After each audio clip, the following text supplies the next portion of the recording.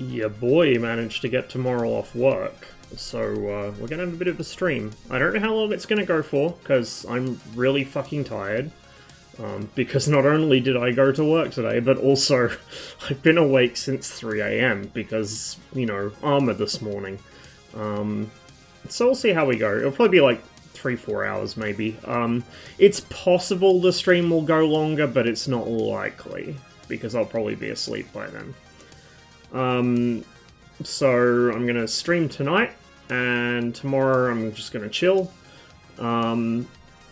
I'm not sure how often I'll be getting 4-day weeks. I was hoping it would be every week, but that may or may not happen. It just depends. You know, my job is in a very unpredictable industry, so to speak. And so, like, we might get smashed one week, we might get nothing the next. But I think at the moment they're trying to keep me on a minimum of 23 hours because there's some convoluted system of subsidies and whatnot going on. So I've managed to sweet talk them into giving me 6-hour days, 4 days a week, where possible. So we'll see how that goes.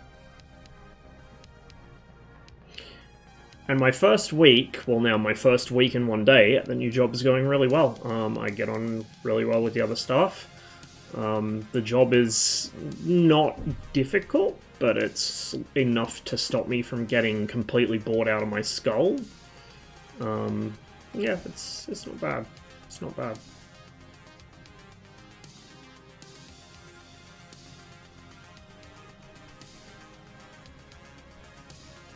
Thought I wouldn't be able to catch this, but got to stay home because migraine. Oof. Well, hopefully you're feeling a bit better now. Because migraines are no fun. Absolutely no fun at all. Let's give it a couple more minutes, and then we'll load into a flight. So I'm already sitting on the ground waiting, just to save the issues we had before where I tried to stream MSFS and MSFS kept crashing. I've figured out what was causing it, or at least two of the things that were causing it. It seems that a lot of the freeware aircraft got broken by Sim Update 9. In particular, the freeware Hueys I had no longer seem to work without crashing the game. Like, if they're loaded at all, they will crash the game when I try and load into a flight in anything. And also the Sukhoi Superjet, which I was kind of more interested in before I realized it just has a retextured Airbus cockpit anyway, so I might just yeet that one. To be honest, there's a bunch of freeware stuff that either doesn't have custom cockpits or they're not very good custom cockpits, and I mostly just use them as airport scenery, really. There are quite a few like that. Like, for instance, the Lockheed Lodestar, which has got quite a nice model. I don't know how its flight model is because I haven't flown it, but it reuses the cockpit from something else. I think it uses the King Air cockpit or the fucking Baron or something. So I'm probably not going to fly that very much because, you know, why would I fly a Lockheed Lodestar if it has a modern twin-engine cockpit? But it looks nice, so it's nice to have around the airports and maybe have as AI traffic. And there's a bunch of stuff I use for that. A lot of the helicopter add-ons I have are not really super great to fly at the moment, just because of the way helicopter flight models tend to be, the freeware ones in particular. The actual payware helicopters, at least the ones that I've seen, look pretty reasonable. I haven't tried them yet, but they look reasonable. But there's a lot of freeware stuff that I basically just use as models. Anyway, the first flight of the day, I was debating doing this at my home airfield, but I've decided to swap things around a bit. So, I think it was a couple months ago now, I did a stream where I buzzed around one of my old neighborhoods from back when I used to live in Reading.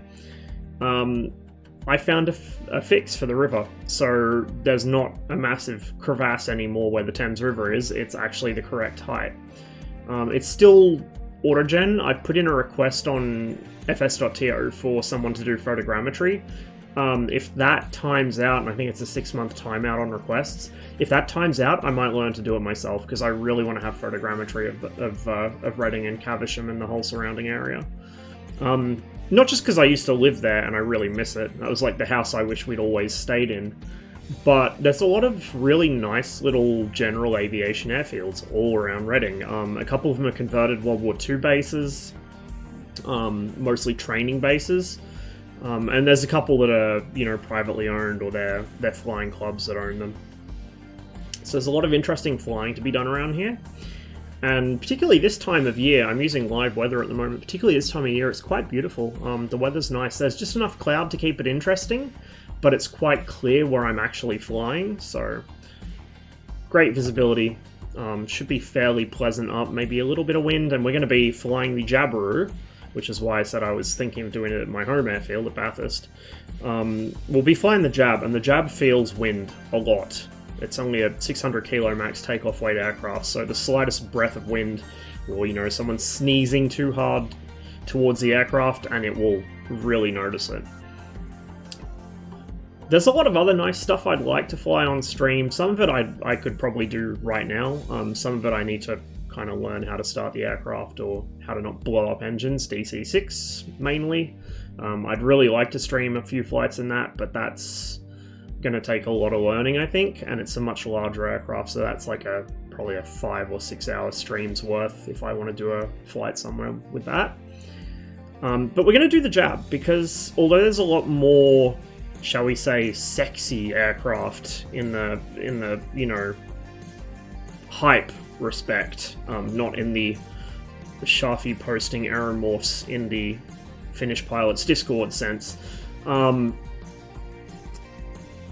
There's a lot more, kind of popular mainstream aircraft coming out at the moment, like the 737, the 146, the fucking,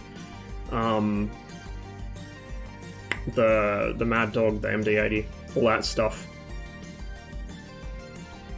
But this thing really flies under the radar, and oh, there it is in the intro screen. The Jabber that we have in MSFS is really, really, really good. And I'm not saying that just because I have a soft spot for it, because it was the plane that I learned to fly in real life. I'm saying that because, with a couple of conditions, this is probably one of the best modeled aircraft in the sim, in that it flies the way the real thing does. It works pretty much the way the real thing does. It's a very simple aircraft, there's not much to it.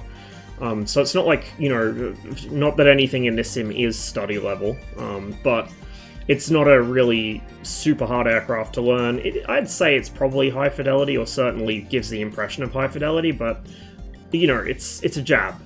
It's basically a flying fucking Camry.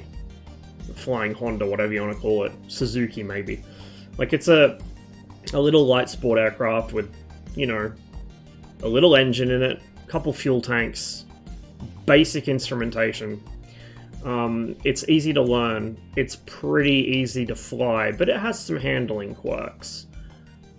So one of the conditions on this thing, and I didn't actually realize this until Aerosim Gaming, Rush pointed it out, and Rush is an instructor who flies these a lot more than I ever did, so I'm not surprised he noticed it, but the Jabberers actually share a flight model. So the Iris Jabberoo comes with 2 models of the aircraft, the Jabberoo 160 and the Jabberoo 170D.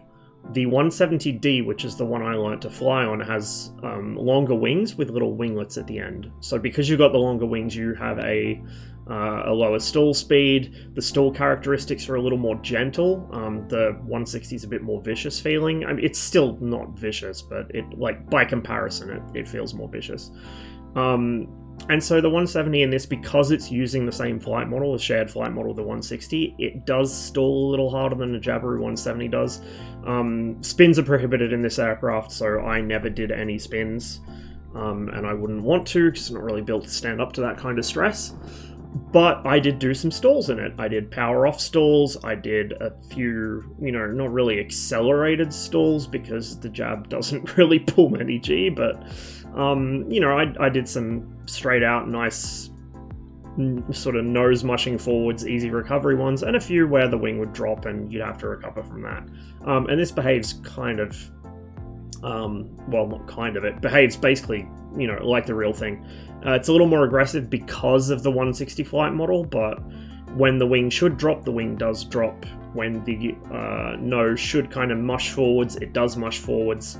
I have not had to do any editing to this aircraft. I don't think I'm running any mods. I might be running one Rushmade, I can't remember. But it's really close. Like, it's really, really close. And it's, from memory, pretty cheap to buy. You can get it on the marketplace. It's made by Iris. They made this aircraft for FSX as well. In FSX, it felt kind of uncanny.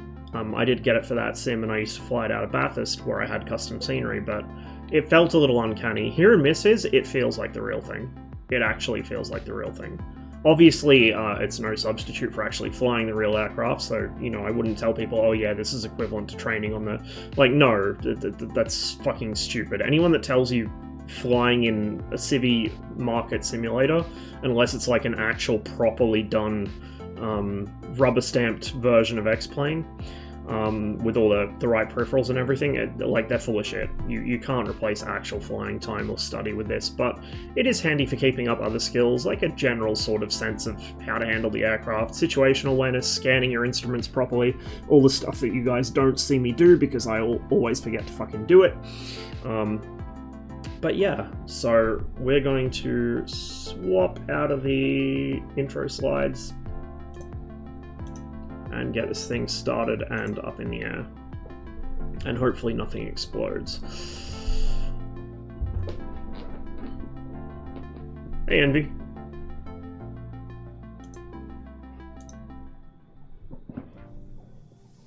Okay.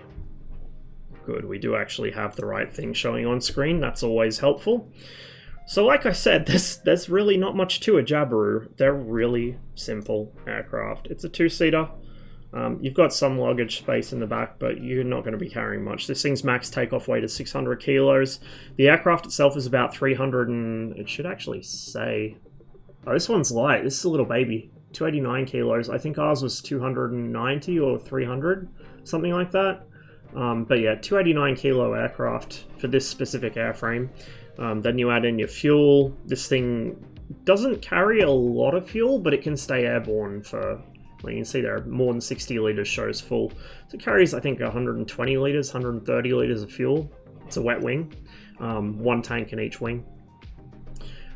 This thing will stay aloft for like 7 hours on that shit. Like, holy fuck. There's a reason these are so popular. They're cheap, they're easy to maintain, they're light, they can take off and land a pretty short distance, and they can go forever. They're really, really popular planes. Because you can tour basically the whole country in these things. Obviously, because it's recreational aviation, you can't go into controlled airspace unless they've changed that since I stopped flying 4 years ago. And you're also limited in what you can do with it. No IFR at all. This is day VFR only aircraft. You don't have any artificial horizon or anything. You've just got your little turn coordinator. That's not a turn and it's not a artificial horizon. It's literally a turn coordinator with a little spirit level bubble for your coordinating. Most of them do have some sort of EFIS. So the one the flying school had was set up exactly like this. It had the 6-pack of gauges. You had your engine gauges over here. Then you had a little EFIS, which was, you know, pretty minimalistic. So there's not a lot to starting this aircraft. We're going to go ahead and open the fuel valve. We're going to turn on the master power. I'm going to put the fuel pump on. We're not going to turn on the lights yet, because normally you wouldn't. So our one that we had at the flying school, you couldn't run all the lights without the engine running. Like, I mean running, because it would just drain the battery, so we'd leave the landing light off generally. Let's see. We won't really worry about this. We'll bring up the map, but we won't really worry too much about it.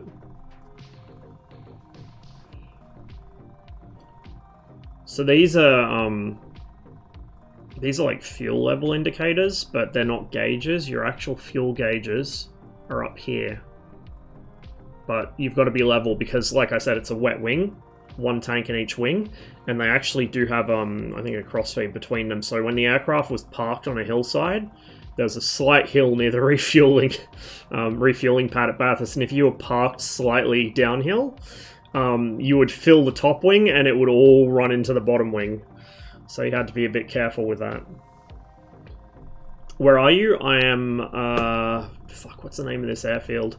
It's just northwest of Reading in Berkshire in the UK.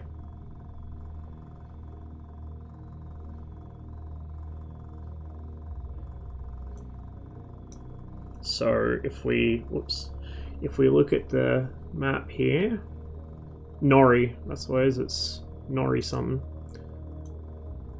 And then Reading should be right around there at the confluence of those rivers.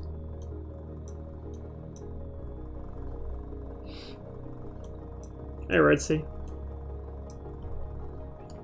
Hey Tom. Good to see all you guys. I know the timing's a little bizarre. It's because I had to go to work today, but I got tomorrow off. Okay, mag's on. We're gonna just check our throttle. May as well lock that since I don't have any pitch on this. I'm gonna go ahead and clear prop. Nobody around.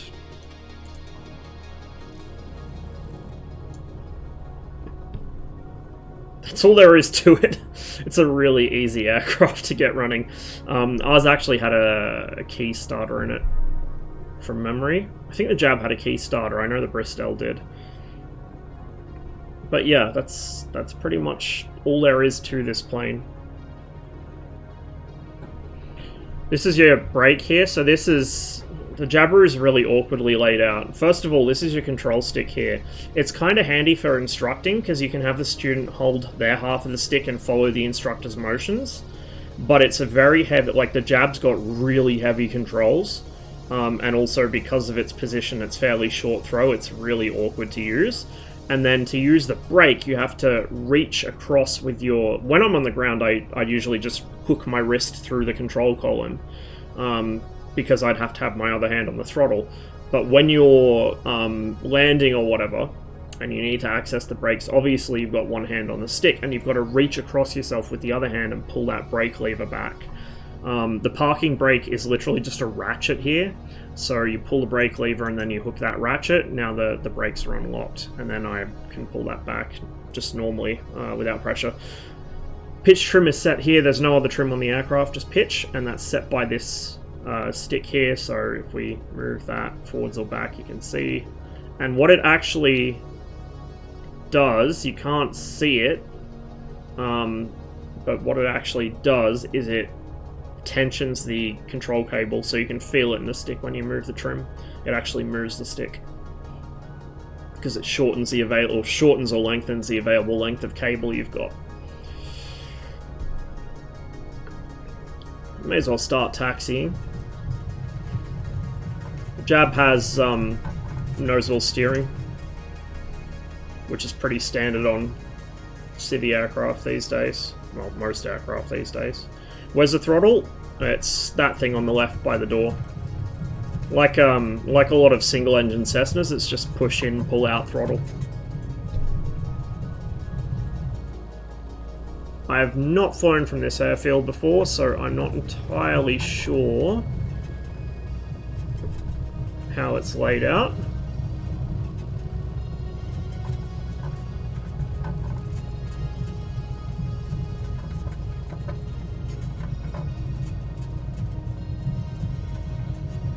I'm not sure if these are custom sounds or default sounds for the ground movement, but they're good. They're good. They sound exactly right.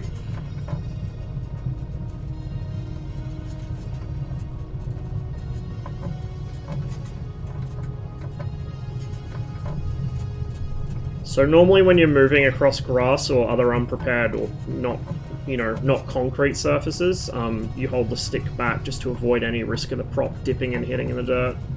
You do not want a prop strike. Those are bad. Those are big bad. I think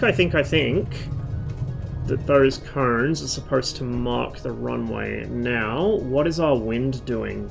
Do we have a windsock here? We probably went past it. I'm just going to turn left, and we'll see if we can spot a windsock over by the buildings. Otherwise, we're just going to chance it. I mean, we should have enough runway for the Jab here to get airborne, even if we've got a slight tailwind, but you know, that's not really something you want to do. You never want to take off into it, or with a tailwind, I should say, not into. You never want to take off with a tailwind in a low performance aircraft like a piston engine. I mean, you shouldn't even really do it with jets, but something like the Jab, it's quite dangerous to do. And it, even if you, you know, get off the ground safely, it does lengthen your takeoff run quite a lot.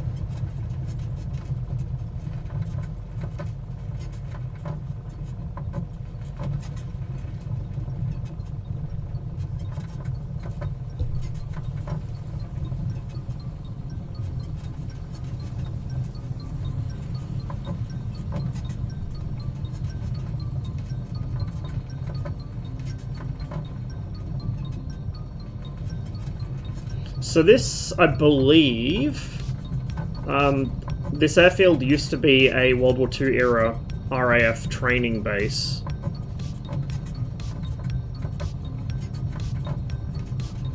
The area I used to live in had quite a few former RAF bases. Two of them, we will see today, became something quite spicy. Another one's become like a common area, sort of, well, it's called a common in the UK, but you'd call it like a public park, I guess. So it's mixed use, it's got a common, and it's also partly light industrial. The other two really noticeable ones got taken over by an organization, or a branch of the government, I should say. Oh, there's a taxiway or a road or something, called the AWE, the Atomic Weapons Establishment.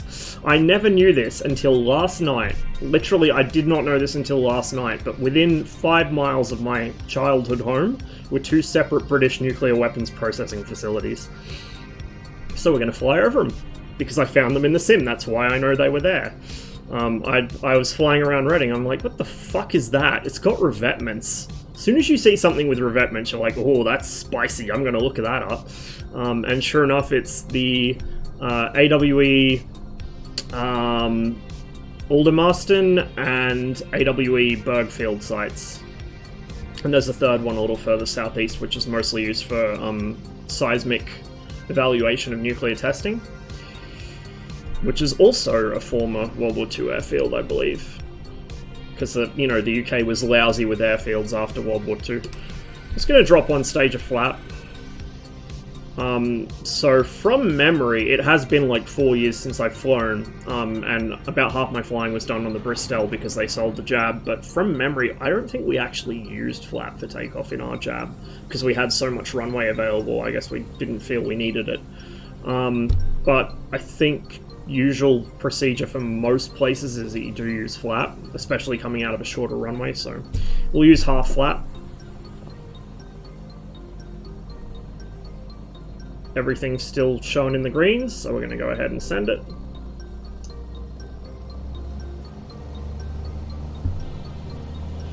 The Jab's a pretty easy aircraft to control on the ground. It doesn't exhibit a particularly strong nose swing, even at full power. I mean, it doesn't have much of an engine, so that probably has something to do with it. It's going to want to take off around 60 knots. With the flaps, we're going to hold it until about 70. Just to clear that tree line, then nose down for speed.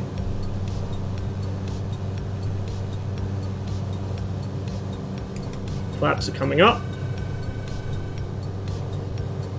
Okay, 80 knots. We're going to come off the power just a little.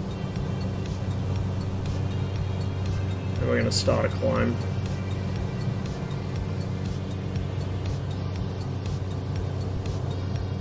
You're right, Anctus. It is not a delta wing. It is just about the opposite of a delta wing.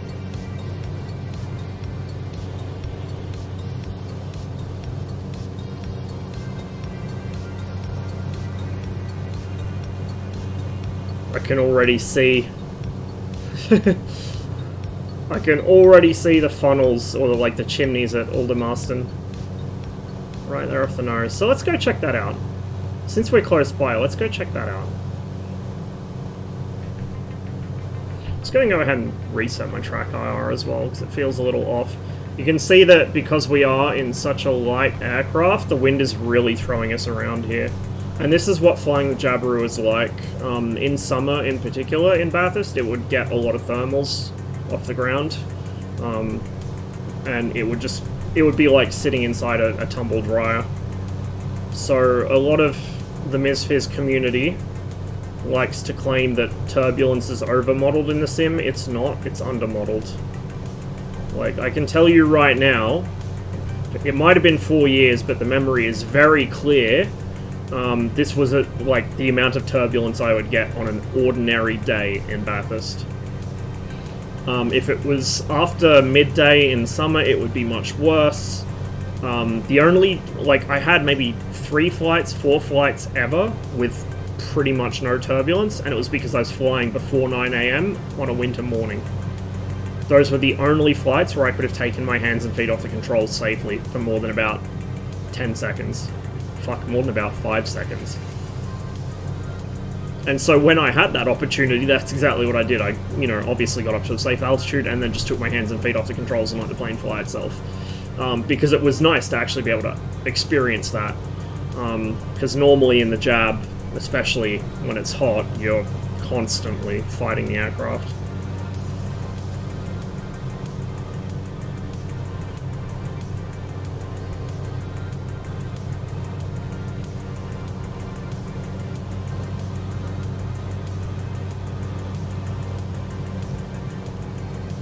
So Reading proper should be off our right wing, I think. Right or left? Gotta get my bearings. It's probably behind us, actually. It'll be back there. Yeah, it'll be behind us. So we'll do a big loop around to the left. Try and get a little more altitude here as well. I'm going to put on a little more power in the climb, just to get us up there sooner. Does the turn coordinator really bounce around like that, going all the way to the 2-minute marks? From memory, it did bounce around a lot. I don't remember if it bounced like that much, but I think it did from memory. Because like it wasn't a little turbulence, it was a genuinely uncomfortable experience. So, the cross strip at Bathurst, I want to get proper Bathurst scenery, like, for the airport, because it'll be easy to demonstrate to you guys what I meant. In fact, the sim will probably actually generate this dynamically, but we had a lumberyard and a windbreak, like a pine tree windbreak at one end of the cross strip, runway 26. And if there was a southerly and you were using the cross strip, you would get thrown around like a washing machine when you were on short final. Just because of the turbulence coming off the buildings and the trees. I'm doing good, man. Doing good. Had a nice cruisy day at work today, and I got tomorrow off. Fair enough, Anctus. Well, thanks for stopping by, and hope you enjoy your sleep. So, the surviving airfield, it's not operational, but it's still recognisable as an airfield. It's over there on the right wing. We'll go check it out once we've checked out Aldermaston.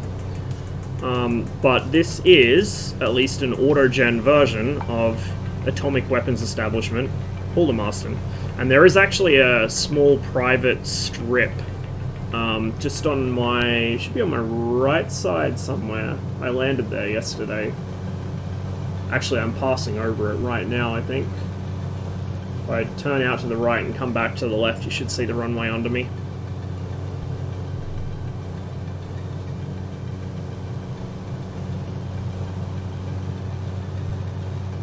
Something else about the Jab is it has a shit ton of adverse yaw when you turn, because it's got such long ailerons. And I am very bad at coordinating my turns, I always have been. It was really noticeable in the Jab because it needs so much pedal to coordinate. That would look like the runway there, but that isn't it. That's actually the airfield, and that's the runway. That little strip there. And you got your hangar or whatever there. Anyway, let's bank in a little and go look at Aldermaston, because something that I found quite interesting, and this is what drew my attention to it in the first place. The first thing I saw was the tall chimneys. I was like, is that a power plant? Let's go have a look. I came over and then I saw, that's an interesting layout. I wonder what that is. And then I saw revetments. And anytime you see revetments, you know that something interesting is happening there. Something explodey. Or very sensitive to being exploded.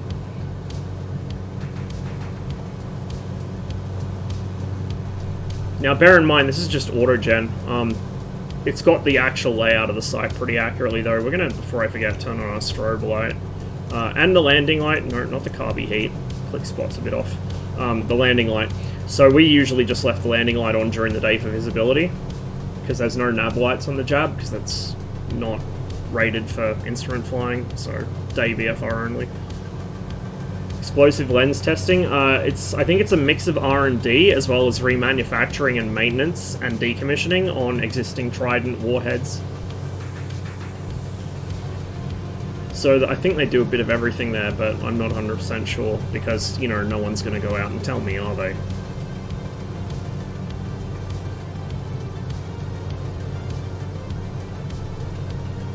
There's our revetments, and if you look closely, you'll see the auto-gens just put random buildings there, but if you look closely, you'll see the revetments are actually revetted. Like, they're the right shape and size. The game hasn't just turned them into something random. It's actually put hills there where they should be.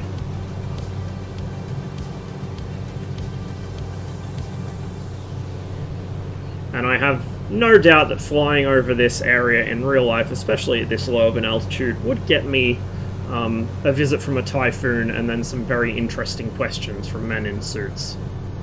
Which is why we're doing it in the sim instead. The other site's just on the south side of Reading, but we'll come back to that, because we're going to go around to the old World War II airfield first. Yeah, Typhoon, Eurofighter.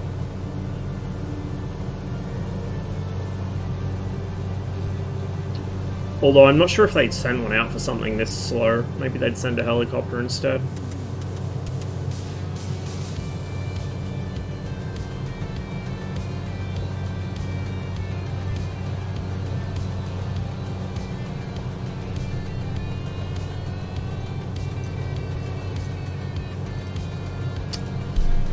I hate how finicky the click zones in this are.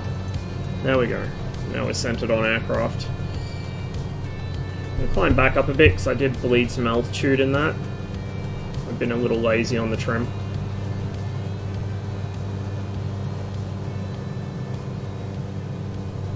Yeah, we're over the UK. Australia doesn't have any nuclear weapons. It was hard enough to get them to build a fucking single research reactor, and they don't want to build any power reactors because they're fucking stupid.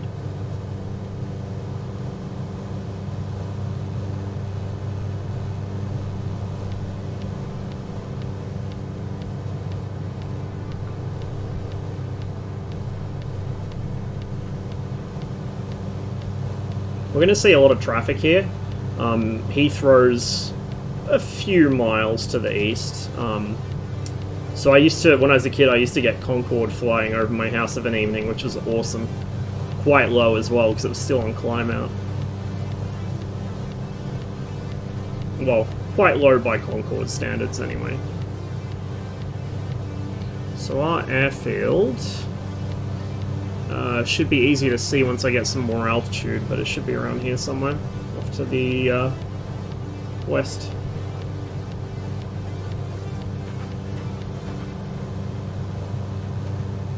So we're going to do a bit of a combined flight in the jab. We're going to do some sightseeing like we are now, but then we're also going to put it through its paces. Oh, there's the airfield right under us. We're going to put it through its paces with some stalls. Just to show you guys that out of the box, this thing actually stalls, unlike 90% of third-party and vanilla aircraft for MSFS. There is nothing... well, okay. There is nothing egregiously wrong with this Sim's flight model, and certainly the criticisms that people usually level against it, like no stalls, no spins, whatever, that's not because of the flight model itself. That's because devs either don't know or don't care to actually give aircraft that behavior. and there are certain parts of the community that will screech at them if they do. There's a very strong sentiment of if it's hard to fly, then it's not fun, and why would you want something that's not fun in the community? So, like, a lot of people will say, oh, that, you know, things don't stall, and when the sim was fairly new, I fell for that too, because I watched a video of a guy showing a Cessna doing some pretty UFO bullshit. I didn't realize that that was because that particular version of the Cessna is not configured very well, and there are already mods to fix it anyway. One of the default Cessnas, I think it's the 152, is actually about as close to a real Cessna as you'll get. Like, the flight model on that is really well done. But the majority of the default sim aircraft, as well as most third-party add-ons, even some of the really expensive ones, like almost all of the really expensive ones, they don't stall. Or if they stall at all, they just kind of mush forwards. They don't drop a wing or do anything unpleasant. So, for those of you who know of CCM's mods, you would have remembered me talking about some of his mods last time we streamed MSFS, which I think was last stream before last. That's mostly what he does, is he fixes things by adding stall and spin behavior to them, because the fucking devs won't do it. I forget the name of this airfield. It's Green something? Greenham, maybe? Greenham Common? Whatever. But yeah, it's an old RAF airfield. In fact, those, I don't know why it's put buildings on them, but those are fighter revetments. Old fighter revetments. So I think this was a World War II base that was upgraded through the Cold War, because it's definitely got the characteristics of a Cold War base, and that looks like it could have been part of a Bloodhound site or something.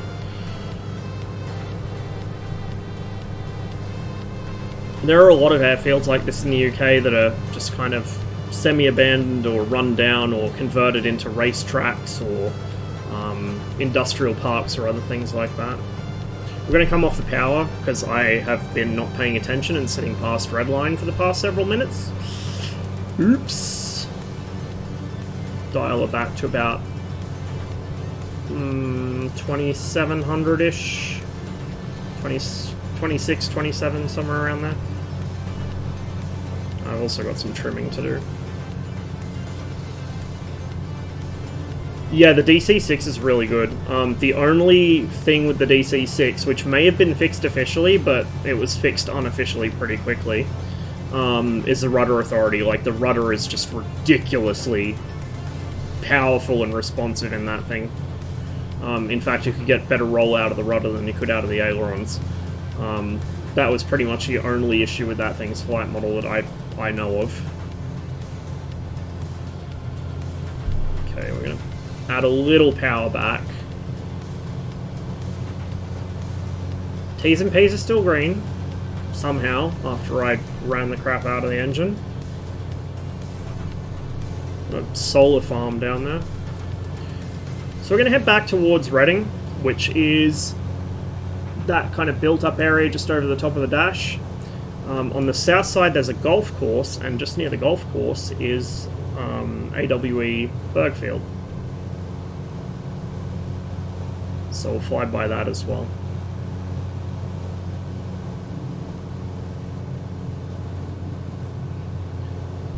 So, like I said, I have put out a request on fs.to for Reading photogrammetry, because not this whole area down to where we are now, but all of Reading itself, as well as Caversham, which is where I actually used to live, and then a bunch of the surrounding area, particularly to the northeast and the southeast, including Bergfield. That's all photogrammetry on Google. So if I could get that added to the sim, I would be a very happy boy.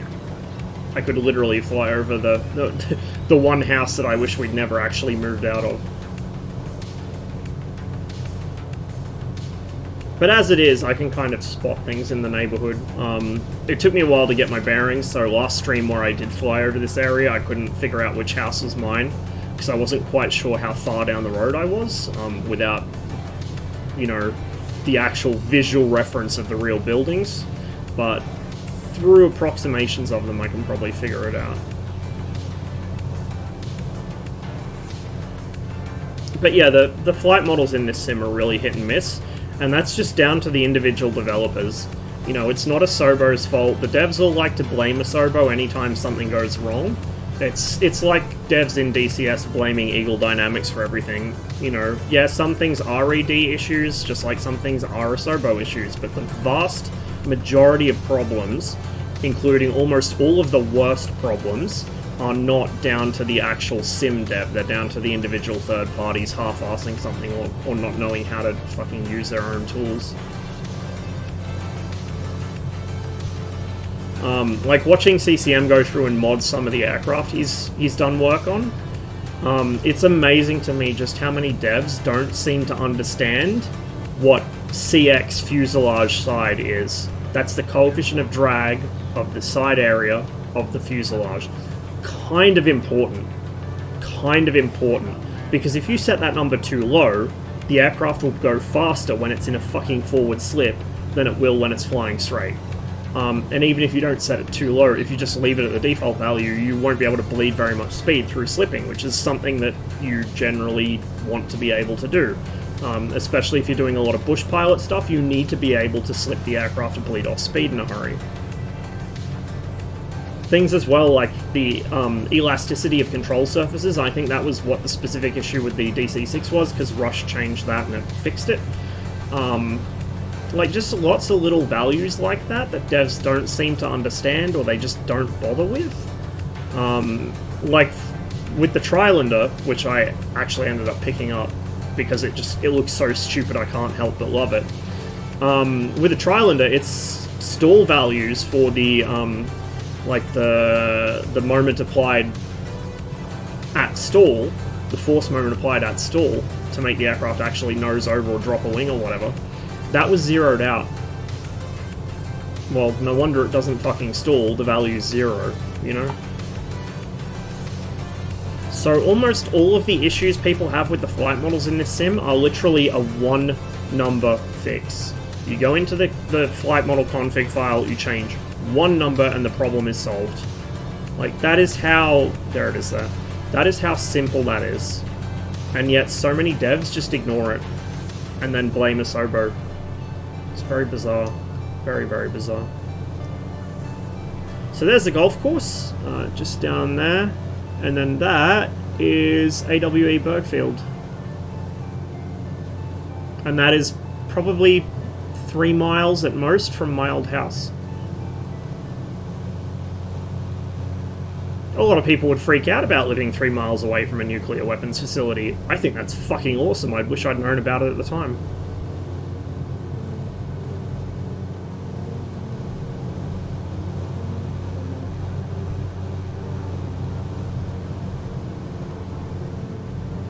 So the autogen has done Bergfield a little dirty. The revetments aren't as obvious. They're not as clear as they are at Aldermaston, but they're still visible. And you can tell from the layout of the site, it's obviously a military site, a very important one. Although in true UK fashion, well, UK in current year fashion, they're not actually directly administered by the military or the Ministry of Defence. They're contracted out privately, and at one point they were co-owned by Serco, because that makes sense, I guess. It's like a weird mix of Crown Corporation and actual private sector. It's fucking bizarre. British inefficiency at its finest. So there it is.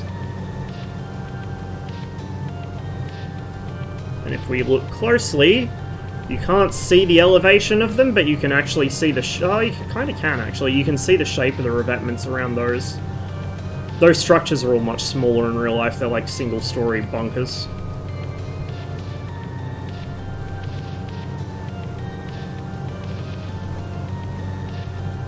Within 3 miles of primary target? Yep.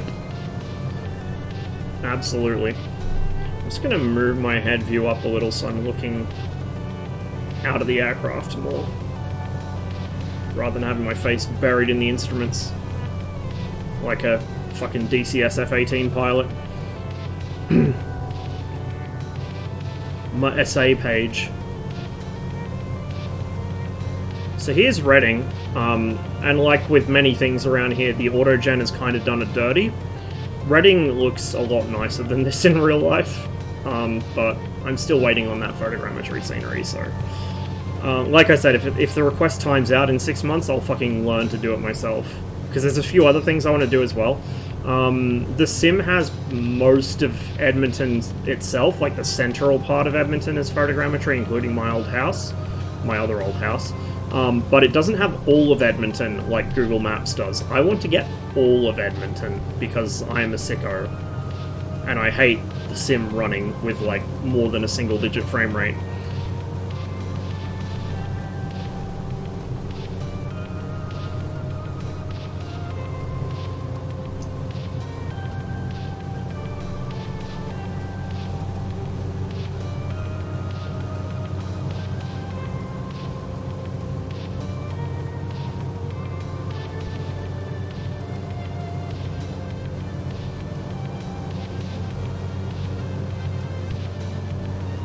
Of all the places I've lived, and the current state of the UK notwithstanding, I think this is the one I miss the most. I really liked it here.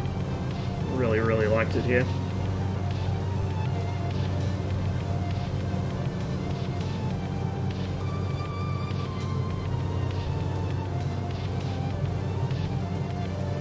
So, over there somewhere, I'm not going to fly to it just yet, but over there somewhere is White Waltham, which I think was also a World War II airfield.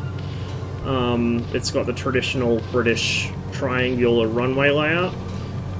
It's just a grass strip though, it's not concreted. There's another airstrip up there, which is Whittle's Farm. I took off from there just last night for that little flight that I posted in the screenshot section of Discord. Hey, Sniffit. But yeah, that was Reading behind us on the south bank of the Thames. And then this is Caversham, where I used to live.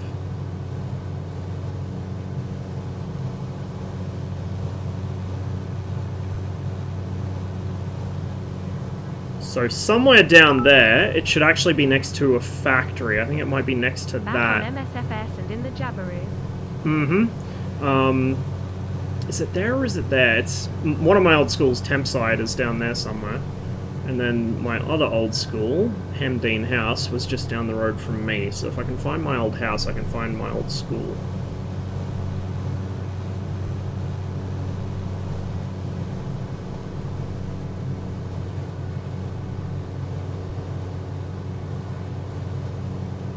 Just quickly scan our instruments. Everything looks happy enough.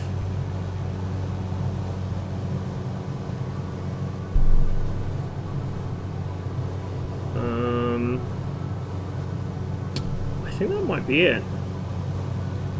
I think that might be it.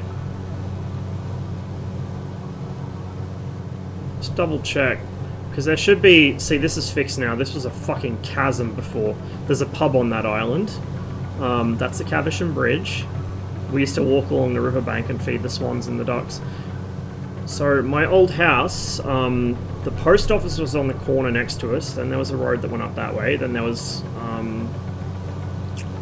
the local surgery and pharmacy was just down the road, and that should be easy to spot because it's a large building. So if I can spot that one, I can spot the house. I would say that's probably meant to be the doctor's surgery there. Which would then make that the row of houses that I lived in. Oh, actually, no. That right there, I think, is my house. Right there. It's either part of that building, in which case that building's wrong, because it should be Victorian Terraces, or it's one of those. But yeah, there's the doctor's surgery. I can even recognise the shape of the roof. That's where I attempted to learn to ride a bike and failed and just gave up. That's my old school. So I'd love to have actual photogrammetry for this at one point. And then we had some friends of the family that, they live in BC now actually. Jeff built houses right near theirs. He probably has met them at some point. And they lived just up the top of that hill. And at the time we lived there, it was during the middle of the BSE epidemic. So, like, beef prices were through the roof. You'd only eat stuff that came from Australia, or... Holy fuck! Oh, they took the fucking satellite imagery during... Excuse me. They took the imagery during the Reading Festival. That's what that is. That's during the Reading Festival. Those are all tents. That is so cool.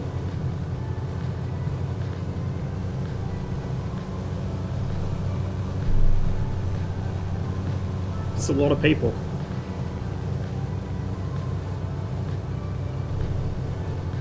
But yeah, because the price of beef was so ridiculous, you could only really eat imported stuff if you wanted to play it safe. We'd split the bill. So 1 week we'd buy a cut of beef and cook it, or no, it was whoever bought it didn't have to cook it. So like we'd buy it, they'd cook it, and then the week after they'd buy it, and then we'd cook it because it was so fucking expensive. Buzz the tent. Unfortunately, the tents aren't in 3D, but we could go buzz the crowd for sure. The photogrammetry in Canberra here actually it was taken during some sort of event at the Australian War Memorial, and you can actually see the soldiers on parade and the grandstands and the people in the crowd. Like, it's quite impressive. Just watching our speed. We don't want to overspeed the aircraft. We also don't want to clip a tree.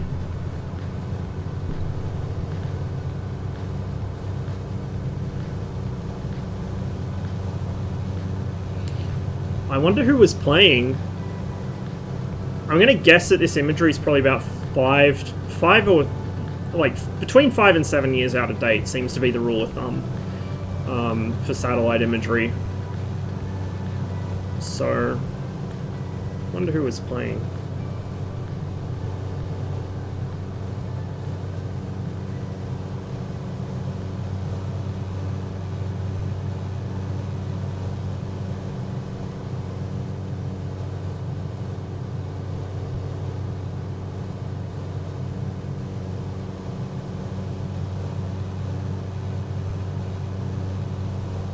Get some altitude back. Got some traffic on the nose there. Like I said, we're going to see a lot of traffic. There's more there, probably more above us too, because Heathrow is pretty much just off the point of the nose there. In fact, you can see part of the London skyline from here.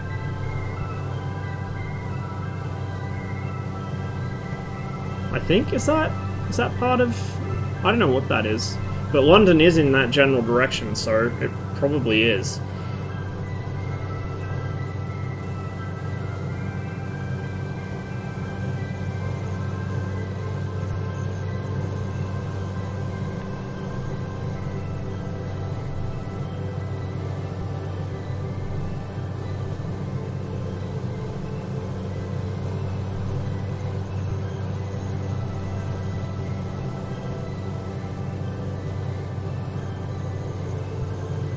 And Sonning is down there. We used to go to, like when we did sport at school, we used to go to Bluecoats because they had actual playing fields and we didn't.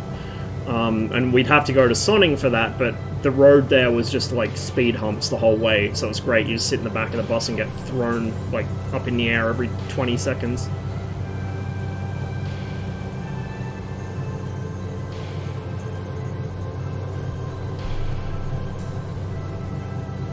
So Reading sits at the confluence of the River Thames and the River Kennet,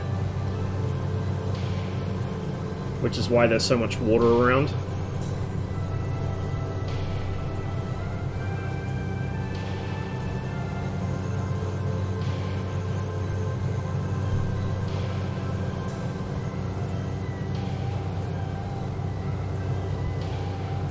See if we can spot White Waltham. It's somewhere up here. I don't know exactly where, but it should be somewhere close by. We should be able to see it once we get close. It's, like I said, it's got the traditional triangular runway layout. In fact, that's probably it, just north of me. But it's grass strips.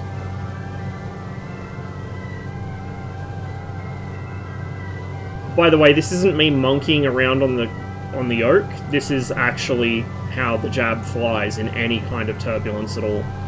And it would be summer up here. I don't know what the outside air temperature would be. We don't have an OAT in here. Or at least we probably don't. Ours didn't. But yeah, in any kind of warm weather, any kind of wind, over any kind of terrain, the Jab just turns into a fucking tumble dryer. It really knocks you around. which is good because it forces you to, you know, develop actual like stick and rudder skills and not just fall asleep at the controls.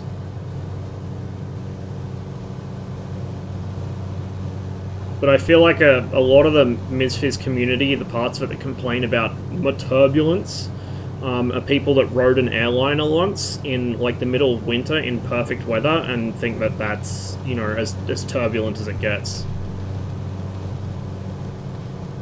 They probably have no experience in light aircraft, let alone very light aircraft. Like I said, this is 600 kilo max takeoff weight. Empty weight of the aircraft is 289 for this airframe. Ours was somewhere around that. I think ours was slightly heavier. Oh, not this shit. This has been a recurring problem for me, usually when I've been flying off stream, but it's been happening for a lot of people on stream as well, and now it's happening for me on stream too. I do wonder if it's a issue with Sim Update 9, because the Microsoft servers were shitting themselves just the other day. We have to wait for this to save now.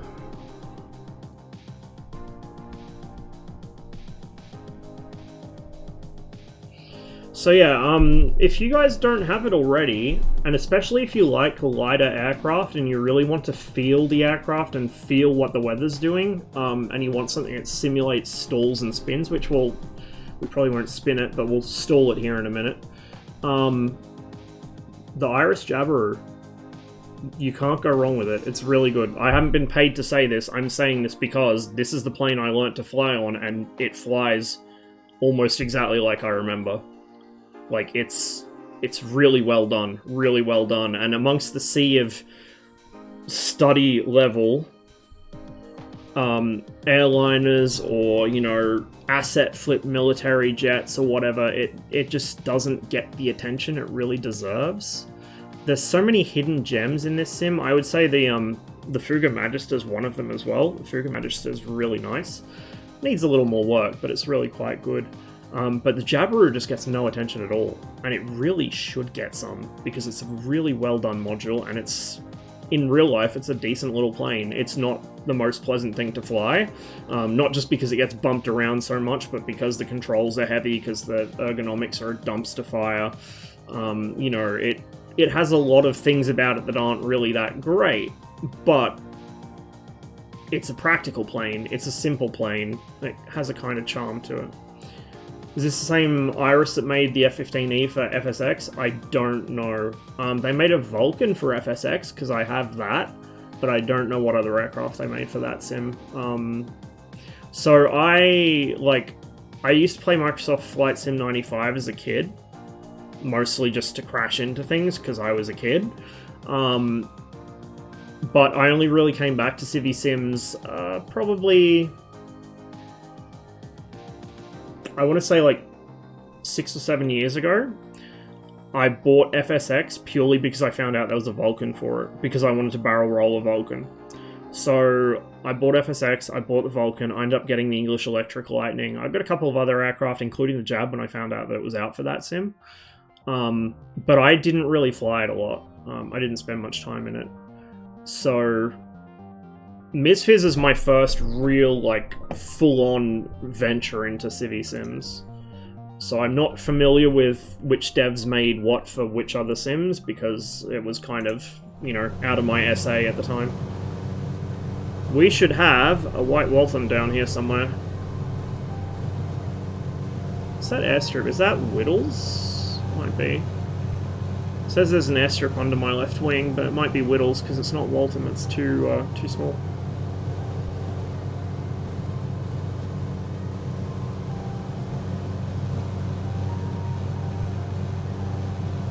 I'll try MSFS, but all the gold and Soviet gems are an X-plane. Yeah, it hurts. There is a Tupolev 134 in the works. I don't know what the status of it is, because the thing is, like, a lot of the really good sim devs for different things like that are in Eastern Europe, and Eastern Europe is having a bit of a moment right now. Like, Fearless is in Ukraine. Fearless is still, like, Fearless pushed a fucking 747 patch, like, a couple days after fighting was, you know, happening just down the road from him, which is impressive. They're built different down there. But I think the guy that was making the 134 is still working on it, so hopefully that goes ahead.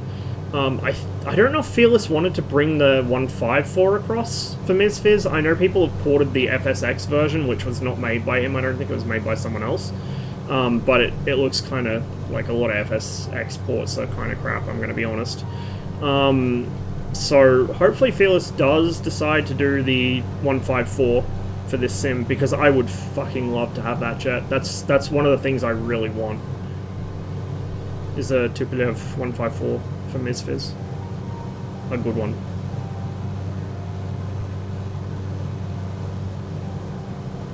So until Ross ventures into the X-Plane 11-12 world, we'll be able to feel what a plane with properly implemented systems, procedures, physics is like. I mean, kinda. I don't think I was debating X-Plane before this came... Well, not before this came out, but before this matured. And before I bought this, I was debating getting X-Plane just for the 154. But the more I looked into it, the less it made sense to buy something like X-Plane, where you also need to then buy different add-ons for scenery or make your own, which I don't have time or space for. You know, weather, all that stuff. All of that comes natively in this sim for free.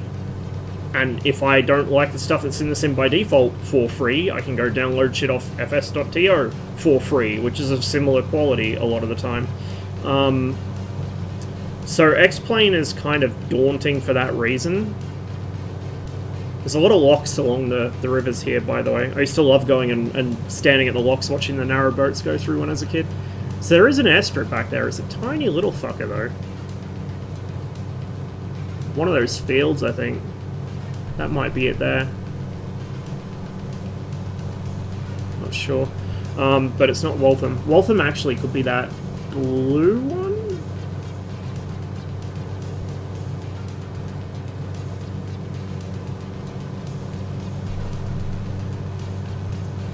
Actually... No. Oh fuck, I've done it again. Navigating this thing with the MSFS click spots is a nightmare. I think that's it. So I stand corrected, it's actually east of Reading. I'm pretty sure that's it down there.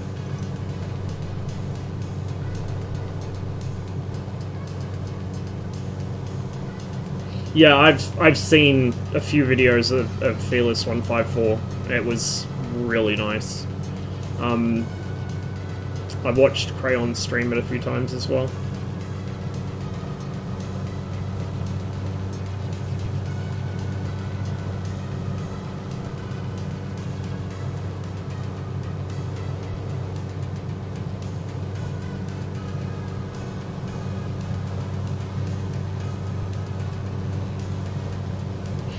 The thing is, like, systems-wise as well, it's not that this sim can't support that, although it has limited support for some things at the moment, like, for instance, free castering tail wheels, which no dev seems to have been able to get right.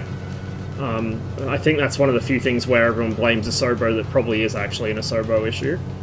But there's not really any reason you can't put complex systems in aircraft in this sim. It's more that a lot of the devs don't seem to want to. They want to, you know, call something study level and then not have pullable circuit breakers. In fact, they want to not have, you know, fully featured actual aircraft systems, let alone pullable circuit breakers, and then call it a study sim, which is ridiculous. But there's nothing really stopping them from doing it. Like DCS as well. DCS only has a couple modules where you can pull every breaker. DCS goes really hard in simulating systems, but you have to actually want to do it. Some devs are more interested in that than others. Just look at the state of the Mirage 2000. Like, they really went all in, balls to the wall with that radar sim, and now with the engine as well. And it shows. It's really, really fucking good. That's something I would actually not hesitate so much to say, yeah, it's kind of study level, because you have to understand how a radar works. You can't just learn, you know, sort of cheat codes to get your radar to lock stuff. You have to actually understand the theory behind it. Yeah, that's Waltham there, I think. But yeah, for the most part, it's just, it's not that it can't model it, it's that devs won't model it. Yeah, study level is a marketing term. Absolutely a marketing term.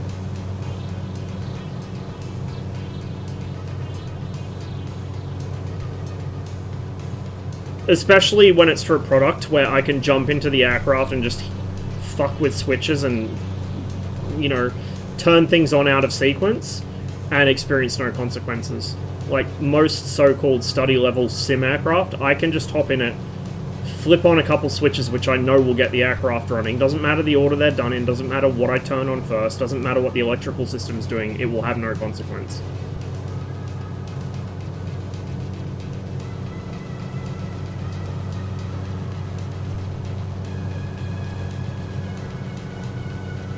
It's going to attempt to make 225. What a fucking king. Holy shit. There was, I don't think it was from Fearless, it was another guy. There's another AN-26 being worked on for X-Plane, which looks really impressive. Really, really impressive. Yeah, that's Waltham there. This is how you spot a World War II British or Commonwealth airbase, by the way. The triangular runways. Every single Commonwealth airbase of World War II vintage that I have seen, almost all of them. Certainly all the ones in the UK and Canada and Australia, they all have this triangular runway layout. Because they mostly started as grass strips, and then they just threw down runways along the most common wind directions. So let's go up, get a bit of altitude, we'll do some stalls, and then, I mean, it's a jab. We could keep going for hours on this fuel. Look, we barely burnt anything. We're not wings level, but we barely burnt anything. Maybe do some stalls here, then maybe a touch and go or two at Waltham, and then we can continue on.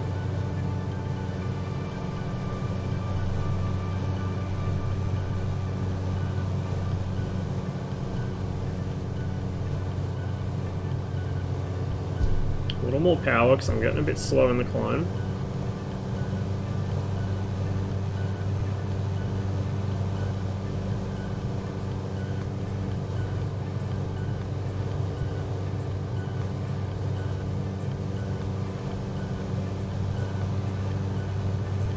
I'm actually curious what the outside temperature is, so I'll have to check it when I'm on the ground.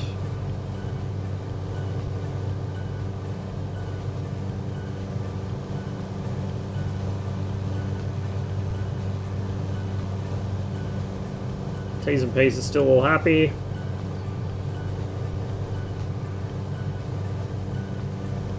Not exactly going to get phenomenal climb performance out of the jab, especially on a warm day. We think about study level with a PM, DG, and FS labs. I don't think study level exists in a Civi Sim. I really don't. I think there's high fidelity, for sure, but I don't think study level exists in a Civi Sim.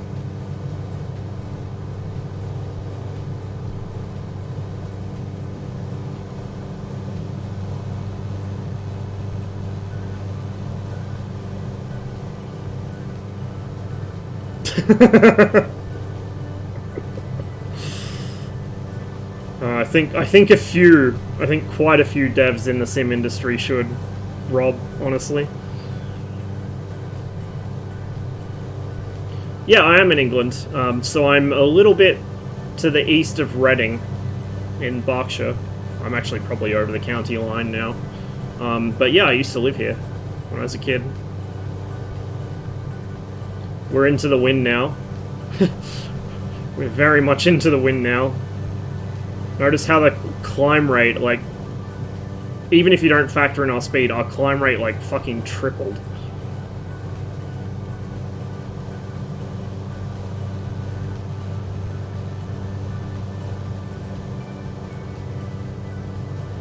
Probably shouldn't go into the clouds in this.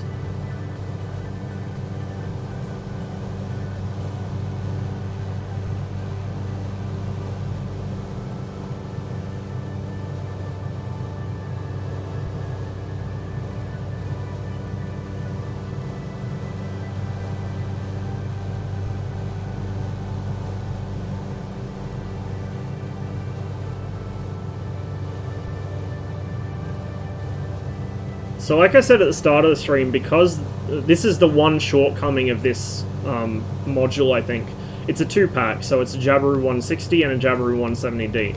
Now, like I said, the 170D's wings are a bit longer and it has those winglets on the end. So it has gentler stall characteristics and a lower stall speed. Both variants share the same flight model, and the flight model is a 160. So the 170 in this will stall a little fast compared to what it should do, a little fast compared to what I'm used to.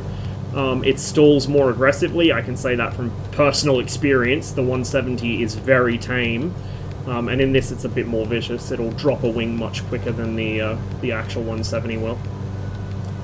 The 170 will drop a wing, it just does it pretty slowly, so it's easy to counter, but the 160 is quite sharp, it'll just go out from under you all of a sudden.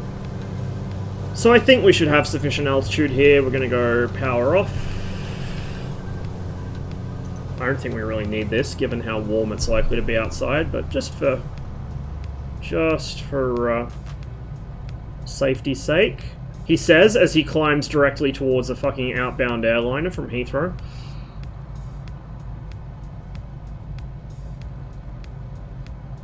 Try and hold her about level.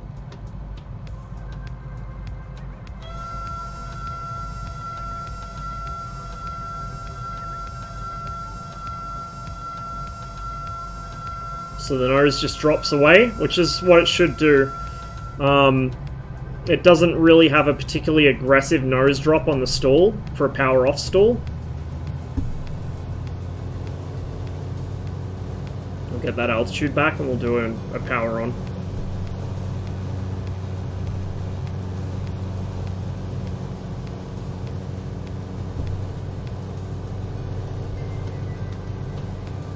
The airline is going to be above us now. Missile question. Shoot. Does the AIM-9B pull lead in real life?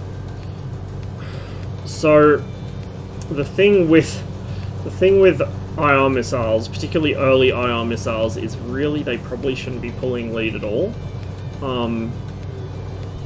In fact, the reason that the AIM-9 is called the Sidewinder is that the early Sidewinders had a kind of porpoising flight path a lot of the time because of the mutating seeker head. So it shouldn't pull really aggressive lead. I think it just pulls like constant because it has no range data, right? It doesn't know how far it is from the target. It only knows where the target is, and it uses, I think it uses like a basic comparison of its own. Like it uses a seeker as a gyro or something, compares its own flight characteristics with that of the target, and then uses that to lead. But because it doesn't have range data, it can't do proper proportional navigation like a radar missile would do. So like, yes, but also no. Oh, do not give me this shit again, Misfits.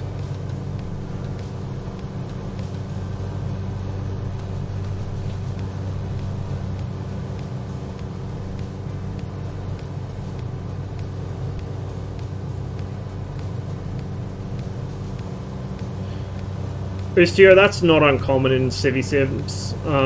Like, certain developers are worse for doing it, like they're known for doing it, but that is not uncommon at all in CivSims.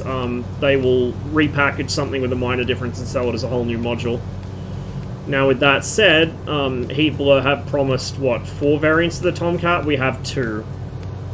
And I don't know when we're going to see the other 2. I feel like they need to stop over-promising so much and be a little more realistic what they can actually achieve. Because I'm gonna have to tell you guys, I'm still salty that they teased an AI Draken. Like, I'd like it to be flyable one day, but give me the AI first, I don't care. They teased an AI Draken 5 years ago, and it still isn't in-game.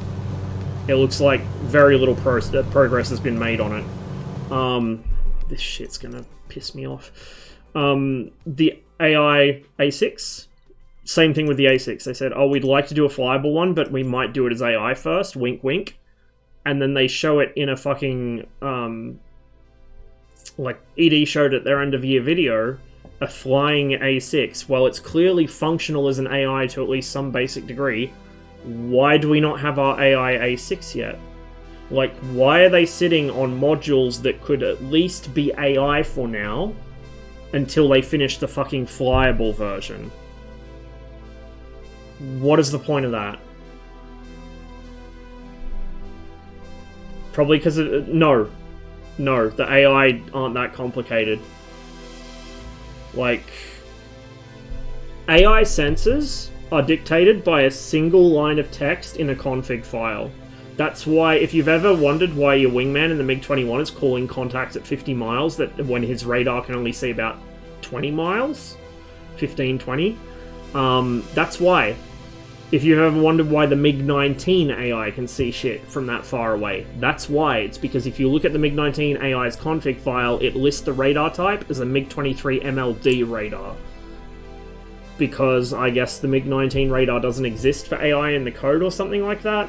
But that's how AI works in DCS. There is nothing complicated about it. Like, the thing is, so many DCS modders get hung up on making fully flyable, full fidelity aircraft and all this shit. Bro, just make some AI. Like, if you have a talented 3D artist, you could crank out so many AI aircraft so quickly, it's not even funny. But they all want to make high-fidelity flyable shit. Like, we really need somebody who just focuses purely on adding content to the game, at least as AI, and you know what? If we get it flyable in 5-10 years' time, that's great, but I'd rather at least have it in the sim to begin with. If you made AI, people would tear the fuck into you and go, who cares, dude? Like, that's when you just tell them, like, you don't know what you're talking about, shut the fuck up. Which is something Heatblur seem to be pretty bad at, actually. Like, that's the thing, they overpromise to the community, and then when the community starts screaming at them, they try and do damage control, when really what they should just do is be like, dude, fuck off. You can't, like, DCS players, if you let them get to you, you'll never hear the end of it. So, unless it's actually, like, I try and be fairly legitimate in my criticism of them, and I'm sure that that still doesn't go down too well, but whatever. I'm not going to sit here and say, oh, well, the fucking AI A6 flight model isn't 100% matched to the charts. Like, for a player aircraft, that matters. For an AI aircraft, you know what? I don't care, because it's probably not going to be as dangerous to me as a player anyway. The other thing is, like, most DCS players are convinced that the AI aircraft disobey the laws of physics. Some of them a bit, but the actual problem is that they're just really good at retaining energy. If you learn energy retention in the F5 really well, you can do the same infinite vertical loop bullshit the F5 AI does. It's not because the AI has some magic fucking anti-physics, anti-gravity device. It's because the AI has literally machine-accurate energy retention. High-fidelity C-47 would be awesome. I would definitely enjoy that. So anyway, we've got some altitude now. Let's go ahead and get her into a bit of a bank. That's a bit steep of a bank for a light sport aircraft. Oopsies. Just come off the power a little.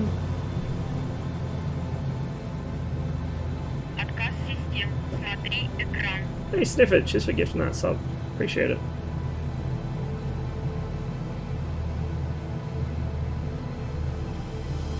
And we should see quite a nasty wing drop here because, like I said, it's a 160 flight model. And the 160 does not fuck about when it comes to stalls and wing drops. Is she gonna do it? I might need to pull a little harder. I'll give her a little more bank. There's the horn. Come up the power a little further. Should get one here in a moment. Starting to go. There she goes.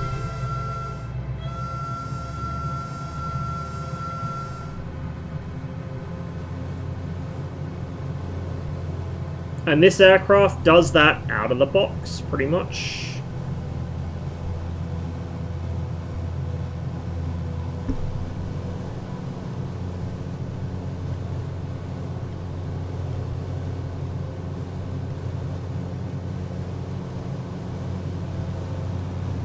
That's an annoying sound. In real life, it wouldn't pulse like that. It's just a continuous warning. It's literally a buzzer in the wing. But it's meant to be annoying. It's meant to wake you the fuck up and get you to stop doing the thing you're doing.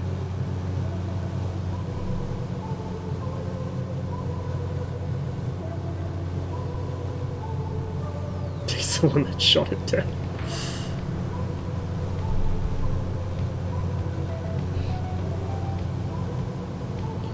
Amount of slander the F-22 guys got for not making an EFM. I'm going to be honest with you, 3Shy, I don't really bother with mods unless they have an EFM, but it's mostly just because they aren't very pleasant for me to fly.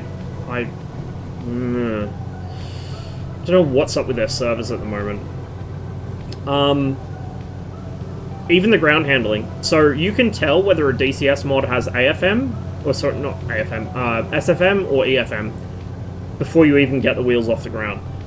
If the steering feels kind of janky and sticky, if the aircraft literally, like, not yaws, but, like, snaps its nose over a couple degrees as the nose wheel unsticks from the runway, it's an SFM.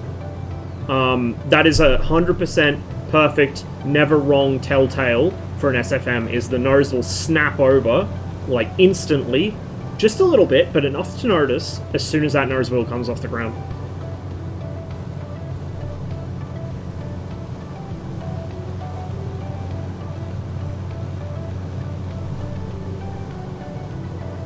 Still a thing for you? Wait, what's still a thing for me? My brain not working. Yeah, that is true. Like, if you're working on an F-20... Like, I don't know what people expect for an F-22. Like, you really think you're going to get an accurate flight model for a fucking 22? Are you high? Like, really? Oh, the connection shit? Yeah, it's still a thing for me. It always was a thing for me, but it just rarely happened on streams. It mostly happened when I was flying offline and I had like 20 million Firefox tabs open in the background. So I put it down to that, but apparently it happens now all the time. Why is it not? Yeah, but that's when you just tell them, like, it's an F-22, you fucking chimpanzee. Where do you think they're going to get the documents from? Like, this is what I mean. DCS players are dumb as fuck, and they need to be, like, paddled sometimes to learn. So, if somebody starts screeching at you about, why is it not this, why is it not that, why do you not have a 100% realistic fucking F-22, you just be like, because you're not going to get the fucking information for it, you absolute fucking moron. Like, why don't I make an EFM of your mum? Like, just... Like, there's people who... And they do it over the dumbest shit, too. There was... I won't name names, but there's a guy who has a reputation for constantly being in a developer's DMs. Constantly about the dumbest shit. And one of his recent crusades was the MiG-21's canopy. Now, you guys know me, I like a bit of dirt on the canopy. It's realistic. It makes the aircraft feel lived in. It gives it some soul. If you constantly mistake a dot that you can see parallax shifting as you move your head for an enemy aircraft, then, like, go to an optometrist, my dude. And it, like, the thing is, the MiG-21 was dirtier than every other aircraft's canopy in DCS, because the MiG-21 was literally the only aircraft in DCS that simulated how dirty an aircraft canopy fucking gets. Everyone else had perfectly clean, transparent canopies, right? Which is unrealistic. I'm not saying every canopy should be bug-smeared and scratched to fuck, but there should be at least something.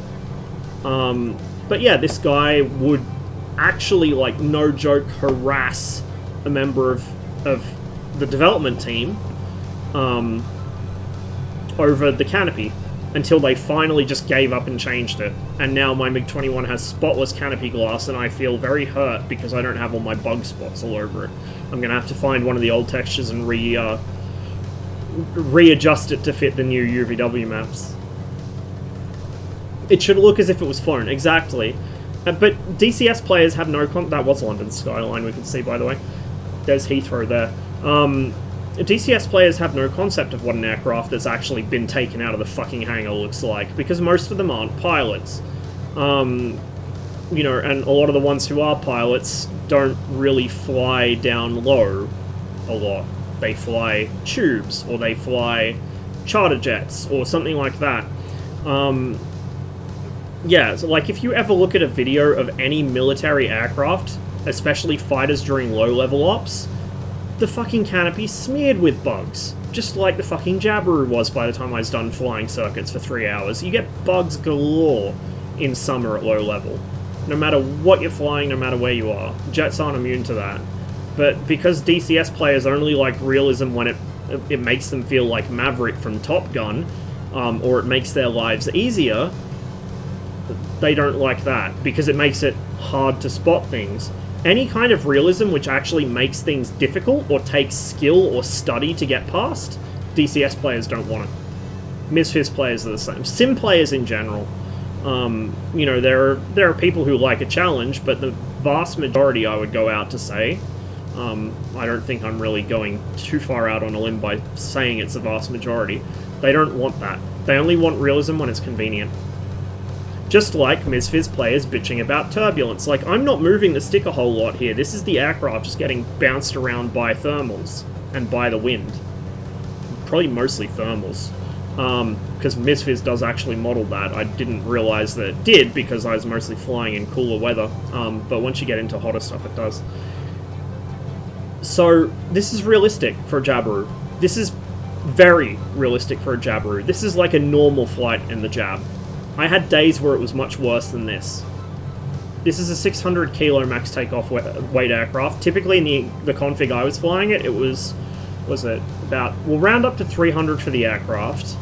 We'll say 50 for fuel, so that's 350, and then 70 for me. That's not a very heavy plane. About, you know, 420, 450 kilos, somewhere in that range.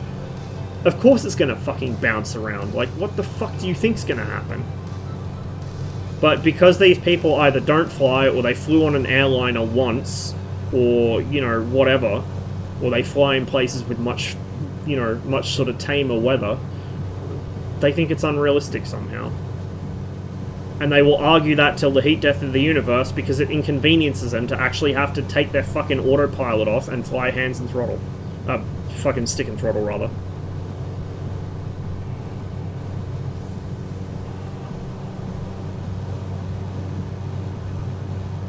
Like, the amount of bitching and moaning that the 146 doesn't have a fucking auto throttle, are you kidding me?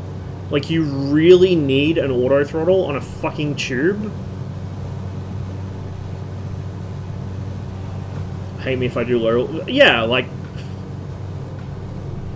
People that do bush trips in this sim are fucking chads. That's the way this sim is best enjoyed. Like, I don't know, dude. If you want to fly tubes... X-Plane's probably the best place to do it, because it's more mature in that regard. But if you want to do any general aviation or light sport aircraft stuff, or especially bush pilot stuff, this is the place. You have the weather, you have the scenery, you have aircraft that have enough fidelity to actually work in that sort of style, but, you know, not over the top. Like, this is the bush pilot sim, pretty much.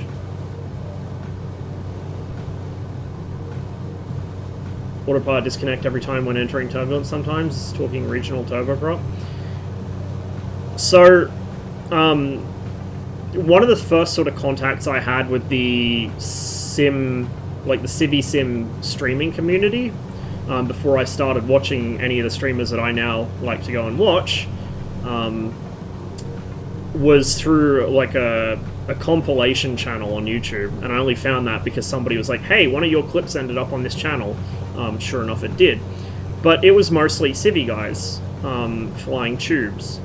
And I got an immediate impression about what kind of sort of piloting skills most MSFS players had, or even a lot of them in X-Plane had, which was autopilot disconnect, oh fuck, oh god, panic, why did it disconnect? Not get control of the aircraft, not establish level flight, not check your surroundings and make sure you're not about to fly into somebody else, but just, oh my god, why did...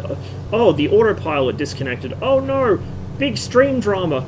Oh god, why did it do that? I'm gonna bury my head in the fucking footwell for 5 minutes while the aircraft is in a vertical dive at Mach like 0.99.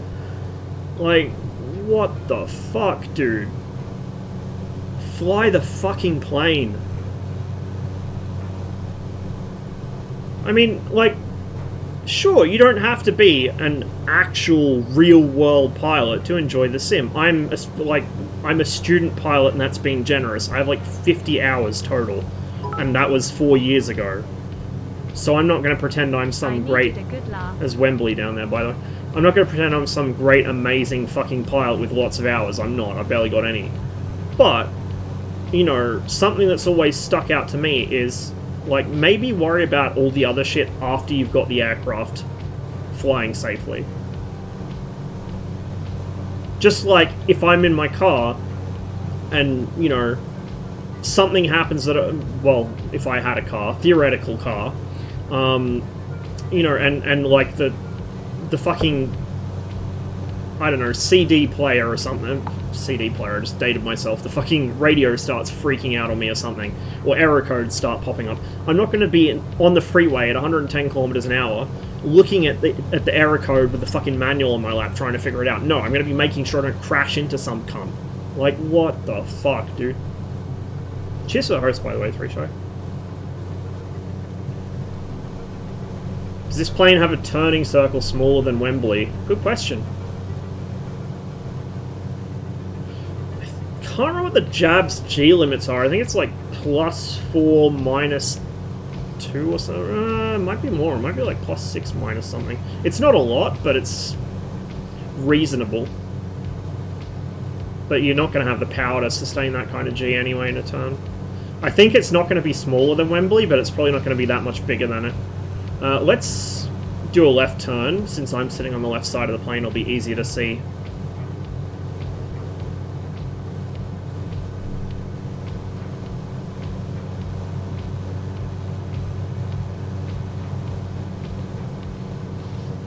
We are in a bit of a descent here. I don't want to lose too much altitude.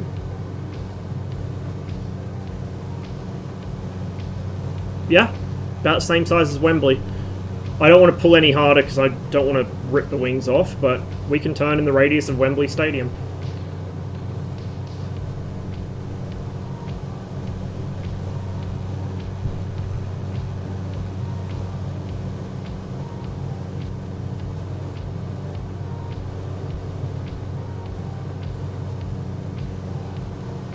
Yeah, there's not supposed to be an auto throttle on the 146, but people are fucking moaning about it that it doesn't have one.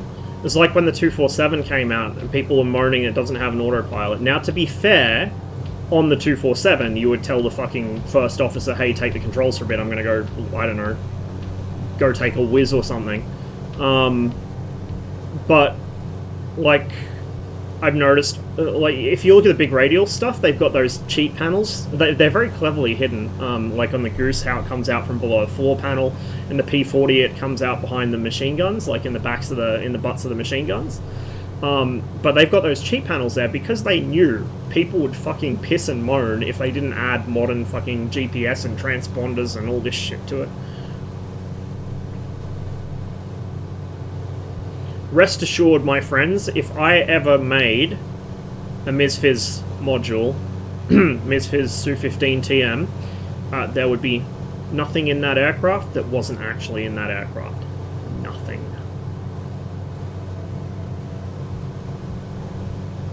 You want to navigate using a GPS? You sync up ForeFlight to your sim on a tablet. Because I ain't putting one in the fucking plane. Planning to go to UK in 2023 for a paintball event. I was supposed to be going back in 2020, and then COVID happened. I have not been back to Europe, including the UK. I have not been back to that entire part of the world for 25 years now, and it really, like, gets to me because I really miss it. I've been back to Canada a bunch of times. I go back home to Canada every couple of years, but I have not been back to Europe since 1997 when we moved here. Is there enough public documentation to make Su-15? Maybe. It's really difficult at the moment because the only two places you can actually find the documents and airframes are Russia and Ukraine. Uh-oh. I have some documents on the Su-15, but not enough to make a module. Not that I know how to make a module anyway. How well does Google Maps work in the sky? I don't know. I haven't tried using it while flying. I mean, I didn't need to, because the jab that I learned flying had a little EFIS like this anyway.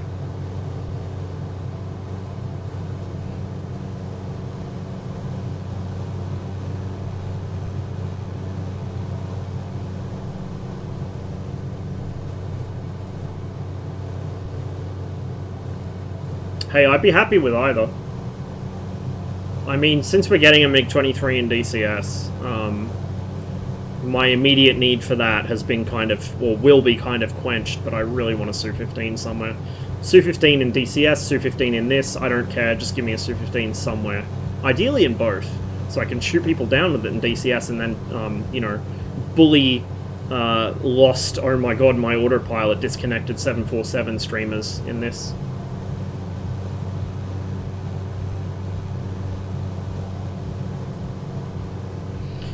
If I made a working module, it would have if it was a Su-15, it would have an Arc 5 radio navigation set. And then I'd probably have to try and figure out if there was a way I could kind of hedge Vozduch. So the thing is, the Su-15's navigation complex is fairly simple because it had the GCI data link. So the GCI would directly issue you commands to go to places. And it would, you know, you get steering cues for that. So I have to figure out a way of implementing that, but yeah, it had a Arc 5 radio navigation set, which is just a Soviet version of the old Bendix radio compass.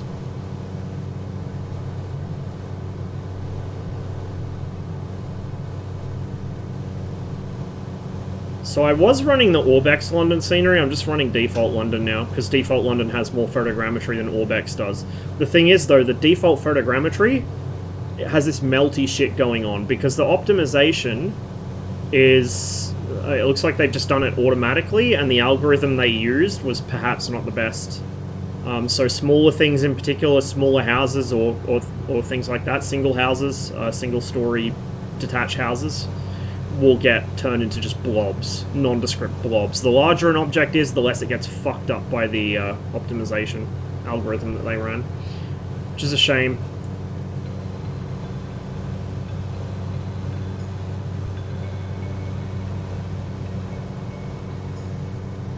Does a K-8 missile perform in real life? Serviceably, it's not spectacular. Ross-made MSFS plane. I wish. I don't have anywhere near the talent or the time to do it. I know a couple people who probably could, and I've been trying to, like, persuade them to get into developing stuff for this, but haven't had much luck yet.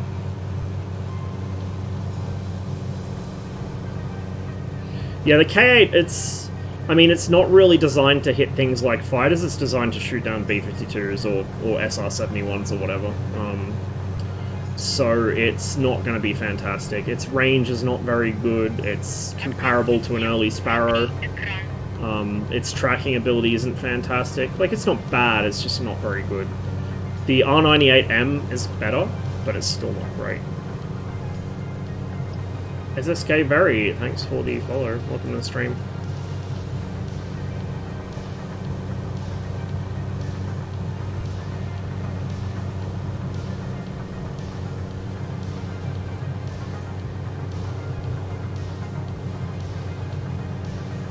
Battersea Power Station just under the left wing there in the distance. We'll go over flight in a minute. Have I gone past Crystal Palace yet? I think I probably have. I seem to recall it's right on the edge of the city.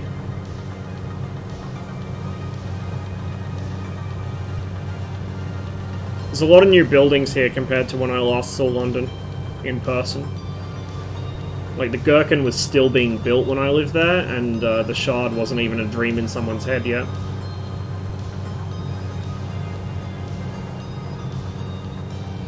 I actually wonder if Crystal Palace might be outside the photogrammetry area, because I know Orbex had a custom building for it, but if it's outside photogrammetry on the default scenery, it might just be turned into like a warehouse or something. And my geography is not strong enough to remember where exactly it is. Just that it was somewhere around here. Actually, that might be it there. Go have a look. Hey, Legolas. Want a non-fuck Strike Eagle, but Razbam's working on it. Razbam are also the same dev who figured out multi-core processing. Are the only developer to have a proper radar simulation in DCS. Not even Eagle Dynamics have pulled that off. Have completely overhauled 2 of their products, one of which almost from scratch to make them more realistic. I have huge expectations of the Strike Eagle. Like, Razbam have completely turned themselves around. I would rank them above most of the popular kid devs of DCS at this point. It takes them a while, but they get there in the end. And the Mirage is in such a good state now. There's still stuff to be done, don't get me wrong. There's still certain things with the flight model, particularly once the limiters are bypassed, which I think probably needs some attention, but like as long as you don't bypass the limiters, it flies pretty well. The radar is literally second to none in the entire sim. It's going to get proper engine simulation, which again is something that really other aircraft don't do. Oh. Not sure what happened there. But we found a bottomless pit, apparently.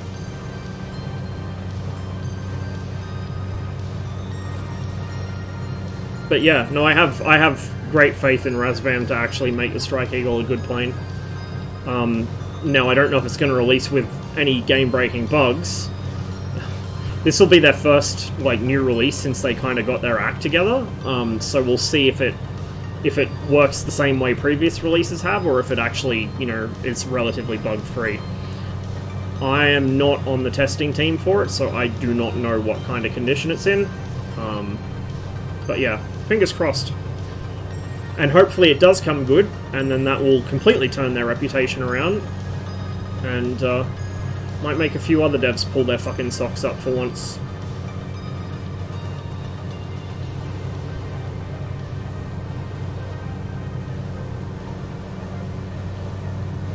Honestly, I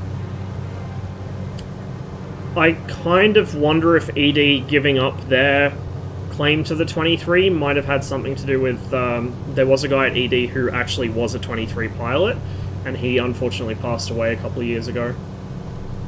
So I wonder if, like, maybe it was his project or something and they just didn't know what to do with it afterwards, or kind of had a shift in priorities.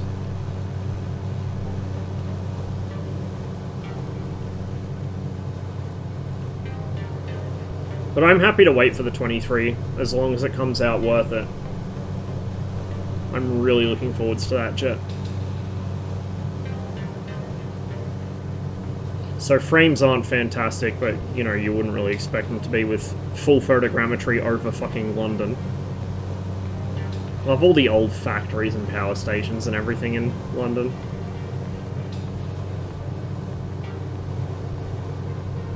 Like, it has its issues, but it's a beautiful city.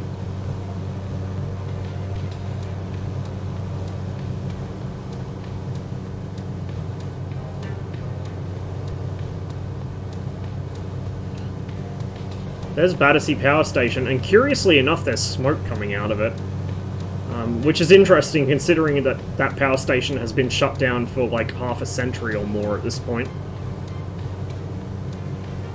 Pick up a little bit of altitude to clear the cranes.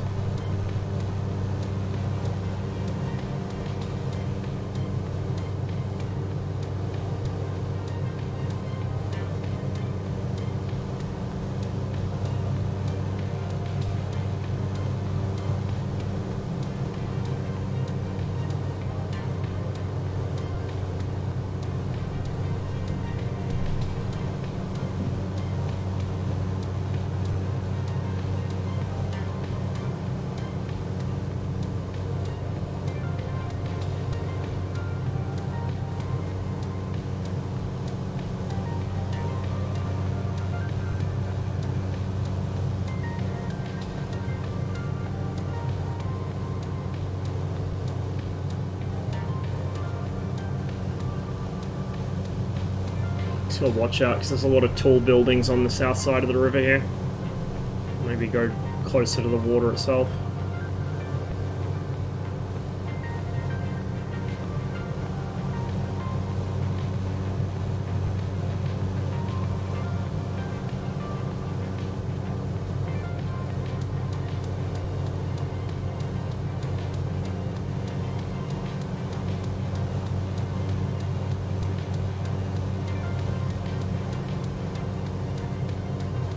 So there's the shard there. Like I said, that wasn't even on the drawing board when I lived in the UK.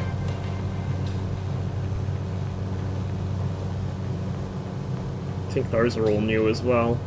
The one under the wing right now, I don't know if that was there yet, but all these others are new.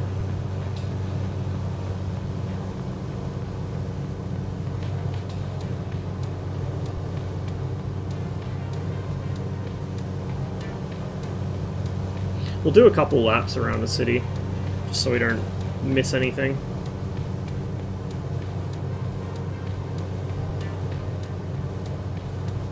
Something I really miss about European cities is just the mix of everything in them. The mix of architectural styles, the mix of claustrophobic narrow streets from the fucking, 1600s and broader modern streets, that actually are designed for traffic. You don't get that here. Yeah, we'll do a flyby of Belfast.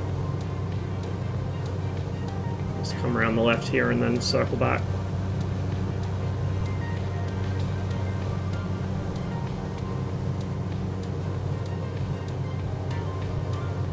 So the Gherkin, which is just under the left wingtip there, that was just being completed when we moved to Australia.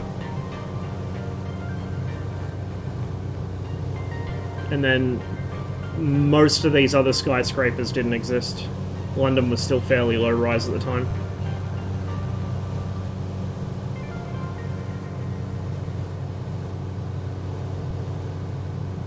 London is also home to one of my favourite places on Earth, the Natural History Museum. I used to love going there as a kid. Anyone with a good interest in dinosaurs or any sort of biology, really, would have a great time there. It's a new tower going up. You can see they build the lift shafts first on modern skyscrapers. It's like a concrete core of the building with the lifts in it, and then they build the rest of the building around it. Release the RN28. No, not here. Not here. There's St. Paul's. So some of the landmarks, like some of these skyscrapers, St. Paul's, the bridges, the Shard, the Toaster, the Gherkin, they all are important enough to have their own actual custom-made 3D meshes. But even just the photogrammetry for these other buildings looks really good now that it's stopped being all melty and over-optimized. I say over-optimized as I get like 10 frames a second, but you know what I mean.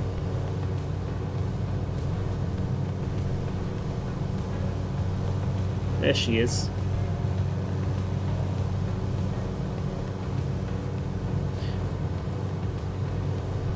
That's Guy's Hospital underneath us, just next to the Shard there. There's Belfast.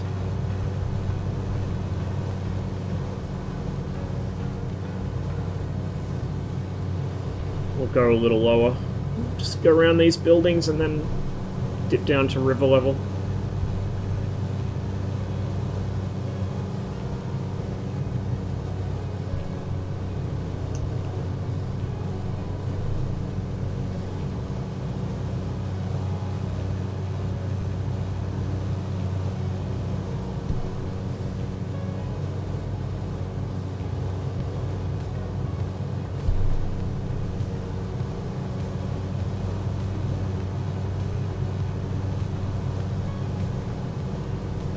I don't want to really try my luck trying to go under any bridges here, because I don't know which ones do and don't have solid collision volumes, but we'll get as low as we can.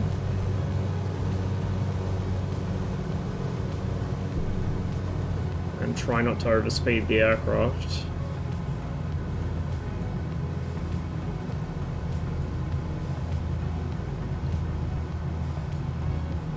There she is.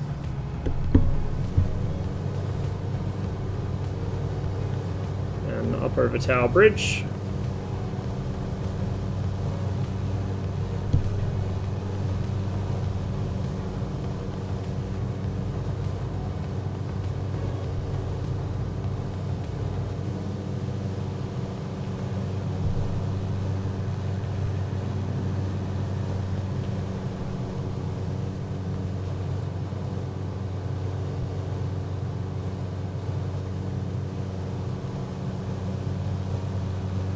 Oh, he's quite low. He's very low, Jesus.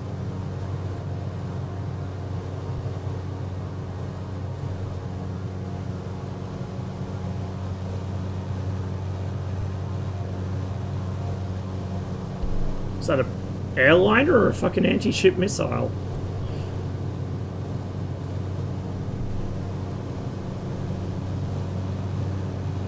Canary Wharf over there.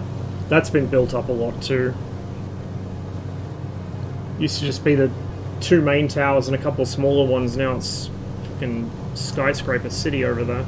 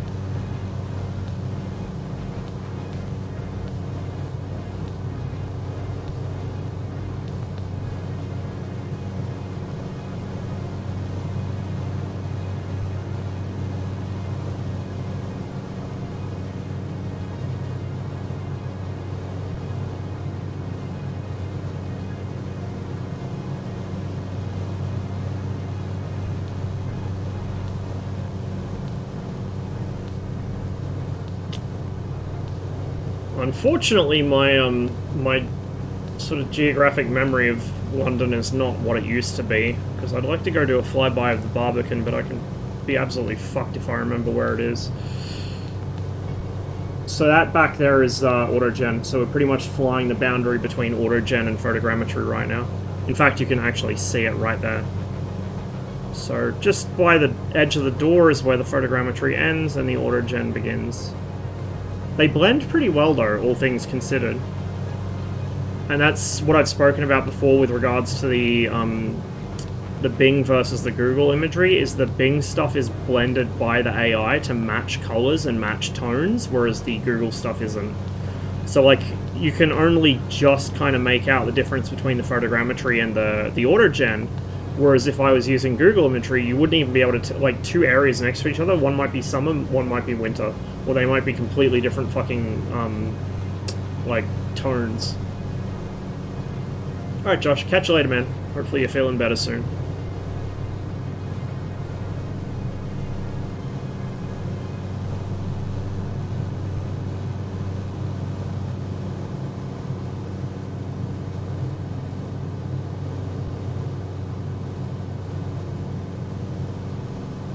See all the nav lights off in the distance there, glittering away. That's Heathrow. Again, MSFS, like pretty much every other flight sim I've ever played, really overdoes nav lights. In daylight, you will not see any aircraft's nav lights that far away, even an airliner. Sort of smaller stuff like general aviation aircraft or light sport, you will definitely not see the nav lights that far away. At nighttime, sure, you'll see them, but in broad daylight, even if it's overcast, like, nah, bro, nah, that ain't how that shit works. I get why they do it. It's so the players can spot each other. You know, in the case of combat sims, so that you know where your buddies are when they're in the landing pattern or whatever, or so that people can signal their fucking mates with their moth lights, like in IL-2. And in this sim, it's so you know where traffic is, but in real life, that's not how that works. Not in the slightest.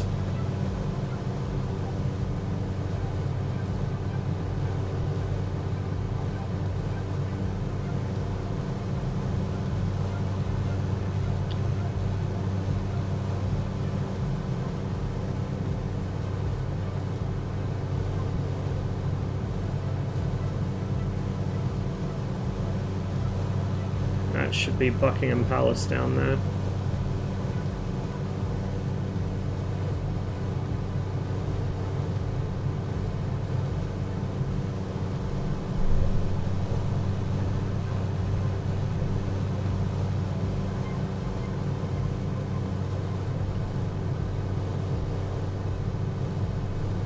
It is Buckingham Palace, in fact.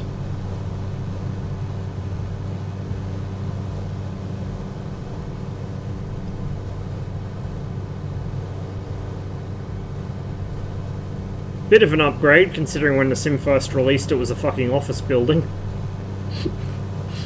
Because the auto-gen did not do it kindly. But they've made a custom, like, properly 3D modelled point of interest for it. Asobo have done a pretty good job, I think, of actually going back and revising areas in the sim that weren't very well done when it was released. Sydney, for instance, on release looked like absolute shit, because it was pure auto-gen. So all the buildings were wrong, the harbour bridge didn't exist, so on and so forth. There's Nelson's column down there. Yeah, like, when the sim came out... Actually, no. Is that Nelson's column? Is it the taller of the two? I think that was it that I went past before. That's something... Is that something else? Brain failing me. Yeah, no, that's an actual fucking tower. When the sim first came out, Sydney looked awful. Because it was just all auto-gen, but now it's actually got points of interest, it's actually got photogrammetry, it looks much, much better. Now, I still have some issues with the photogrammetry, namely that there's too many trees. Same thing as you see here in London, and especially if you fly over Manhattan, you'll see it. It looks like fucking I Am Legend, because the AI has gone and populated a fuck ton of trees everywhere. It's partly to cover up the photogrammetry trees, which look like shit, but to be honest, I kind of prefer the shitty photogrammetry trees over having everything really overgrown. And you'll see in some photogrammetry cities, I've actually got mods that remove the AI-generated trees, so they're a little easier to see things in. Obviously, the foliage doesn't look as nice, but you can actually see past the foliage to see the city itself.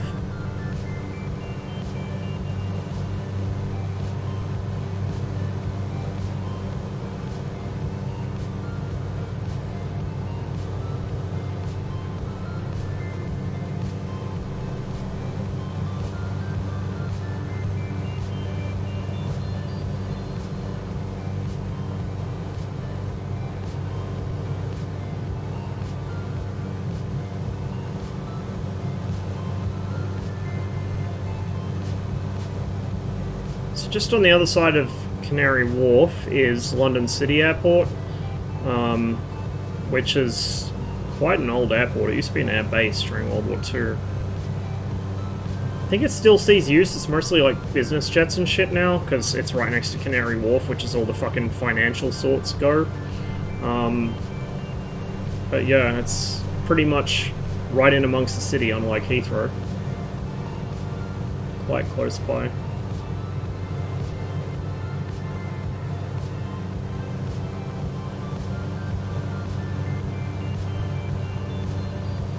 Oh, I bet they've got the Thames Barrier in this now, since they did the big UK remodel. Because that's something that they wouldn't want to leave out, because that's quite a landmark. I'll put on a little bit more power and climb, because I'm kind of losing a bit of altitude here. More so to turbulence than anything else. Which is, again, realistic in this aircraft. Realistic in fucking any aircraft.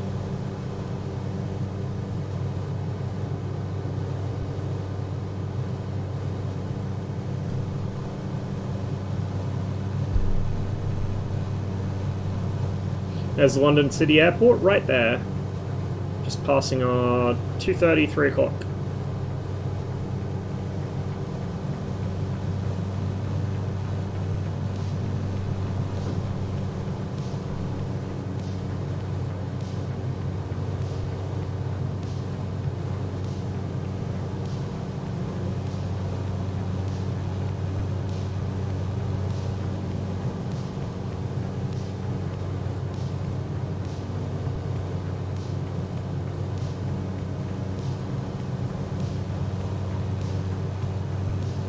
Hold on, is that the Barbican there? I think it is.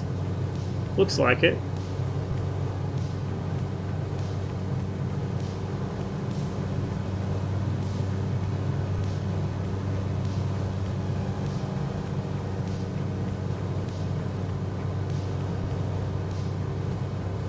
It's so cool to actually be able to fly around cities as they really exist in the world and just see how they're built, how they're laid out. what kind of planning went into them, if any. A lot of these older European cities, they weren't really planned out very well. They were just kind of thrown together over centuries. Really, really cool.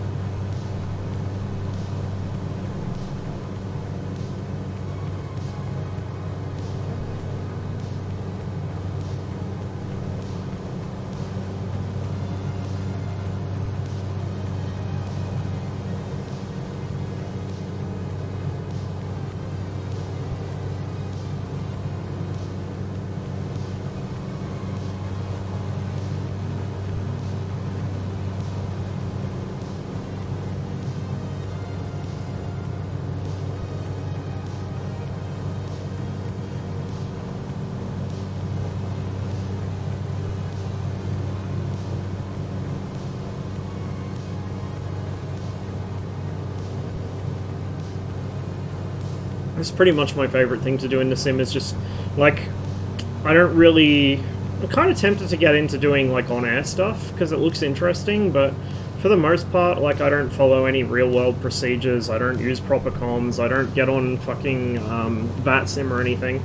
I see the fun in doing that for people, but it's kind of not what I'm here for with this sim. What I'm here for in this sim is just exploring the world, which is, I guess, kind of what it was marketed towards anyway, but...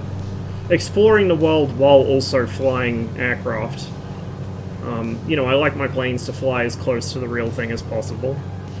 And the thing that I always enjoyed about flying was less the kind of mental side of it, like remembering all your radio calls and you know, remembering all the different classes of airspace and stuff. Like, that stuff is just mentally taxing to me. I prefer when I can just go up into some uncontrolled airspace and chill. Which is why I liked flying out of Bathurst, because it was uncontrolled airspace and it was usually pretty quiet, so I could just go up and fly around the training area to my heart's content, and not really worry about anyone or anything else. I'm more comfortable in the air there than I was on the ground.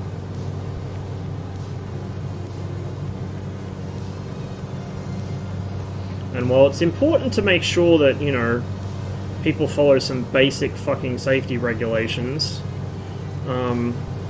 it's also very important to make sure that we don't let civil aviation get regulated even further out of reach for normal people. Like, I could barely afford it even when I was working nearly full-time hours.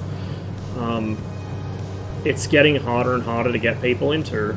It's not that people are less interested in doing it, it's that the barrier to entry keeps raising. And it's going to end up one of those things. I mean, if you're into any sort of sports shooting, you already know what I mean.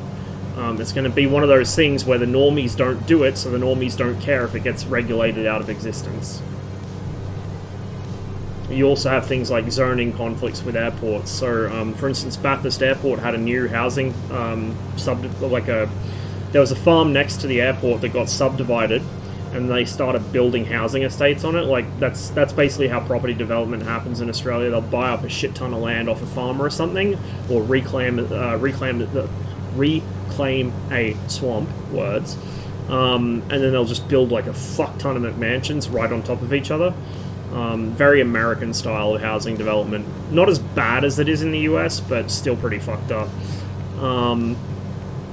And they built it right next to the airport. So I guarantee you within 5, 10, 15 years' time, the residents moving in there are going to be pissing and moaning about airport noise. And they're going to try and get the airport shut down or put under restrictions, which is just fucking ridiculous. I've said it before on stream, and I'll say it again, and this doesn't just apply to aviation, but when you move next door to something, like when you willingly move from another area to live next door to something, you should have to legally waive any and all rights to complain or anything about that. Like, if you live next to an airport, well, it was your choice to live next to a fucking airport. Don't bitch about the noise. You know, like, it's one thing if, you know, you live next to a factory and they're negligently discharging toxic chemicals into the soil. That I understand. But if you're living next to an airport and then moaning that the airport makes noise, why didn't you move somewhere else? Get some fucking earplugs.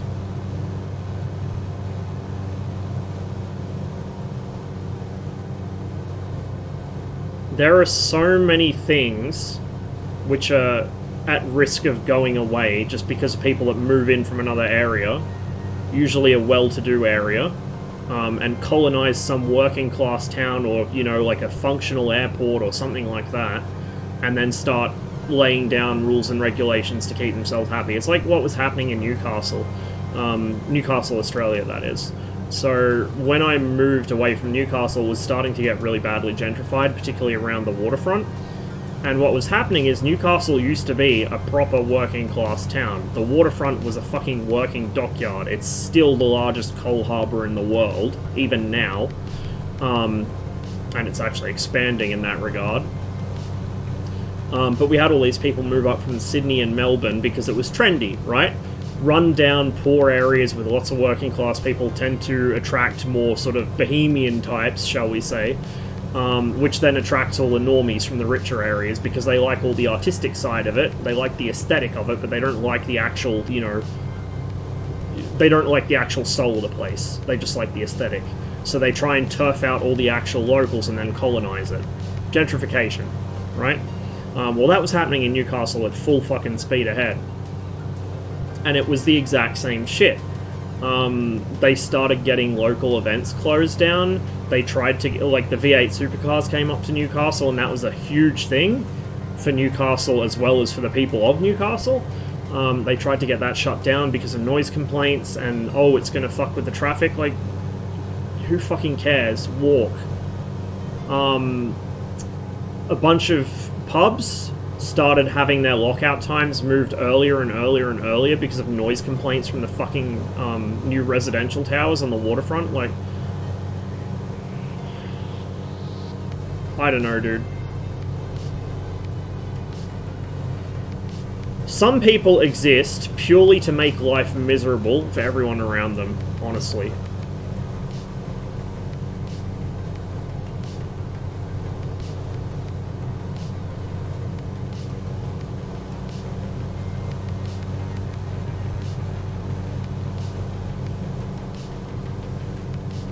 And I'm sure it's going to start happening, well, it really kind of already has started happening here, but it's probably going to pick up pace as well because the ACT has become so expensive to live in that people are starting to move here and then just commute to work across the border. And that means a lot of people with highly paid government jobs are starting to move out this way. It's going to push all the locals out. There's London City Airport. Do a touch and go, maybe. I'm not going to fly any sort of proper circuit here. We'll just send it. Okay, we're in the wide arc. We're going to drop one stage flap. Don't have to worry about dropping gear because it's fixed on the jab. We're pretty high and pretty close, so we're going to throttle back a bit. We're going to drop 2 stages of flap. And we're going to L-slippo it in. I'm way high. I don't think I'll get this even with slip. And there's a fucking airliner coming the other way.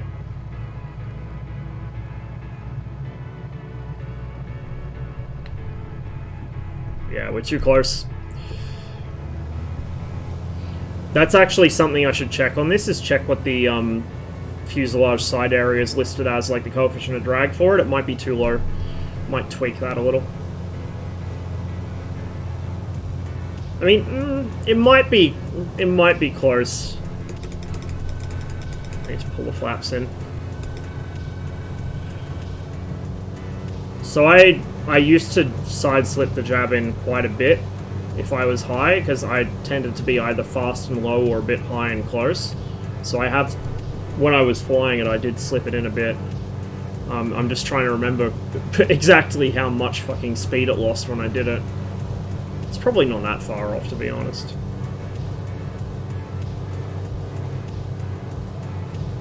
So we're back out of the photogrammetry area here.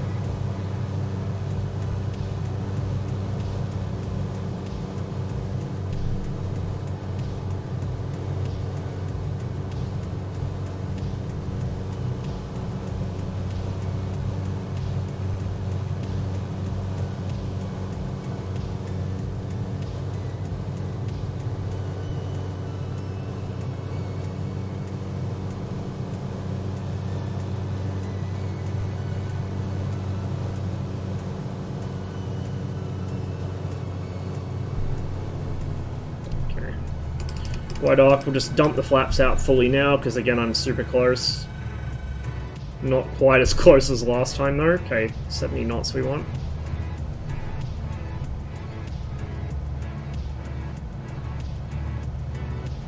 We do have some turbulence and some interesting winds happening here, so maintaining that could be a little tricky.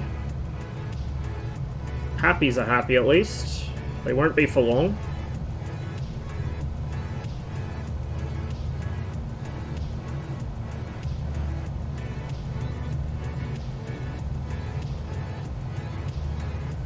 See just how much jab's getting thrown around by all the turbulence down here. Some of it's thermal, some of it's mechanical turbulence coming off the buildings and the trees. Yes, MSFS does simulate that. It is not a canned effect.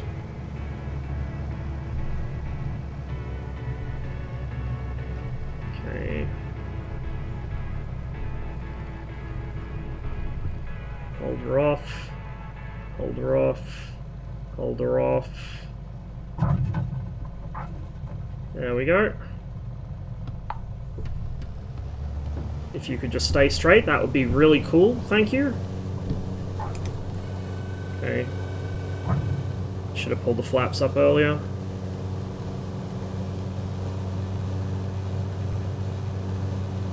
Yeah, that wind is doing some interesting stuff. Okay, 70 knots, flaps fully up. Gonna hold the nose pretty much level for 80 knots, and then climb away.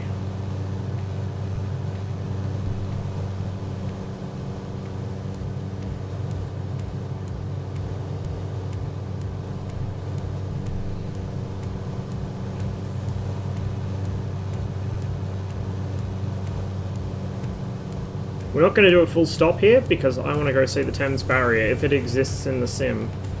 I'm also curious if the Red Sands forts exist in the sim. I don't know if they do. I don't think they do.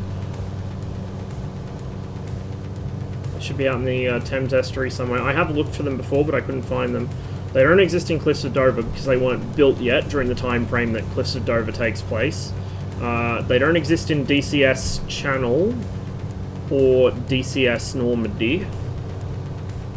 So I'm not sure there actually is a sim where the Red Sands forts exist, which is a shame because they're an interesting piece of history. Radar. Not sure what that radar's for.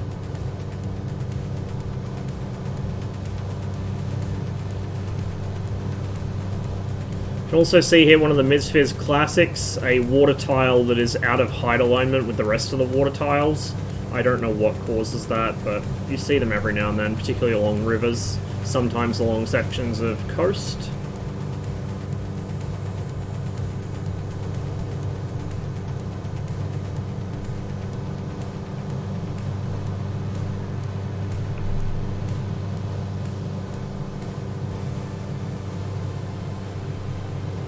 Also, it would be interesting to see, I don't think it can be done at the moment with the way the water in this sim works, but it would be interesting to see them develop the water system more, so that rivers like the Thames are their proper colour. The Thames is not fucking blue in real life, let me fucking tell you. It'll be a cold day in hell when the Thames is this beautiful blue colour. It's fucking brown. From hundreds and hundreds of years of people shitting and pissing in it and fucking industrial waste going into it. It is not a very pretty river to look at, and it fucking stinks.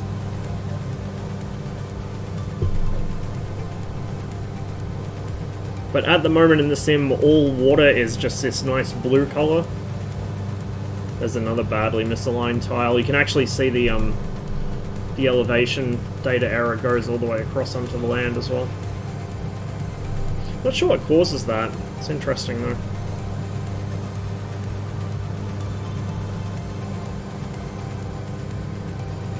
I'm getting a bit fast because our power setting is way above what it should be.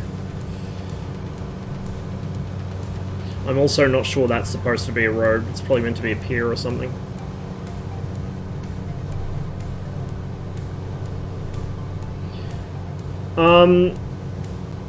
I don't so much know if it's that. I think if the water's shallow enough, you can kind of see the underlying color from the the satellite imagery.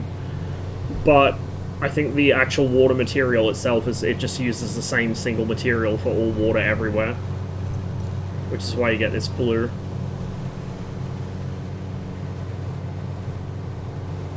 Hopefully it reconnects before it turns off photogrammetry, because I don't feel like waiting for that to reload.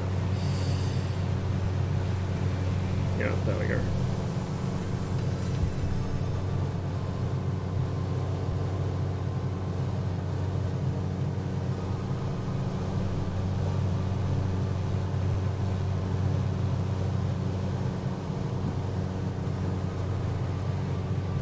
So the barrier should be out here somewhere. I want to see if they modeled it in the sim, and if they haven't, then I'll have to see if somebody's made some custom scenery for it, because you can't just not have the Thames barrier. Ah, here we go. It begins. Now it fucking reconnects. This gives me the shits. The timeout on this needs to be longer, I think, to cover for their server issues, because this happens so often, and then it'll connect like the second after it turns it off.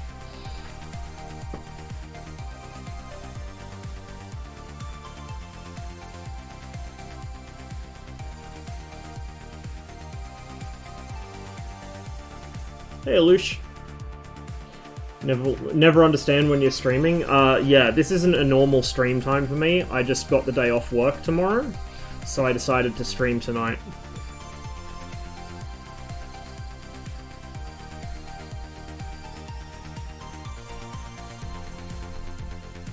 This takes forever. Because what it does is it... Are you fucking kidding me? How is my bandwidth too low?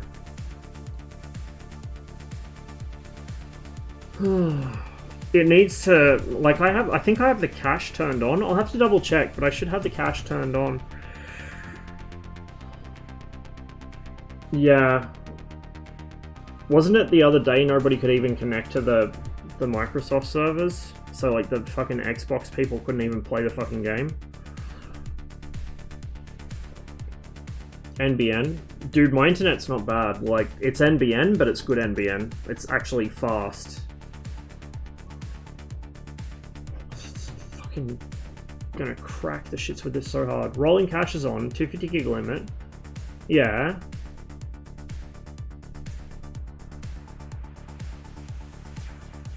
I need to make a manual cache of a couple of certain areas that I fly over a lot, I think. Just so I don't run into this problem all the time. Oh yeah, no, I know. Like, I've been having this issue for a long time before most people were complaining of it. It's just fucking servers being servers. Or actually being the opposite of servers, I guess.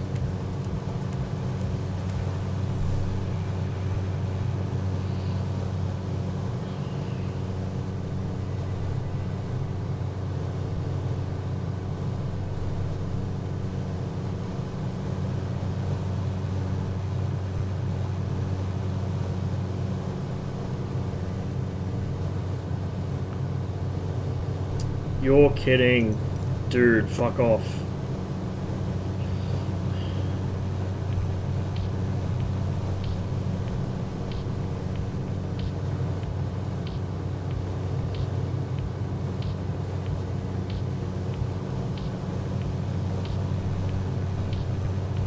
Yeah, they really need to up the timeout on that. Just so you don't have to constantly go back and re-enable fucking photogrammetry and stuff.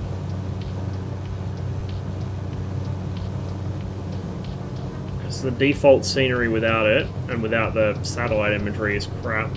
Hey, Koshi. When are you going to get into developing for this sim, dude?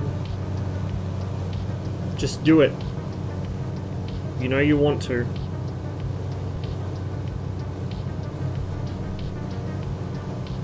Haven't touched a sim in over a month now, just not the mindset, but it seems like I'm skipping a bunch of drama. Oh yes. Oh yes. Yes. Man, I thought DCS was dramatic. Fucking MSFS leaves it for dead. Holy fuck. Gotta say though, like, it's incredible, the correlation between the flight sim community, and not just like DCS or MSFS, any flight sim, and overly egotistical devs who can't take criticism, members of the community who are like full-blown psychopaths that will gaslight people that insult their favorite developer or whatever. Like, just what the fuck? Fucking incredible. Oh, and people claiming to be things they aren't. Because the aviation community is notoriously so large and so kind of individualistic and isolated, I guess. People are so isolated from each other in the notoriously large, expansive aviation community that they definitely don't talk to each other, and you definitely will not immediately get called out for lying about being a fucking L-39 aggressive pilot, or whatever the fuck. That one gets me. Like, what do people think when they try shit like that? Do they really think no one's gonna fucking check on them? Do they really think that people who are in aviation don't speak to each other? I mean, like, people who play flight sims are one thing, but people who are actually in the aviation fucking industry, bro, it is a small world. It is a very small world, and if you fucking get a reputation, which happens very quickly, you are not going to get rid of it. Ever. My dad works for Boeing, respect my dog shit opinion. I don't know if I'd respect the opinions of anyone whose dad works for Boeing, given the current situation with the 737. Oh, man. It's such a shame. Boeing used to be such a strong fucking aviation company. I used to implicitly trust any Boeing aircraft with my life because I saw the kind of battle damage those things would limp home with during World War II. It only took one 737 variant to trash all of that. Honestly, quite incredible. I will say though, the fucking the ghost bat, the loyal wingman, that looks so cool. That's actually a modern drone I like the looks of. Have I flown on a 7.8? I've flown on a 7.7. Those are really nice jets, for sure. I don't think I've ever flown on a 7.8 yet. I think I've flown... Okay, so I'm pretty sure I flew on a 7.2. I've been on countless 7.3s, 7.4s, like, shitloads of them. Because most of the flying I did was during the peak of its service. 7.5, maybe... Yeah, I think I've flown 7.5. 7.6, definitely. 7.7... I don't think I've done a 7.8. And then I did, like, a lot of the Douglas stuff before that was relegated to freight or retired. I'm pretty sure I got to fly in a few of the tri-jets while they were still in service. Like, I remember as a kid I did fly several times on stuff with engines in the back. I just don't remember if it was 7.2s or MD-80s or what.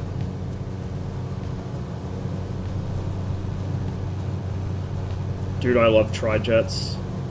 It's sad we're probably never going to see another one.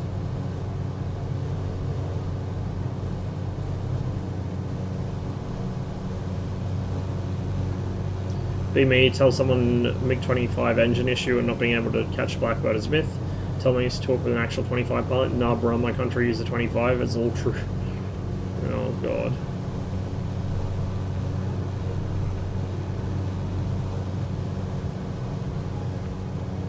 Good luck changing his mind. 33% cool in twins? Absolutely. Bygone era where Boeings are made by engineers and not shareholders, as it fucking should be. Just like everything else they get their grubby hands on, they have destroyed so much of aviation.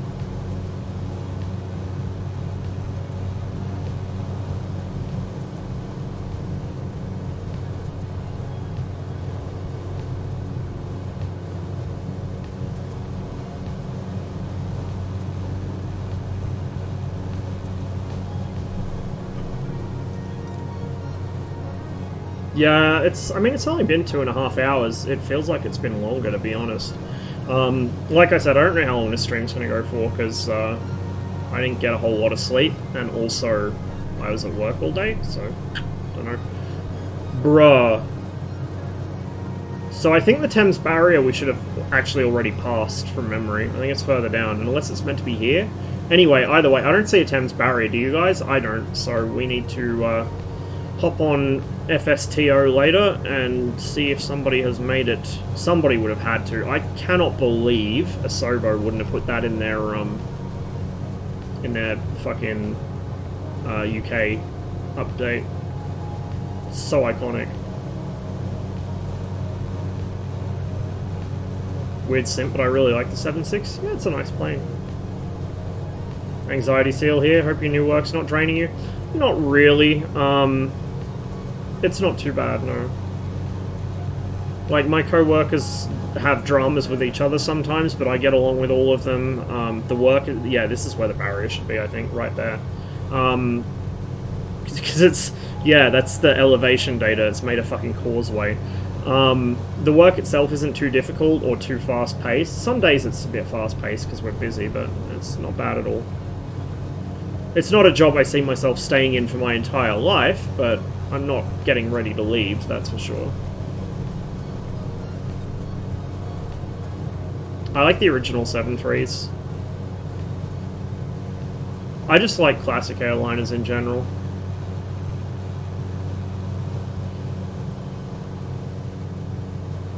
Back when they were still interesting and I could still tell them apart at a glance. Like now, I can't tell an A320 from a fucking, you know, 777, from a... Like, they all look the same. From a fucking Sukhoi Superjet, they all look the same to me. Twin jets with swoopy lines and glass cockpits.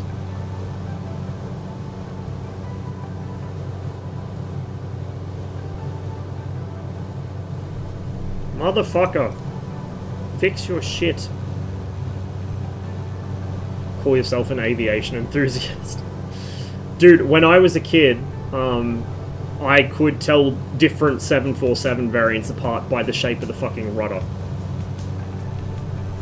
So I could tell what sub-variant of 747 it was, but now, like, I couldn't tell you between different Airbus models, because they all look the same. Airbuses are all identical planes, just scaled up or down.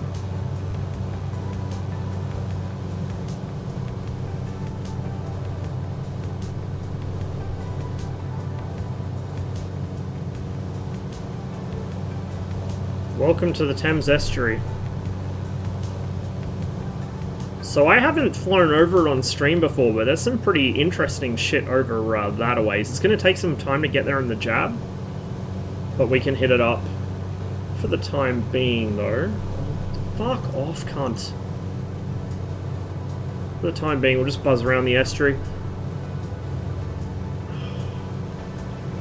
I want to believe someone has done Red Sands, but I'm quite certain nobody has. Red Sand...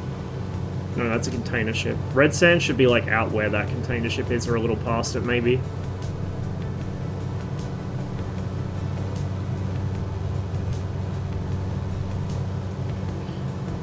It's Payware by Iris. It comes with a 160 in the same pack.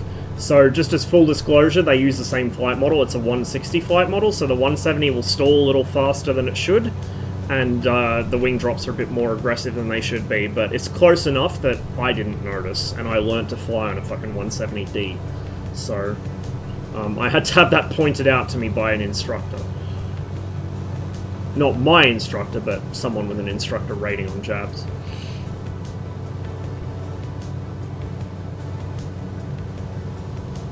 But I would definitely recommend it.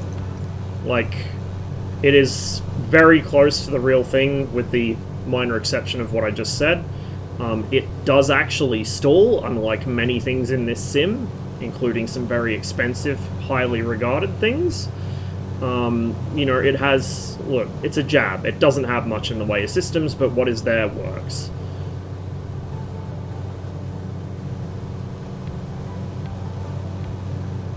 And it looks good.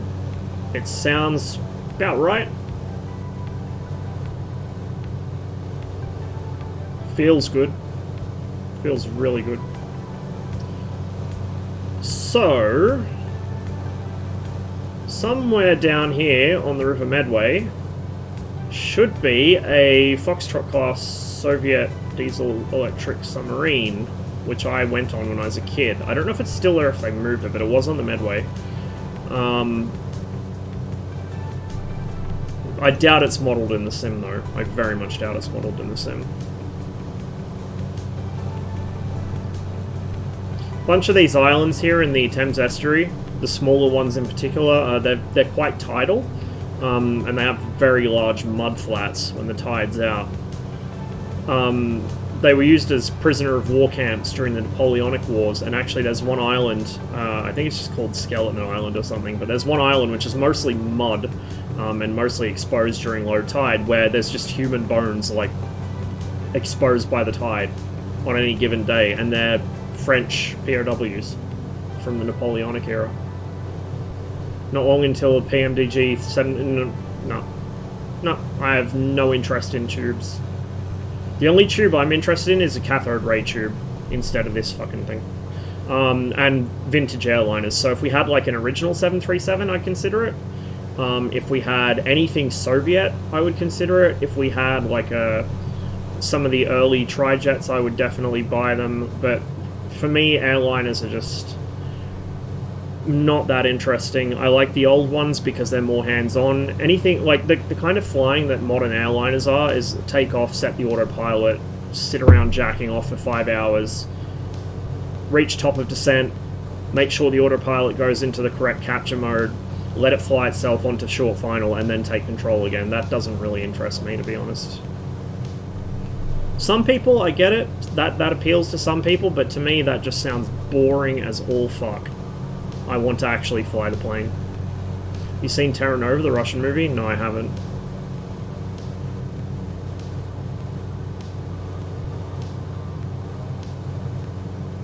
So just down here somewhere, I think it should be the next town off the nose maybe, is Margate. Which was a common sort of resort town for working class families from London through the 20th century. Made infamous by a particular episode of Only Fools and Horses with the Jolly Boys outing. There's a bunch of... This texture here, this is the generic texture that the AI applies when there was a cloud over the area, so we're not going to have great scenery in this area because there's a great big fucking cloud over it. But in this area there's a lot of World War II era airfields. Most of them are gone now, but a little further down should be Manston, which is one of the furthest forwards fighter command airfields. I believe is either closed or mostly closed now because NIMBYs from out in the fucking rural areas moved into it and decided to start complaining about aircraft noise. Doesn't that sound familiar? I didn't buy the 146 yet, but after watching CCM fly totally coincidental low-level ops near trees, I'm really tempted to. And just fly it like he flies it, because that looks fun. That actually looks fun. Tube liner shit? Nah. But that looks legit fun.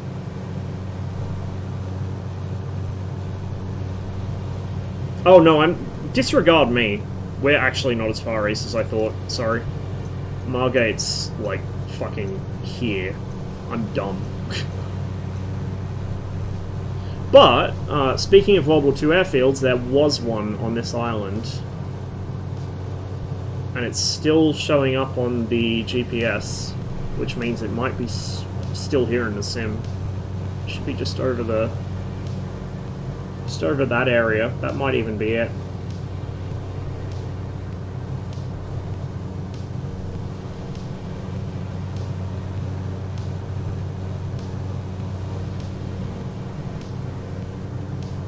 Getting tired of DCS? Not really. It's more I just haven't been having much luck in it, so I've been getting frustrated when I play in multiplayer, and I still haven't adjusted to the new stick in the MiG-21. Like, in the 19, it feels way better on the new stick. In fact, on everything except the 21, it feels way better, but I've got to get used to it. And at the moment, it's just frustrating when I get slam dunked over and over again by people I don't see, so... Between that and work, I haven't had much time or much will to really play DCS multiplayer, let alone stream it. And so, especially now because pretty much all the servers are going to be dead, not much point launching the sim when I can just play this instead. So it looks like the airfield's gone, but that's where it was. That's where the airfield used to be, right there. That was a World War II RAF base.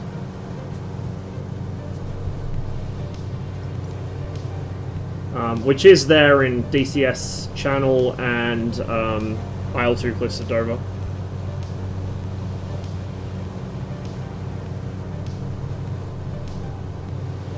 Hey, Breezeman.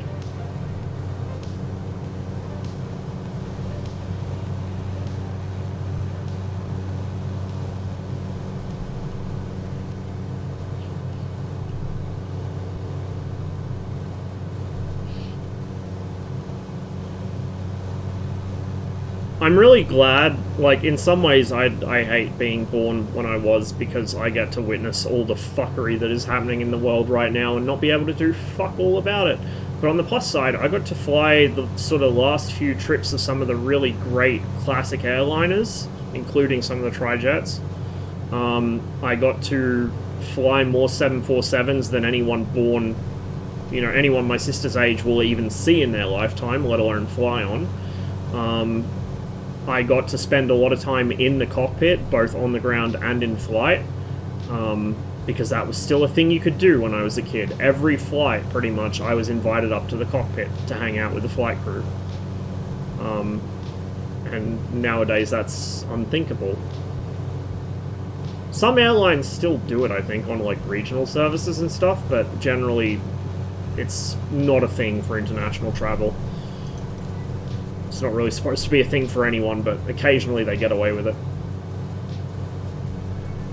Cousin just landed in Germany, he flew there in a 747. Interesting. So they are still using them for passenger services then. I thought they pretty much retired them from passenger and they were just using them for freight. Unless it was a military charter or something.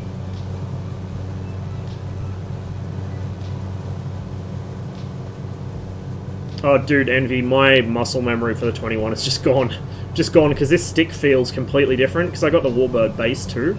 So you know how the Warthog gives you, like, the same resistance through its entire range of motion, and to get the stick moving out of center detent, you have to really force it? So the Warthog's crap for precision, but you don't get a lot of resistance towards the ends. This thing has no resistance in the middle. I do have the detents on. I could use the detent-less cams, but I like the ones with the detents. So I barely have to put any pressure on to move the stick out of center, so I can get such precision out of this. But the more I move it towards the ends, it's progressive cam, so it gets heavier and heavier. And so, like, for the 21, that has completely fucked my muscle memory, especially because, particularly as you get slow in the 21, you don't need any more than about 1/3 stick travel, or you're stalling. So now that's such a light amount of force, I'm going to have to retrain myself completely.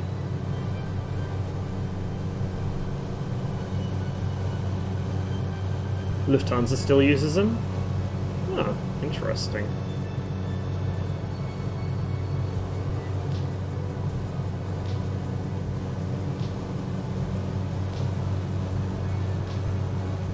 Yeah, I tend to do the same thing. It's a habit I'll probably eventually get rid of, but for the time being it's kind of, yeah. I think I spy a chain home station. Maybe. What's that down there? That's a regular radio tower, but actually no, that might be a regular radio tower too. But I do know where we will spy a chain home station. If we go down to Dover. Can I have my zoom back, please? Thank you. But we're getting ahead of ourselves. We'll go a little further north and then we'll cut back down across the estuary, I think. Yeah, like, I think I'm going to have to bite the bullet at some point and get a center mount, but for the time being, the price and the having to kind of redo my whole setup and then move it every time I'm not playing Sims, it's a bit annoying. So, yeah, we got shipping out there, but we don't have Red Sands. So the Red Sands forts, for those that don't know, they were metal platforms built out in the Thames Estuary in, I believe, 1942 they entered service. And they were basically flak towers.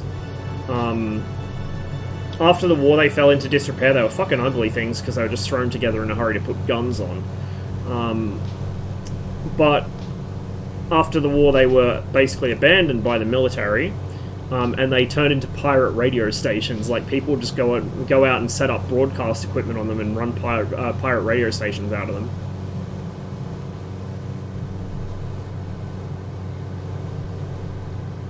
But it looks like they're not modelled in the sim, which is very unfortunate. There is a lot of wind turbines out there, though. I think those are new additions. I don't think they were there when I lived in the UK.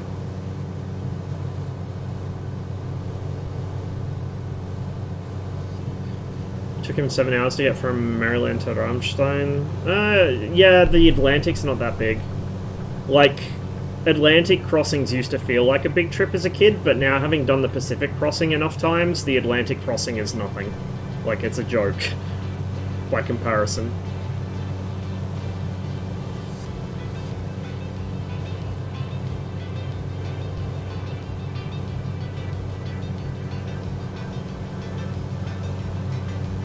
See, for me, the 19 feels easier to fly with this, because I can't yeet the ailerons accidentally quite as easily, and it forces me to not pull the nose as much. And the 19 just feels more fluid now. So it's actually been a really good thing for that, at least for me. Kind of prefer the Warthog system. I've been able to throw it to point, no, it'll just stop right there. The canvas feel too loose in the center completely. I know it's not realistic, but I don't prefer it. Yeah, I don't know. Maybe you'll adjust to it over time, maybe not. I feel like I'll adjust to it over time. It's just, you know, me being a puzzle piece motherfucker, I don't cope with change very well, so... Give me enough time and I'll get over it. It does have a lot of wobble. Like, if I just pull the stick back gently and release, maybe not back, if I pull it over to the side and release, you can see the wobble. It's totally undamped. So I'm just running the light springs, the default ones. I did try the heavy springs, but without an actual mount, that's a bad no-no, because every time I try and move the stick, it lifts it off my desk. Can you move the spades on the ailerons? Oh god. I don't think the jab... Yeah, the jab doesn't actually have aileron spades. Doesn't need them. They're, I think, aerodynamically balanced.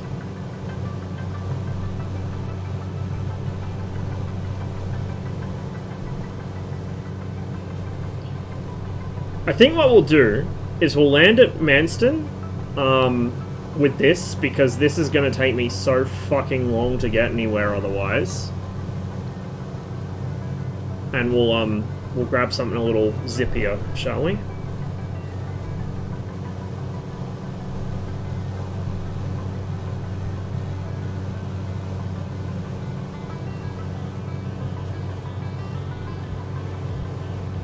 So all this part of the UK, like I said, this texture is the texture the game uses when there was a cloud over the area it wanted scenery of, and so it just backfills it with, oh, I think this is what should be here. So this entire part of the UK was covered off by cloud. Is there a long easy in the game? I think there is, actually. Didn't India Fox Deco make one? I swear I saw one from them in the marketplace.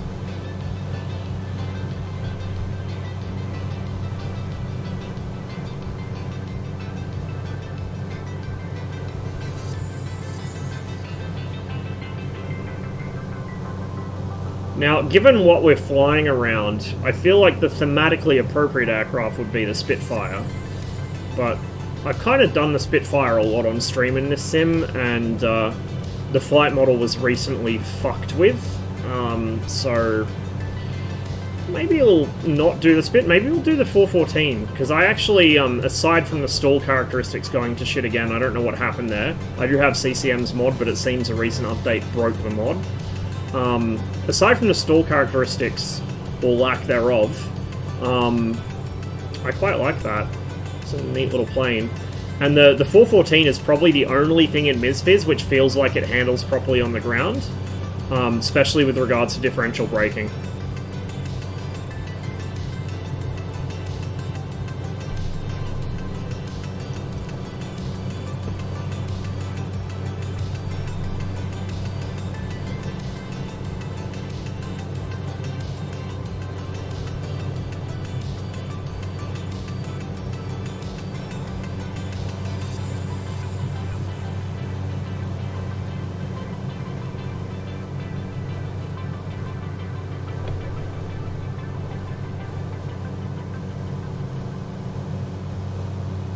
That's Manston down there.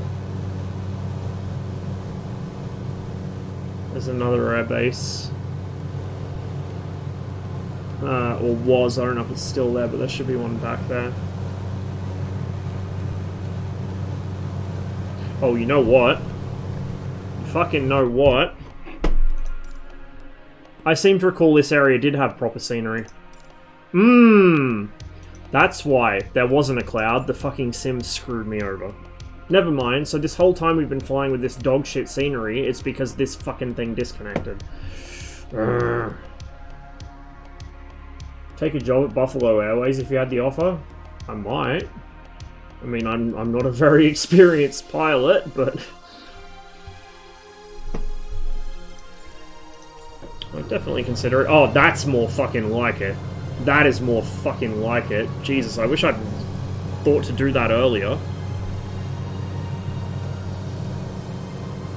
Now we're gonna have to do a full lap to see all the shit we missed. Because it just occurred to me, like, I landed the Spitfire here a couple months ago and it had proper scenery. Yeah, see what I mean? Like, night and day difference. So this should be Margate down here. Have our very own Jolly Boys outing.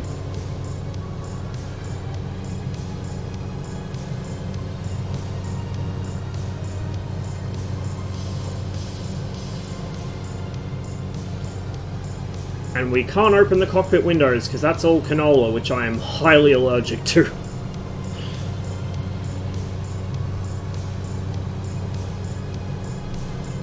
C-46 at L-188. Oh, that's a hard choice. That is really a hard choice. I kind of feel like the 188. Something about the way it looks is right to me. This plane shakes like a chihuahua. Some of that's me trying to fight turbulence, but this is a 600 kilo max takeoff weight plane. Empty weight, 289 kilos. We were at half fuel when we took off. We've used about a quarter of our fuel then, or half of what we had loaded.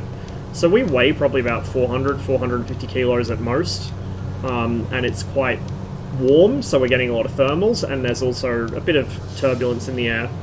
So the combined effect of the thermals and the turbulence is throwing us around like a toy, which is realistic in this aircraft. This is, like, MSFS players bitch about, oh, there's too much turbulence. This is a realistic amount of turbulence, especially for a brrrrrr. This is exactly what it is like to fly this plane in real life, and I can say that because I learnt to fly on this exact fucking plane.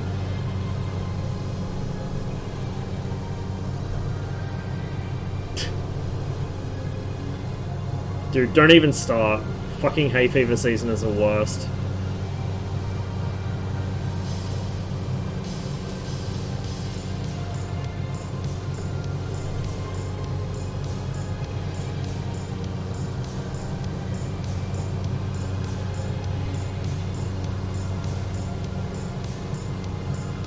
How much does this plane cost new? Good question. I don't remember how much a Jab cost new. I did see them going for like 30, 35 grand, but those were mostly used to varying degrees. New it might go for like 40 or something, 50 maybe. Which is relatively cheap as far as planes go, especially here.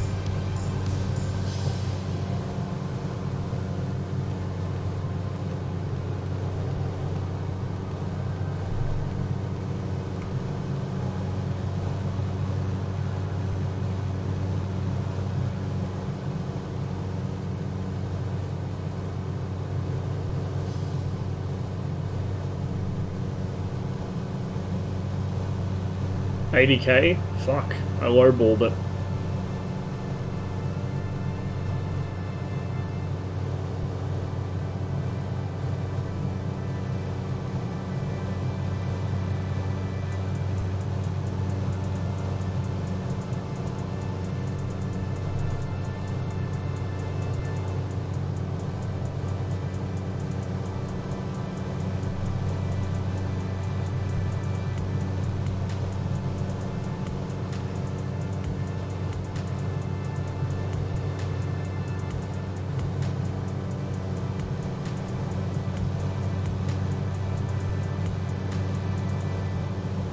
I'm not actually sure that's simulated, to be honest with you. It's not reading asymmetrical fuel levels yet.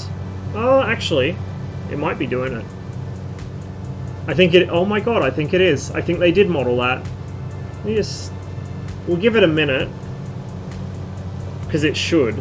It should fill the left wing.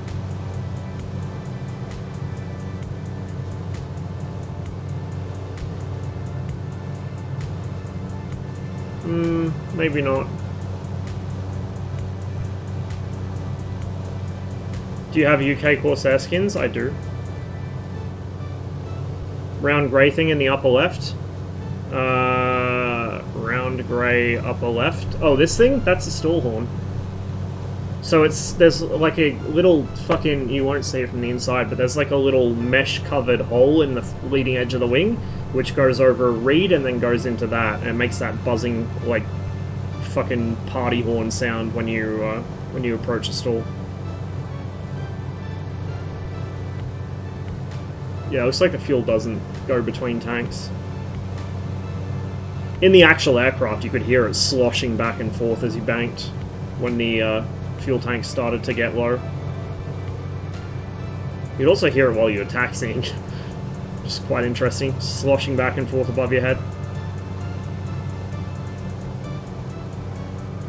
So that bar there, I think, is one of the transfer pipes. And ours had, in fact, on this it's their opaque hoses, but ours had transparent hoses running down the back from memory. Okay, I need to get rid of some speed. I need to get ready to drop flaps. So that's Manston Airfield over there, which was one of Fighter Command's forwardmost air bases during the Battle of Britain. Okay. Inside White Arc, we'll go half flap. Approach speed's 70 knots, but we don't really need to start descending just yet because we're still kind of low. Ever caught a bug in your throat while testing the stall horn? No, thankfully not.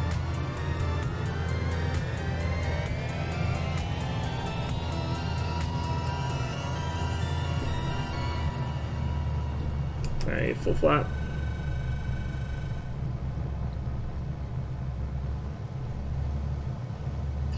Fucking bit turbulent here, jeez.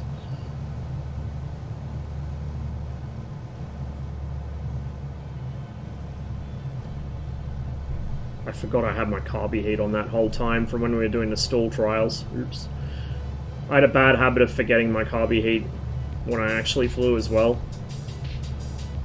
Like, I wouldn't forget it completely, but I'd usually be, like, already kind of about to turn final and then be like, oh shit, I forgot something. Thankfully, I didn't have any icing issues because I was mostly flying in summer, but not really something you want to forget.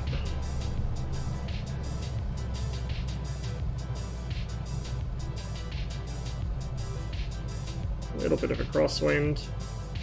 Just floating a lot. There we go.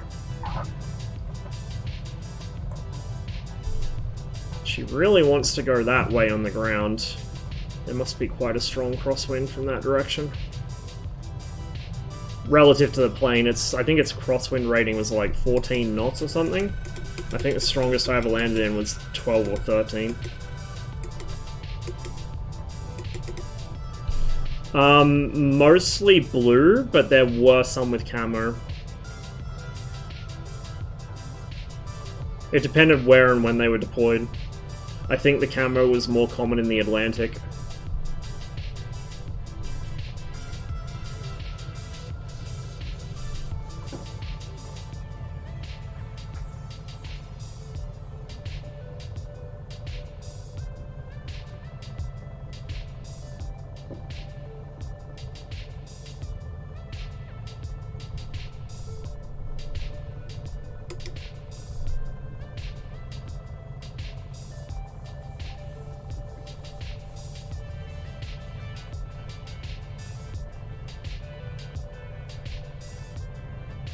Yeah, there is a bit of a crosswind.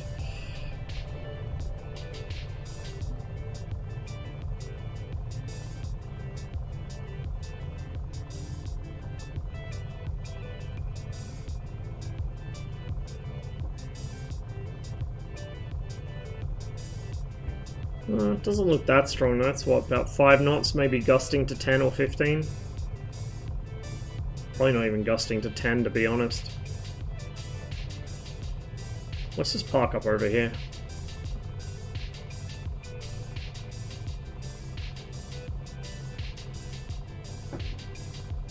Kind of encroached on the taxiway, but whatever.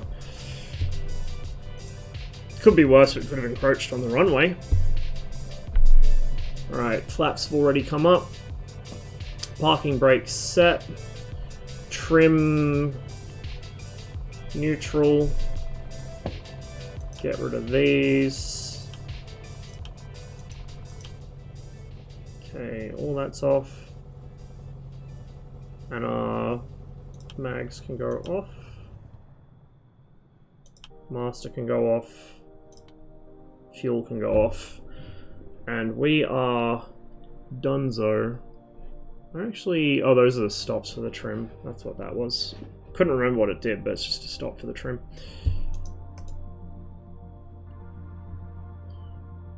What is the prop doing? It's like it's trying to windmill, but it's hitting the compression.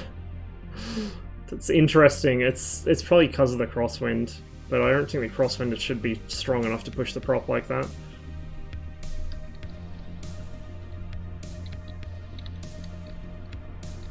But yeah, this is the Iris Jabber, and I would definitely recommend picking it up. Not the coolest or the most popular plane, but it does what it's supposed to. It does what it says on the tin. It looks good, it sounds good, it flies fucking good, which is the most important thing, is flying good, and stalling, you know, aircraft actually stalling is kind of a big important thing in a flight sim. So yeah, definitely recommend it.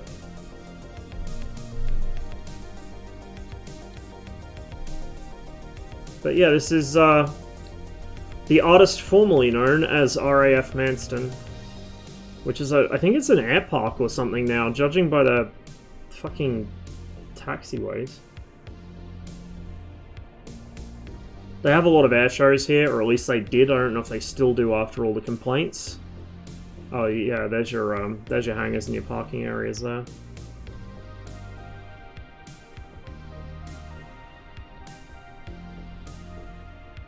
But doesn't that scenery look a bit different now we've actually got the proper textures loaded?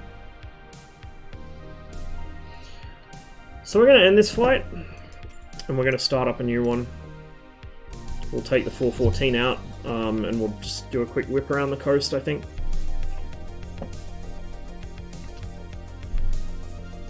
Speaking of thermals, when are you going to fly a glider? I already did it. It was an absolute dumpster fire. I'm going to have to try again. But I know nothing about how gliders work, so I'm going to have to learn.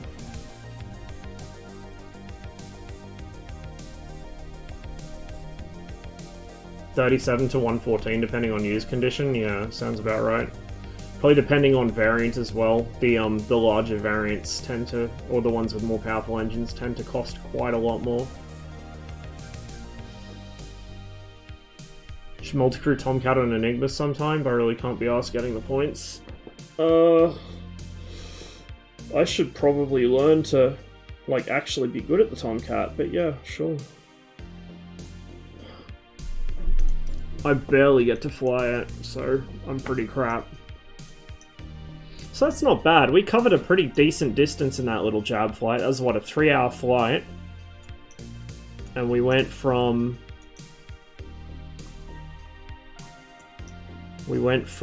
here... Hampstead Norris is where we started. We bummed around Reading for a while, and then we went all the way down through London, bummed around London for a while, then popped out through here, then along the estuary, and then past Margate, Broadstairs, and landed at Manston.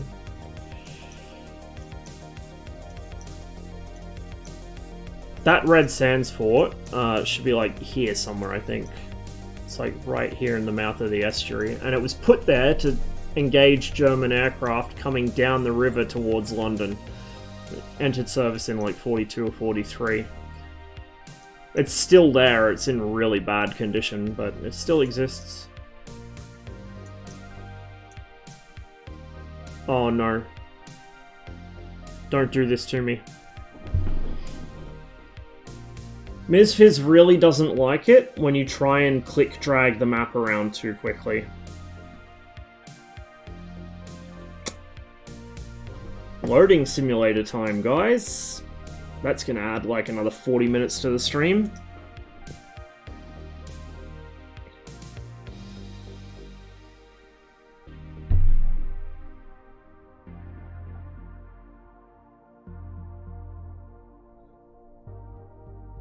Someone tell Jason at 1C that planes stall, specifically German planes. Good luck. Good luck. Nah, bro, just drop the flaps, right? I love that. You can tell people that play IL-2 a lot, specifically the modern IL-2 games, by their opinion of flaps being like the be-all end-all of air combat. Like, they think that just dropping the flaps is by default good and right and will provide you an advantage. Like, nah, bro, that's kind of not how aerodynamics works. Like, no. It's a trade-off. It's really situational, but I guess in IL-2, where flaps equal free lift, you may as well. Oh god, yeah. The annoying thing is, if they're flying the F5, that actually works really, really well.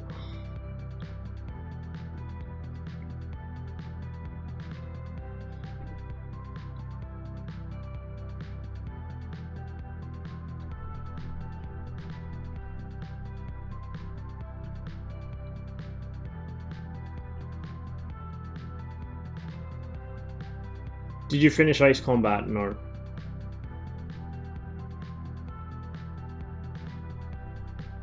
I know that was like 2 hours ago, sorry. I'm not doing a very good job at keeping up with chat here.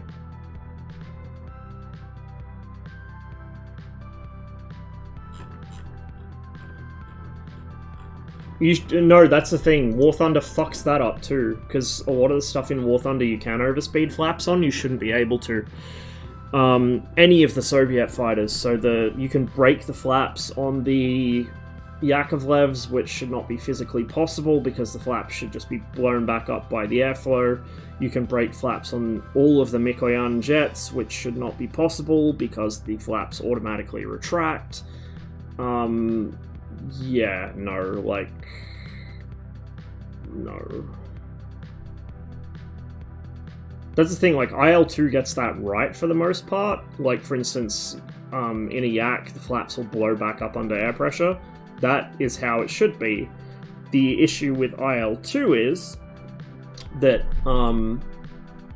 the flaps induce a shitload more lift than they do drag, so that, like, they just ridiculously improve your climb and turn performance. And allow you to basically hang in the air at 0 speed without experiencing any kind of violent departure. Like, it's just...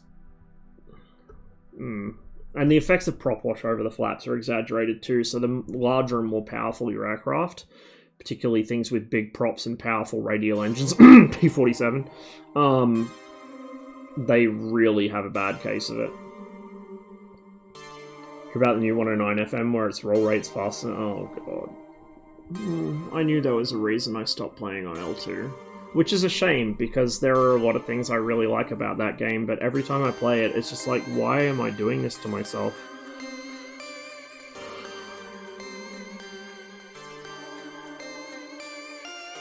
Had one of German Wolf's cronies try and do that to me, and I just flew circles around him with P-47. Dude's on fire, prop hanging wildly. What a champion.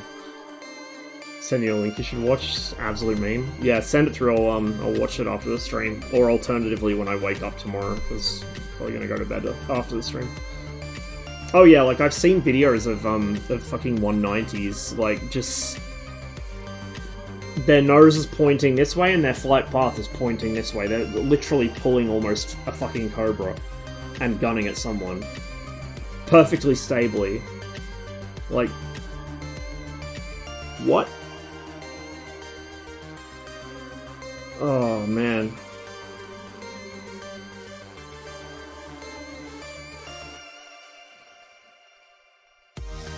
like, I suppose I bitch a lot about the low speed handling in DCS. Like, the MiG-21 is actually more stable than it should be. It should actually, when it does its tail wag thing, it should probably roll completely over on the second swing, second or third. And that thing where it can pull its nose up and it can't cobra, it can't pull past 90 degrees, but it can pull its nose up about 30-40 degrees. And it can actually hold it there. I think it tends to even out around like 30 degrees. But it can actually maintain that as long as you hold the rudder exactly, or not rudder neutral, but you hold the aircraft balanced in yaw. It will be able to stand on its tail like that and maintain it. It should probably not be able to do that, because in the real world, the air is not this magical, perfect, ideal gas like it is in DCS, with no turbulence, no nothing. No wind, nothing like that. And that's why I think the stall behavior in DCS is lacking on so many aircraft. Not because the flight model's bad or the aircraft itself is too stable, but because there's nothing to destabilize it when there should be. I think if we had anything even approaching the weather system that MSFS has in DCS, that problem would go away, like, literally immediately. Sounds like IL-2 is killing itself. That's kind of the impression I've got from talking to people that still play it, or did play a lot of it. Which is a real shame. It's a real fucking shame.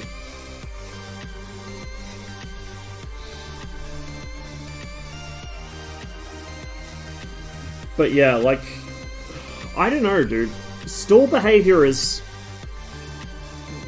Sometimes it can get complicated. Like, certain aircraft have very particular stall behaviors. And, you know, even jets. So it's actually listed, if you look into the flight manuals for most jets, where they go into details about how its stall evolves. Like the F-104, for instance, I found a full, and I mean full, manual for an F-104S the other week. Well, actually it was the other day, it was this week. So I've got this like 600 and something page manual on the F-104S with all the performance charts, description of pitch up, stall, recovery, all that good shit. Like, everything you need. And it actually describes that if a spin develops, or if, like, when the aircraft drops a wing, or if it tries to go into an incipient spin, it will tend to go one way rather than the other unless the engine's out, because the gyroscopic effect of the engine causes the aircraft to want to turn. And Cotty will be able to tell you this, because he's actually tried to program this into a bunch of the jet mods in IL-2, the original IL-2. But even jets should prefer to spin to one side versus the other. And like in my big book of Sukhoi interceptors, which is just on the couch next to me over there, it discusses the spin testing for the Su-9 and how the aircraft would prefer to spin to one side. I can't remember if it was right or left, but it would always try and spin to one side, and it could develop into a stable spin on that side. But if it spun to the other side, or if you tried to force it into a spin on the other side, it would just tumble out of control until it eventually recovered itself, or flip the other way. That's just because of the engine. Like, the engine's rotation is enough to do that. Put nearly 1,000 hours into it over COVID years, literally playing it every day. As soon as you play Allies even a little bit, it sucks all the fun out of the game as you're constantly fighting with one arm behind your back. Yeah, like, I don't really fly World War II German stuff very much, especially now. I used to fly it more in the original IL-2. Like, a lot of the German aircraft, I just don't enjoy the way they fly. I don't like their shitty cockpits, fucking horrific ergonomics, terrible visibility. Like, they're just not for me. But I like the Allied planes. I like the Yaks because they're a good light fighter. They're everything a light fighter should be. I like the Spitfire because it's a fucking Spitfire. The Hurricane, the Typhoon, like all that shit. I love that shit. But then, you know, you have to fight Luftwaffles, whose planes have been artificially buffed and buffed and buffed and buffed and buffed to stop them fucking moaning about how Germany suffers on the forums all the time. Like, it just... I can, like, it's fine when it's a good player that's actually, you know, utilizing some sort of skill. Like, I had Jammer try and teach me to do the things he does, and I can't do it. I can't reproduce what he does. Like, the fucking inputs he must feed into the controls on those aircraft are so precise, it's not even funny. But your average, like, 109 shitter or whatever, like, they're just not fun to fight. DCS Warbirds is so much better, it's just content and the payment model's horrific. Yeah, exactly. Not just the flight models either, but having the full fidelity there is legitimately useful for World War II aircraft. I've had friends argue that, you know, DCS having clickable switches is just wank, and on the surface level it may seem like it, but once you actually understand how the aircraft's supposed to work and can utilize it to the maximum ability that gives you, it makes perfect sense. Like, I can't really go back to IL-2 because I need to reach for something in the cockpit, and I can't remember what the fuck I bound it to.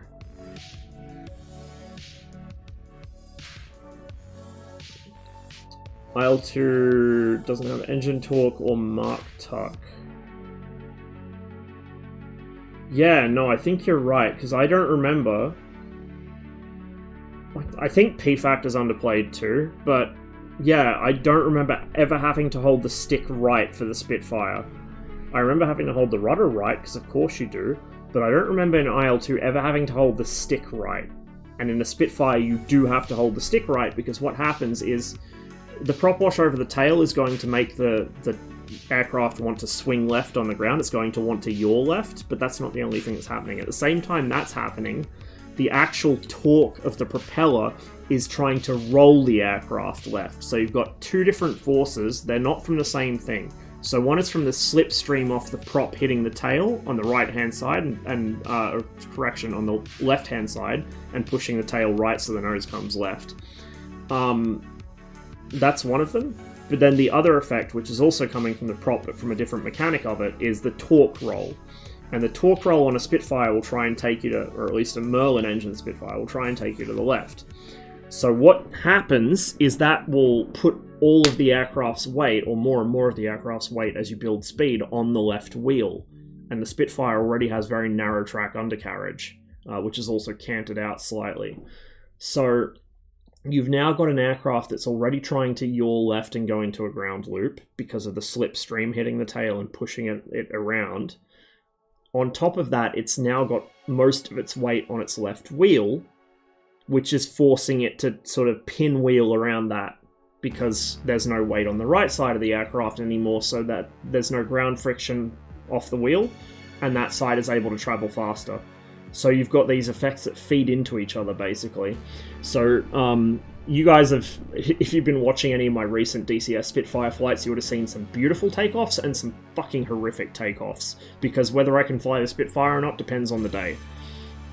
The takeoffs where I've actually not fucked them up, it's because I'm holding just the right amount of right pedal. You've got to dance on the pedals in DCS. In IL-2, you just push the pedal and leave it, because it's fucking easy mode.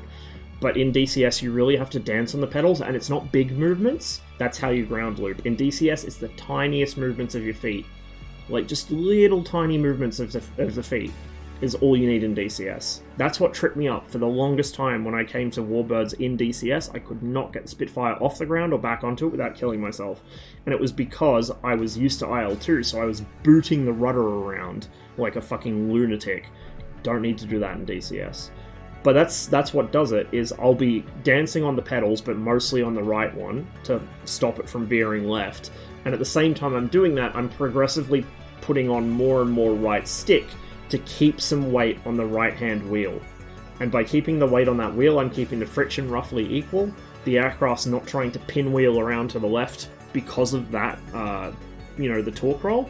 And because the rudder's keeping the nose tracking more or less straight, it's not, the slipstream's not as much of a factor anymore. That's how you get a Spitfire off the ground. If I'm having a dumpster fire, I'm all out of coordination, and so you'll see the aircraft ride up on its left wheel because I'm not giving it enough right stick. And then you'll notice that how that makes the yaw tendency, the fucking ground looping tendency, much worse when that happens.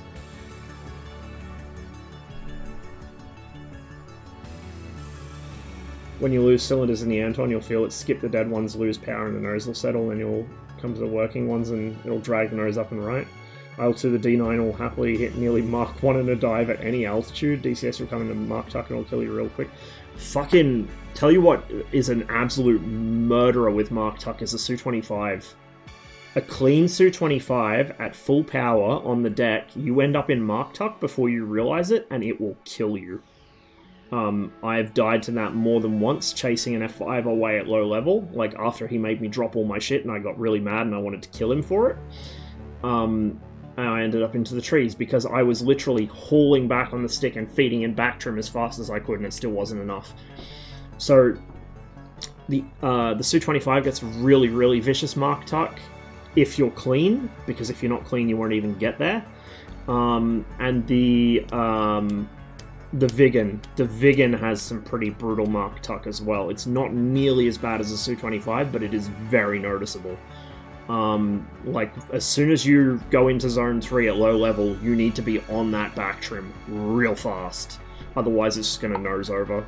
And at Zone 3, that doesn't give you a lot of time to react. Really doesn't give you much time to react at all. Wonder how the Hellcat compares to the P-47 since they have the same engine and similar-ish airframes. Not as similar as you would think. The wing plan form is very different, and most of what makes a plane is in the wings, particularly a World War II plane. So the fuselage is similar, it's a kind of tubby thing, but the wing is what's going to make the difference there. Also, you've got to remember the Hellcat was just a regular radial. I think, well, it's the same engine, but I think it was supercharged, but it was not turbocharged. The P-47 was turbocharged. That was its whole thing. That was also part of the reason the aircraft was so large, was to fit a turbo into it. And that's going to give you much, much better high altitude performance, like enormously better. Well, the fat body isn't really going to change much. All radial engine aircraft have fat bodies.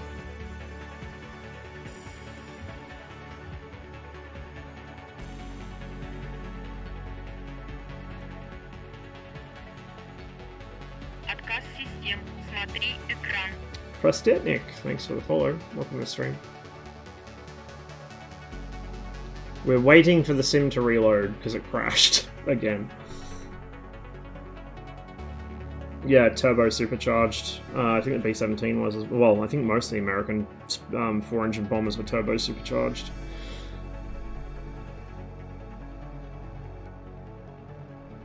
Keneally Supercruiser Sabre at DCS at high altitude. Yeah, the F-86 in DCS is really fast, like ridiculously fast. You do lose controls because the ailerons start reversing on you and the tail begins to lock up, but it's real quick.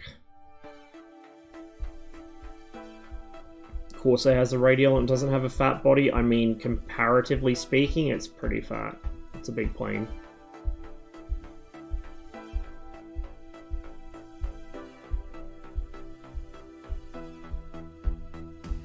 Need the Liberator in DCS. We need all the 4-engine bombers in DCS. The Community Lancaster project's looking really good. I'm really hyped for that. And I also just love how they've, just by dint of existing, they've disproven the common DCS law that you can't have more than 2 engines. Turns out all you need to have more than 2 engines is an EFM, which every third-party dev has access to. How many billion add-ons are you loading? That's not a bad shout. Actually, let's check how many add-ons I am rolling at the moment.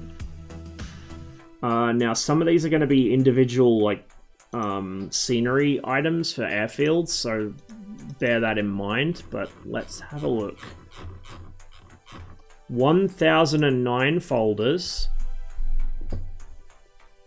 Size on disk. Oh, no, sorry, it's more than... Oh, no, because subfolders, disregard. So 1009 items, which is the top level folders. Subfolders would be more.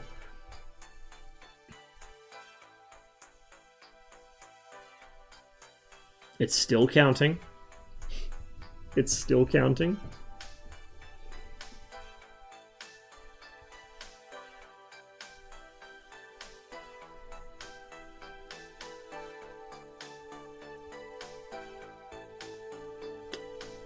We're up to 250 gigabytes and it's still counting.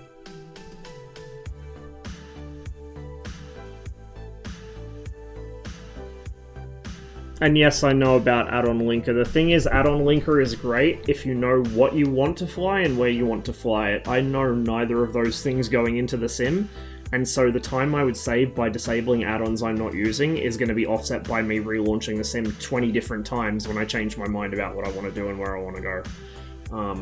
So yeah, I do have add-on linker, I just don't bother with it because it doesn't seem like it would be much use to me. 533 gigabytes, which is 1009 top-level folders, 1,149,280 files, and 19,559 folders, all levels. Oops. So I have a couple of mods running.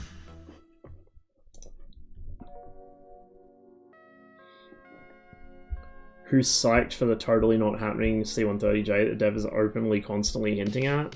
It'll be interesting. It'll be interesting. I would have preferred a C-130E or something, one of the older ones, but you guys know me. As long as it doesn't have glass, I would prefer that. Spring cleaning? No, I need all of it. I need all of it. There's a couple things in there that I might get rid of, but most of it I actually use. Or will use in the future.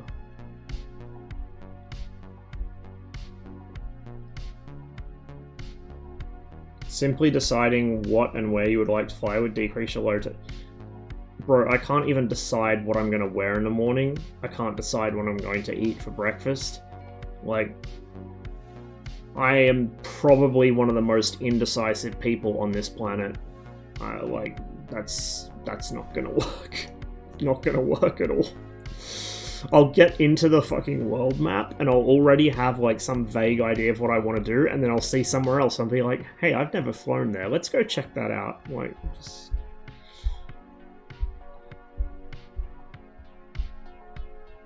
Back to lurking. Kids being a menace at the moment. Should have named him Dennis. Or Denise, if it's a girl. I'm gonna grab myself a drink while I wait for this to load, guys. Bear with me.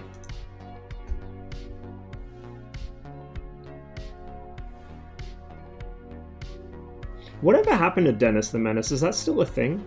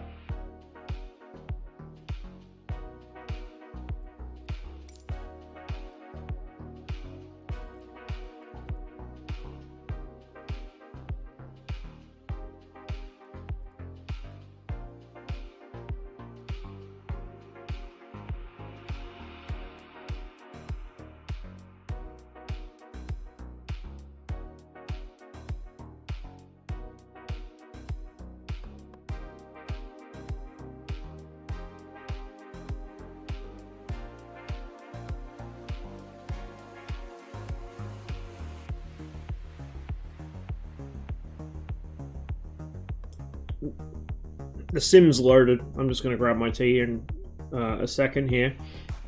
But just a point of order, it turns out that Eastchurch Airfield does in fact still exist. It's just become, it's been moved. So it looks like they built what appears to be a prison on or near the side of the original airfield. And the original the new airfield is just like a short single runway strip. Which is interesting.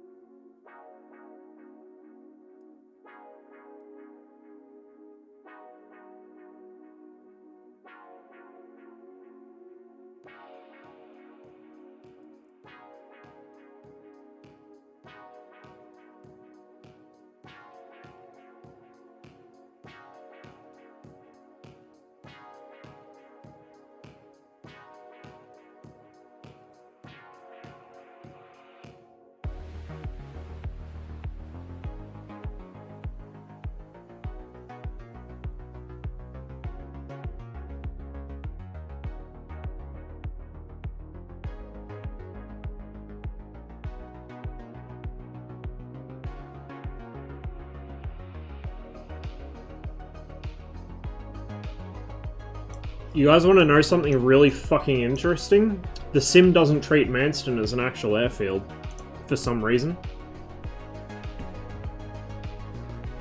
So they must have closed it. In which case, I don't know what the fuck they use it for now, because that is a major concrete runway airfield. Like, what the fuck? Here, I'll show you in a second once the OBS captures the window again. Look. There's Manston Airfield. There's no parking spots. It doesn't have a runway listed. I can't select a spawn there.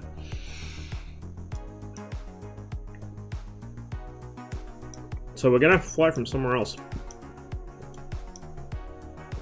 So, why don't we... Huh. Never mind. I was going to say, why don't we fly from Hawkinge?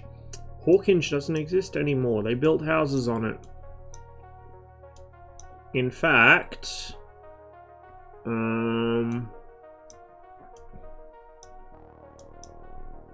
yeah, this used to be Hawkinge Airfield.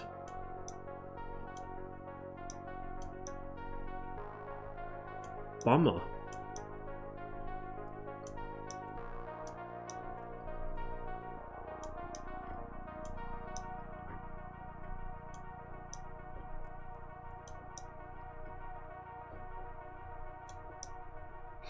How about... yeah, let's start down here at Lid. We can go Buzz Kim's house because he lives somewhere around the Romney Marsh. We can check out Dungeness Power Station, which is a nuclear power station. The Romney Marshes were used during World War II for a lot of chemical weapons testing, so it'd be interesting. It'd be a fun excursion.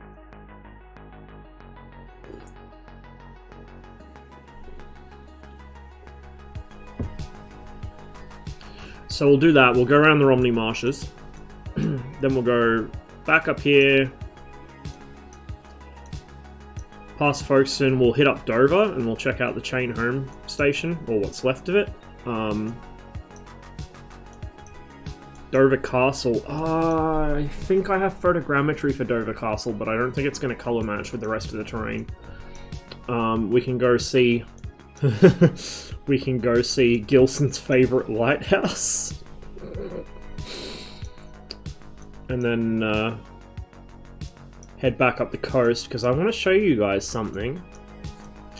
I'll show you guys something all the way up here at Orford Ness. That sure looks interesting, doesn't it? I wonder what that could be. So that's what we'll do. We'll start down at Lid. And we'll take the 414, which I have been really enjoying, aside from the aforementioned flight model issues. I'm not sure why CCM's mod seems to not be fixing it, because he did fix the stall behavior. It might just be that an update to the aircraft is overriding what he changed.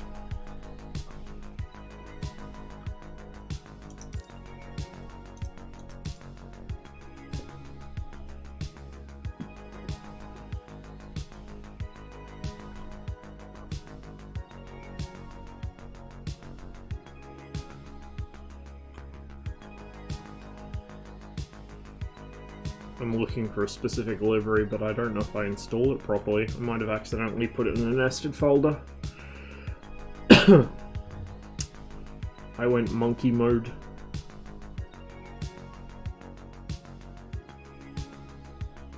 That's annoying.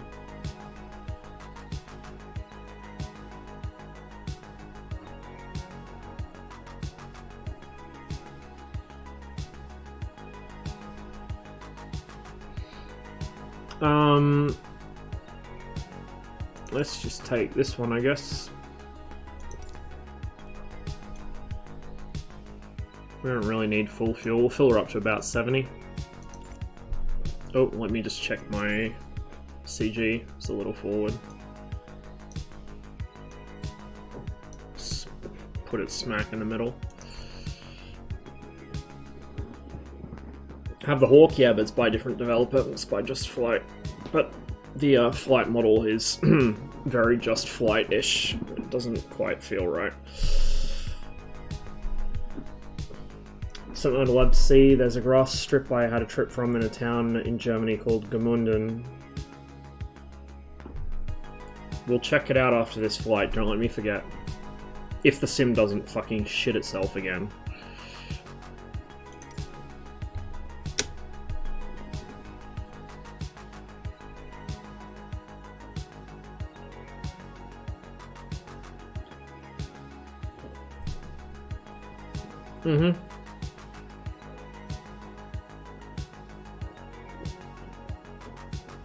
With the love they put into the 310, I will happily buy whatever Milviz release. Now, with that said, the 310 still needed some tweaks to stall properly, but otherwise it was very, very good. So yeah, I'm really happy with the 310. I absolutely fucking love it. So I'll happily buy whatever they release. I wish this fucking thing worked. Fuck this write-off. Give me more of this. Oh yeah, look at that beautiful CRT. Wish it actually worked. Okay, so I'm going to move my view just slightly up. Oh, maybe not that far up, because I need to... right about there. And we might... Actually, I don't really need to zoom it out. Let's open the window. Get some fresh air in here while we start playing up. I wish I knew where the click spot was to open the fucking EFB. It should be around here somewhere, but it won't open the EFB. I could check the manual like a, you know, smart person, but we don't do smart things around here, so I have no clue what I need to click to bring the EFB up, because I want to put a copilot in it, but whatever. Okay, let's see. I want the battery. Put the fuel pumps on low.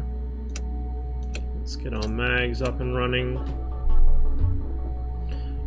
Mixture's full rich. Props all the way up. Prime the left engine.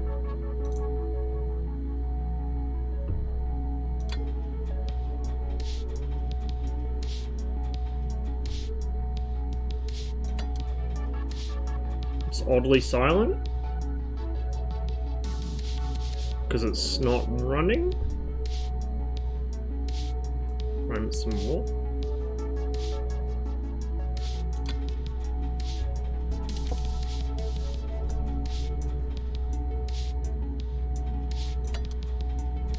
What am I doing here? Yeah, mixture's all the way up, props are all the way up. Throttle's cracked. Maybe I've got the throttle too cracked. Probably do.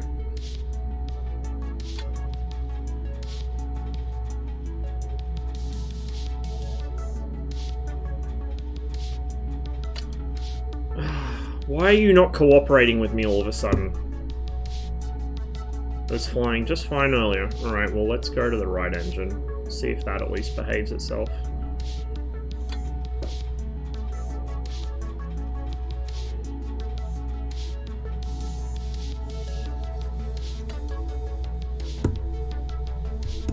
Bro! What is going on here? What am I missing? Mags are on. Those 4 red switches are the mags.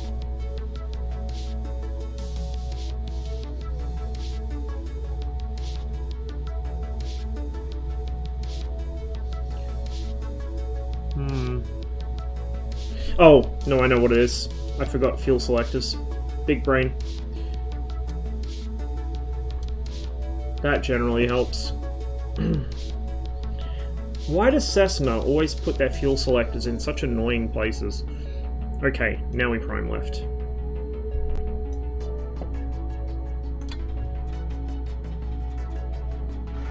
Hey, that's more like it.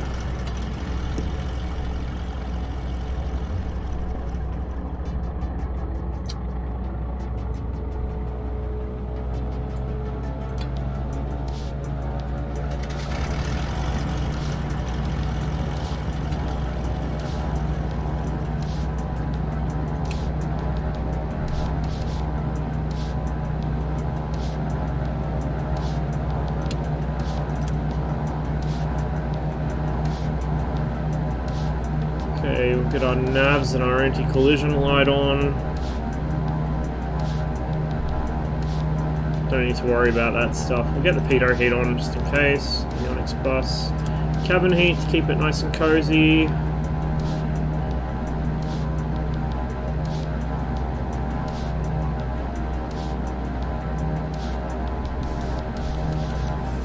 Flip all those on just because I like having the cockpit lighting on even if it's not actually dark. Test all our lights. Cool.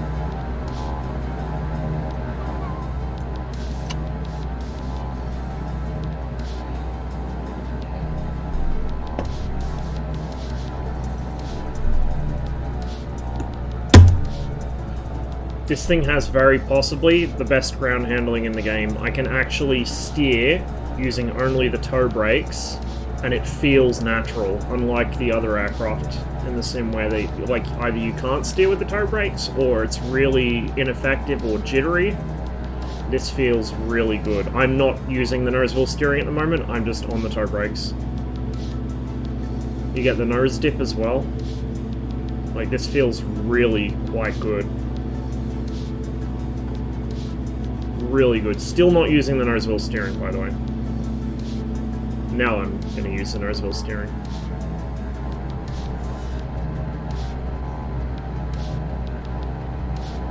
What's the wind doing? I'll have to tell from that. Oi! Bro, it's a fucking taxiway.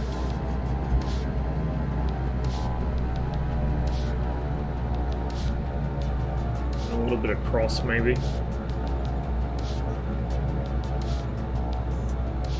Let's check our trim. We'll give her a little more back. We'll give her one stage of flaps. I'm all over the taxiway myself, so I can't really criticize that bus driver.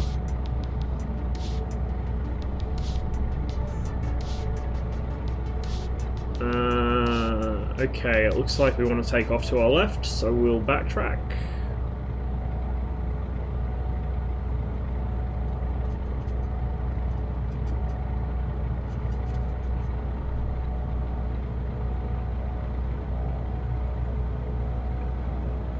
Or at least so I thought. Is the wind going this way, or is it... Have I got the classic situation, which seems to happen a lot at Lid, actually, where there's wind doing two different things at both ends of the runway? Because, yeah, I'm going to have a tailwind down here. Fuck me. We have 5 gusting to, like, 7 or 8 knot. Actually, no, sorry. Each 3. I'm dumb. Each thing is 3 knots, not 5. Brain no work. So 3 knot gusting to maybe like 4 or 5. That's not too bad. We can live with it. We're not super heavy. Much. Combined nose wheel steering plus toe braking, and this is very effective.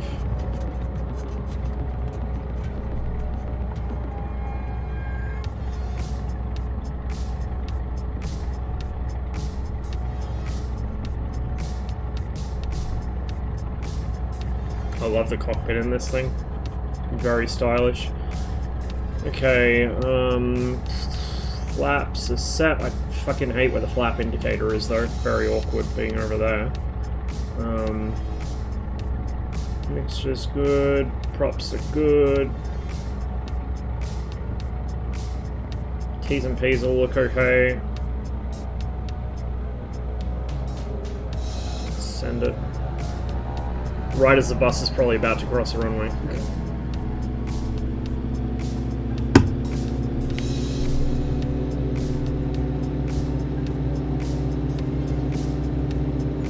Give her 35 inches to take off. A little bit of left rudder to counteract that.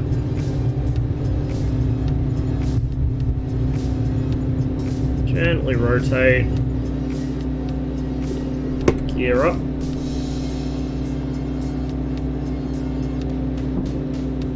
Yeah, the wind is doing 2 completely different things at the different ends of the runway. God, I love it.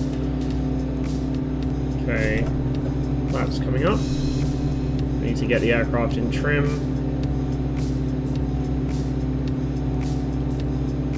And keep her up above blue line now, just in case we lose an engine, which I don't think we will, but just in case. Well, that was some turbulence.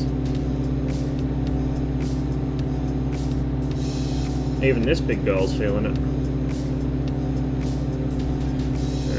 Wind back the revs a touch. Come back to about 2550. Back the manifold to about 32 inches.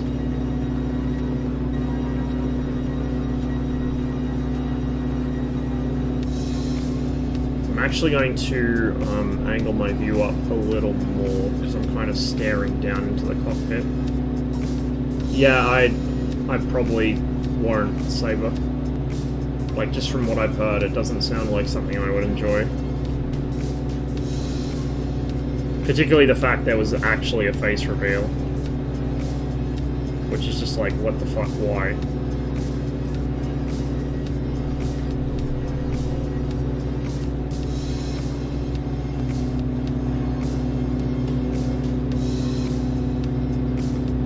Quite a bit of rudder to coordinate turns in this.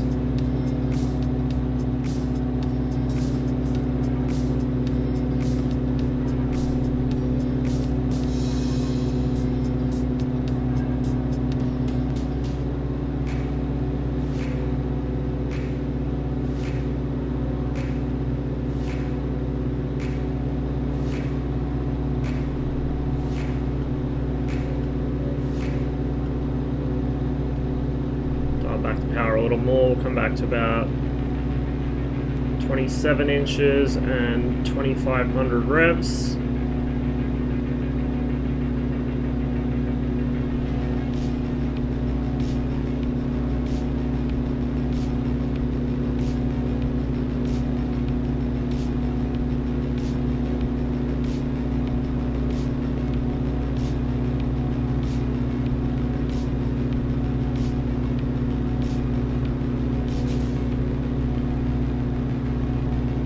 Yeah, I don't get the point of taking him out of the suit and out of the helmet. Like, if you want to humanize him as a character, it's much more effective to show little bits of human interaction while he still appears to be completely a machine, like they did in the games.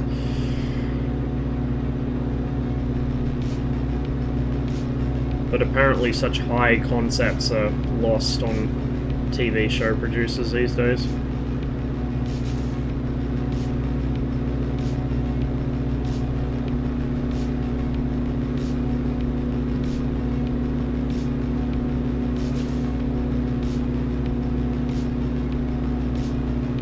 I think 4 would have been a decent game if it wasn't a Halo game. Like, if it had been any other IP, or if it had been its own IP, rather, it would have been an okay game. Not like a great game, but an okay game. But as a Halo game, no. I really intensely disliked it. Like, it just felt like they were doing a lot of shit just to go through the motions. And a lot felt really phoned in to me. Particularly with regards to the setting and the enemies. They just completely phoned in. So yeah, this is the Romney Marsh.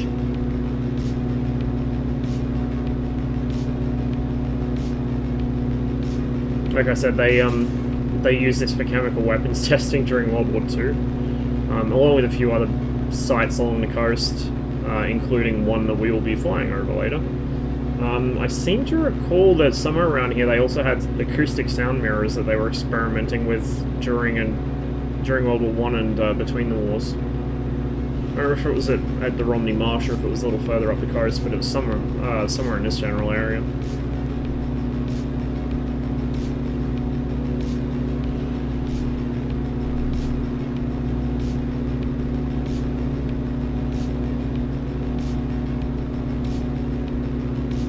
The whole premise of 5, just from what I read about it, sounded like a fucking terrible idea to begin with.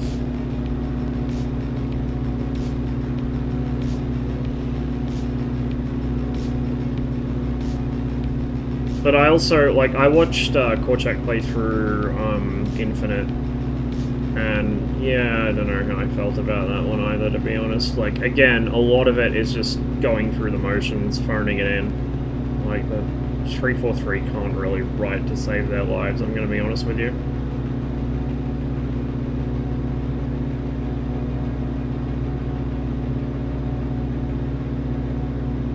Like, it kind of feels like after 343 got the franchise, the whole, like, dynamic between Master Chief and Cortana turned from, like, actual complicated relationship into fucking high school drama.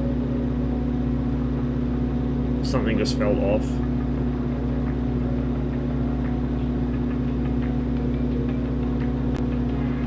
We can see France from here already. It's a French coast in front of us. So this is Dungeness Nuclear Power Station, which the sim does no justice to at all. I'll have to see if there's scenery for it. I bet you there is. Some weirdo has probably made scenery for it and put themselves on a watch list. My kind of people.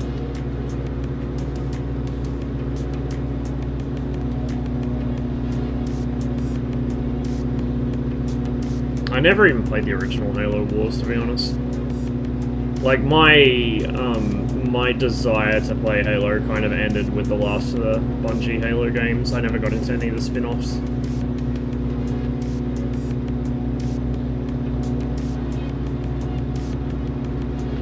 Can I get a collective F for everyone whose houses are down here on this sandbar for, like, the next 50 years?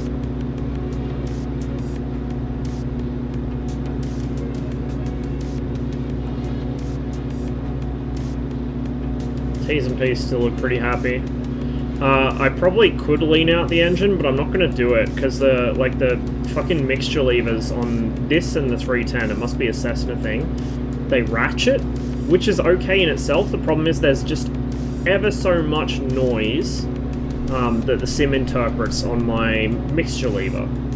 It's just enough. It doesn't do it in the 310, at least not that I've noticed, but in this aircraft, if I move the mixture lever out of full rich, it will just constantly make the ratcheting clicking noise constantly. It will not stop no matter what I do, so I've just been leaving it in fucking full rich.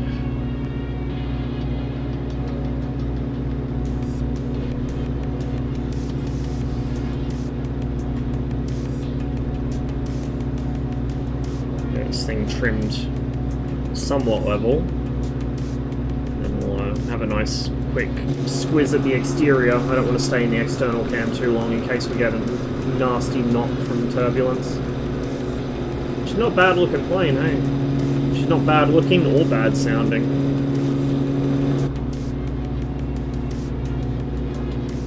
So I'm using a texture mod for the interior. It changes the carpet to the fucking 70s special. It also changes a lot of the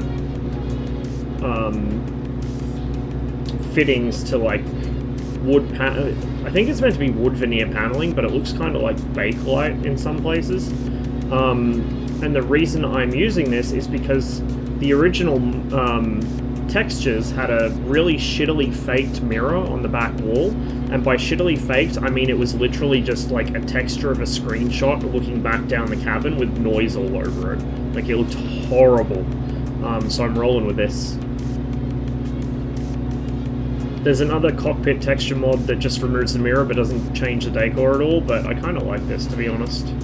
Give me them 70s vibes.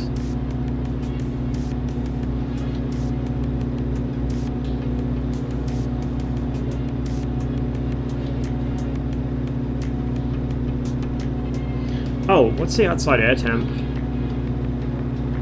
Oh, it's only 20 degrees. I thought it'd be hotter than that with all the thermals we were getting. Interesting.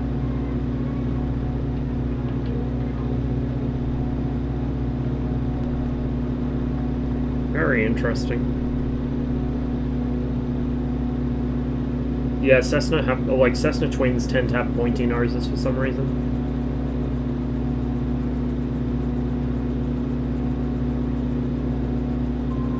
Not at this altitude, it won't recover. I'll climb a bit and I'll try one.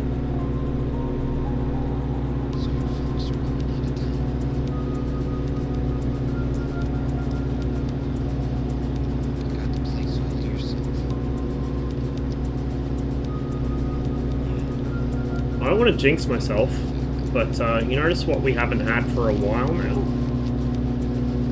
Mind you, that might change as I fly out of the preloaded area.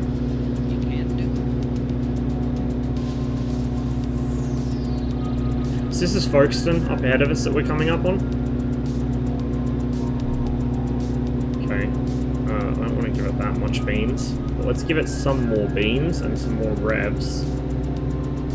Let's see if she'll do it.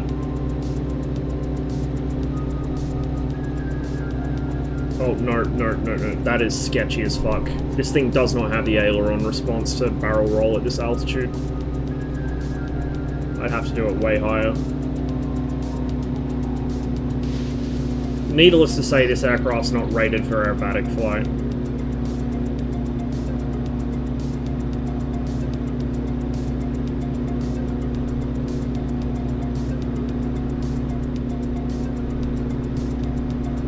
Snap roll?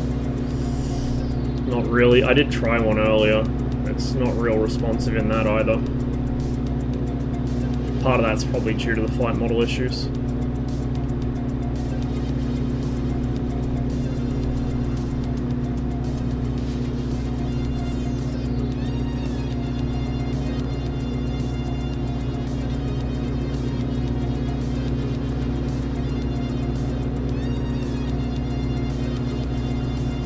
Difference between brave pills and not dead pills, Saber. Like, it literally cannot recover at this altitude. So that was Folkestone. Here are the famous white cliffs, which to be honest are kind of underwhelming in the sim.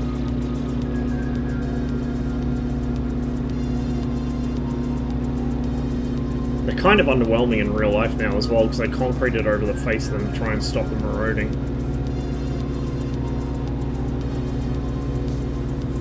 I mean, a proper barrel roll is only a 1G maneuver. If you're losing a wing in a 1G maneuver, you've got bigger problems.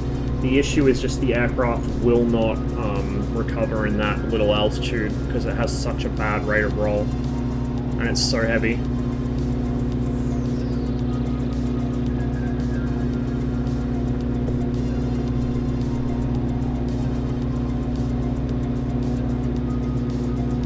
Do you agree barrel roll's just aileron plus opposite rudder without elevator? I mean, I'm not an aerobatic pilot. There's an actual aerobatic definition of a barrel roll, and I don't even remember what it is. It's not something I'm ever going to do in real life. I'd like to have the opportunity, but it ain't going to happen.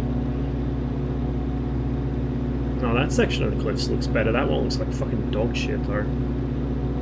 I need to figure out if I can disable that. I think there's a custom scenery that replaces them with a better version. This is the port of Dover.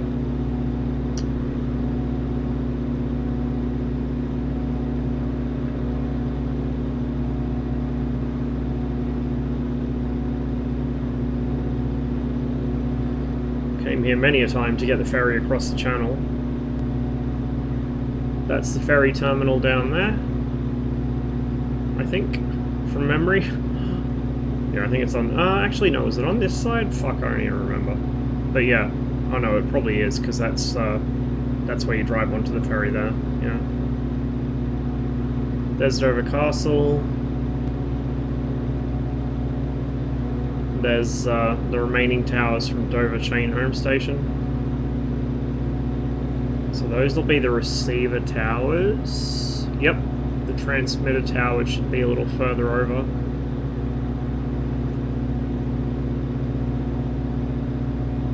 If they're still standing, they might not be. They've actually repurposed the remaining towers. They use them as comms towers now, so they got like fucking cell phone shit on them.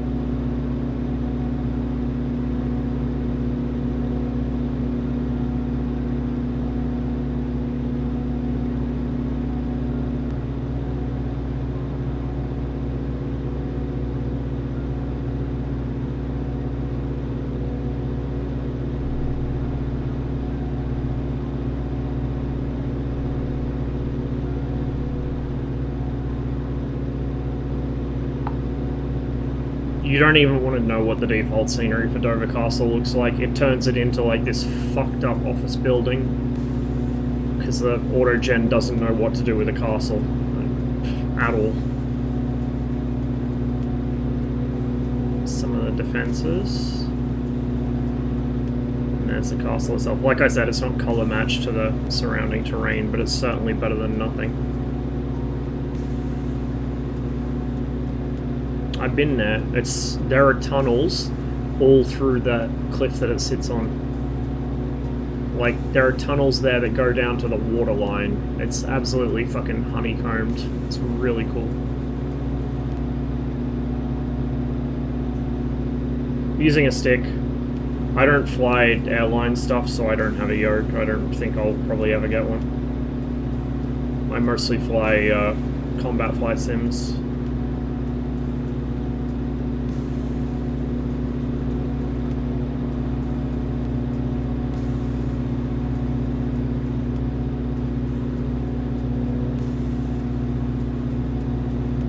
So the receiver towers are still there, but the transmitters are missing, so they must have pulled down the transmitter towers. The Dunkirk, that's English Dunkirk, not French Dunkirk. The Dunkirk chain home station's still a thing as well, or at least part of it, so we'll be able to fly past that a little further up the coast. We actually kind of went past it on the way down, but didn't see it. So we would have just overflown Gilson's favourite lighthouse at St Margaret's.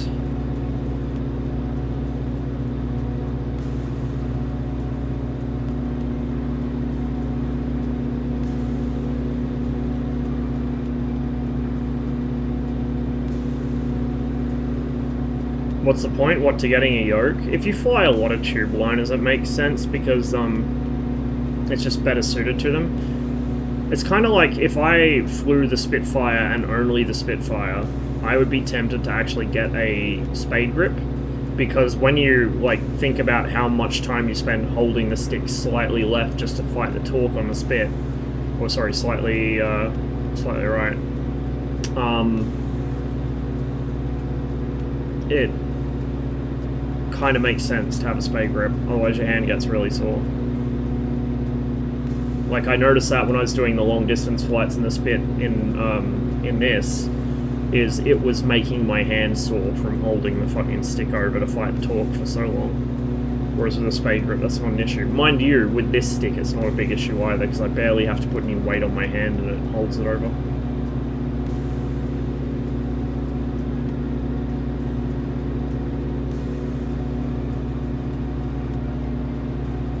Canola, ugh. Good thing all the windows are closed.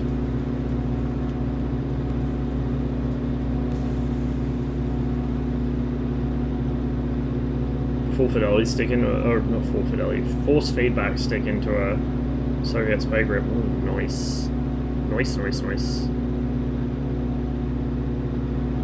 It's weird, so remember how I said, like, well, I've said this multiple times now on different streams, but the AI tries to color match satellite imagery. It blue shifted the fuck out of this. I don't know why, but it blue shifted the fuck out of all of this, which is really interesting. Must have done it for a reason, I just don't know what that reason was.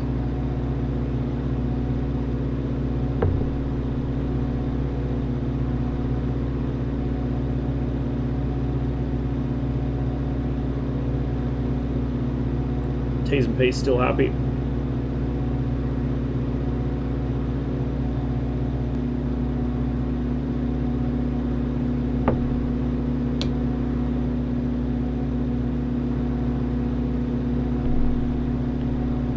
I'm going to pick up a bit of altitude here because once we get closer to Orford Ness, we'll want to be a little higher up to see it.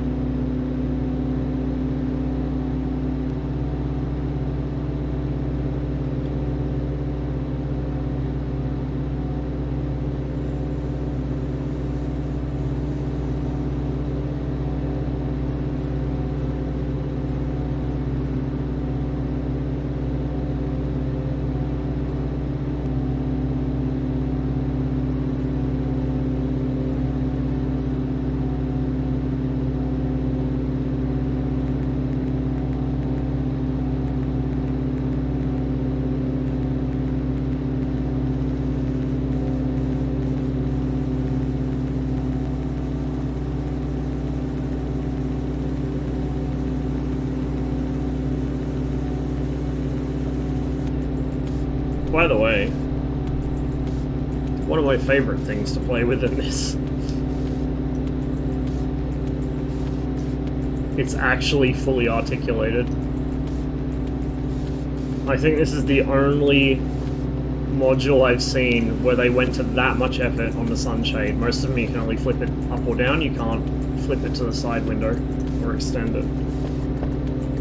Neat little detail. I would have rather they actually make the aircraft stall, you know, but hey, you win some, you lose some.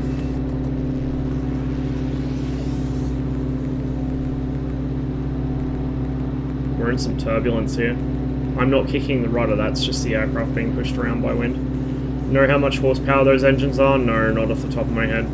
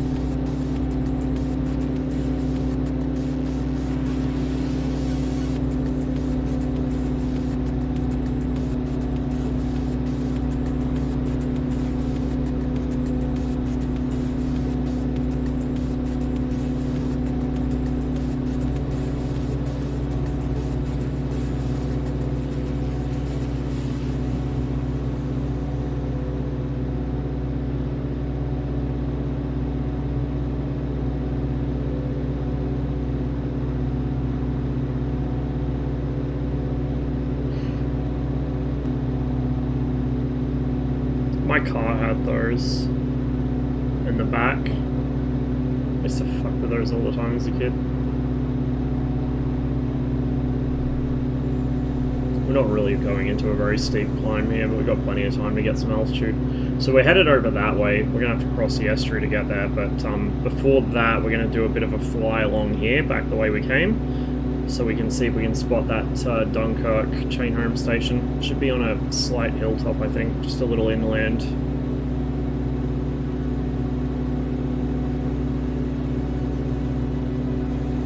Yeah, totally. I think these engines are actually turboed, from memory.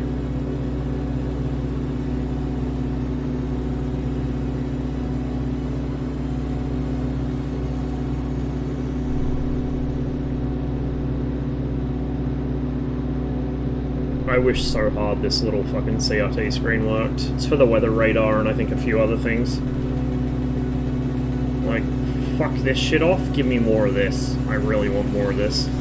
I love the displays on all the radios as well, like the clock. This is a clock. How cool does that look? The only way it could be any cooler is if it was fucking Nixie tubes.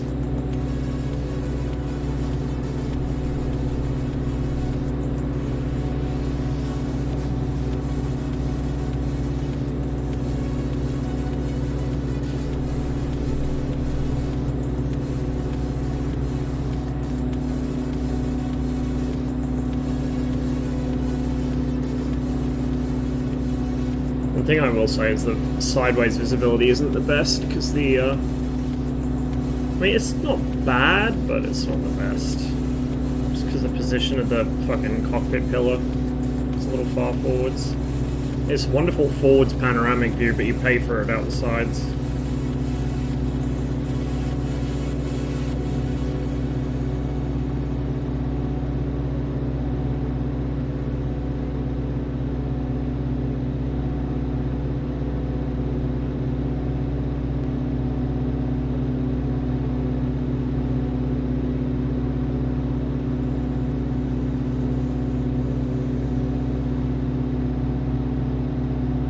So we're still getting pushed around like the Jabiru was, but it's a lot, not gentler, but it's slower. It's easier to react to, because we're in a heavier aircraft, right? So the pushing's still happening, it's just having a little less of an effect. It's a little more damped by our weight.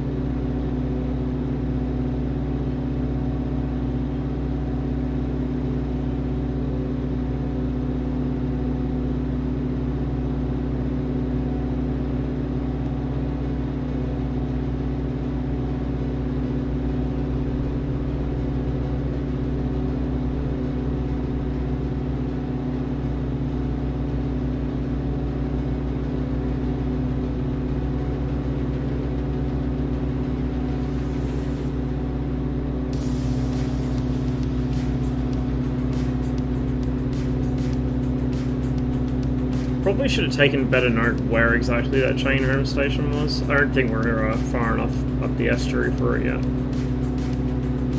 But it is going to be a little ways inland.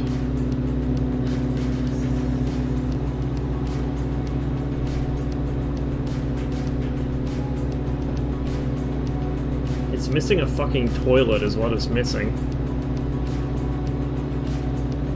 Got all the other mod cons, but it doesn't have a toilet.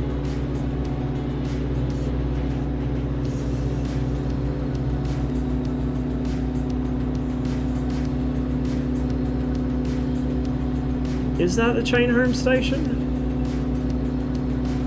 It looks like just a regular radio antenna.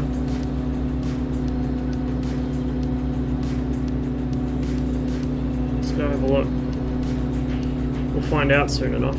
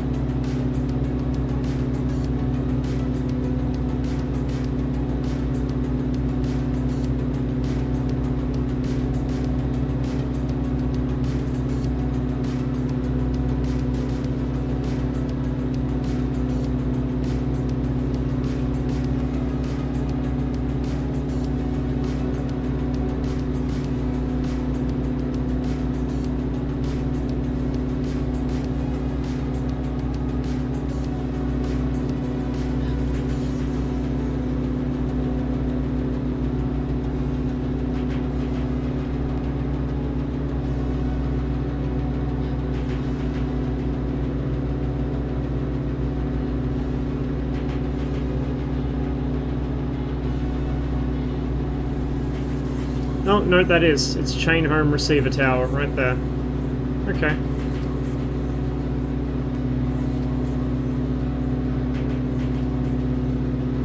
So you can see it's a metal lattice work, and then it's got those platforms hanging out to the sides. What you can't see are all the cables. So usually the receiver towers would be grouped up together and there'd be cables running between them, and the cables were actually the reflector. So a single tower like that wouldn't really be much good, but a whole series of them linked together would be.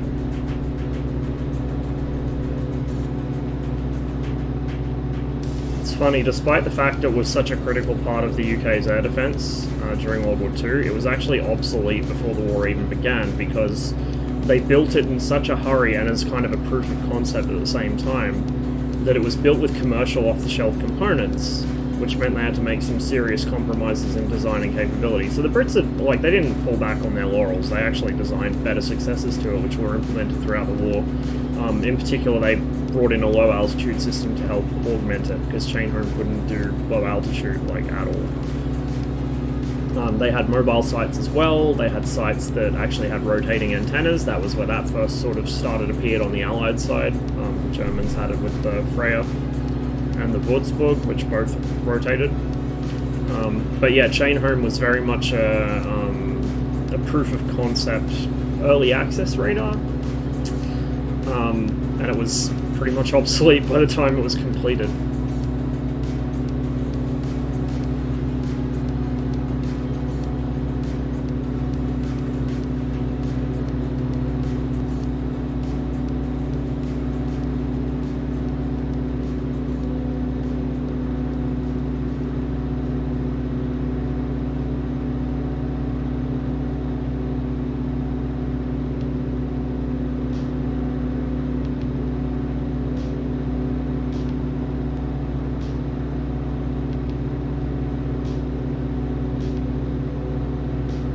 So East Church Airfield should be just by that T-shaped field. I think I see it. Yeah, I see possibly runway markings along that strip. It's either there or it's that there. Either way, it used to be a fully big-sized 3-runway RAF airfield, so the original airfield obviously got demolished and probably built over, and they replaced it with a little civvy strip.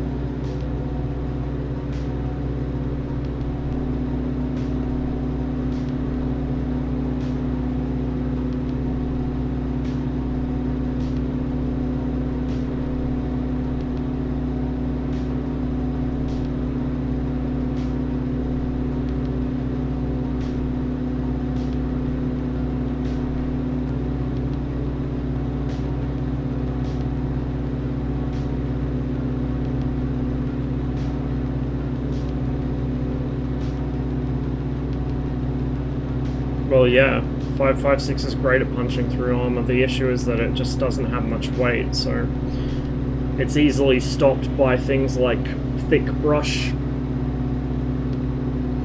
which is an issue that they ran into with jungle fighting, is that the 5.56 would get deflected by shit like branches, or not even branches of trees, but thick leaves.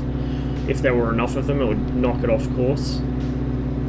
Obviously, if you still got hit by it, you'd be fucked, but it would actually, it's called brush bucking, it deflects the round by just enough that it's going to miss what it was shot at. The larger, heavier, slower rounds are better at that kind of thing.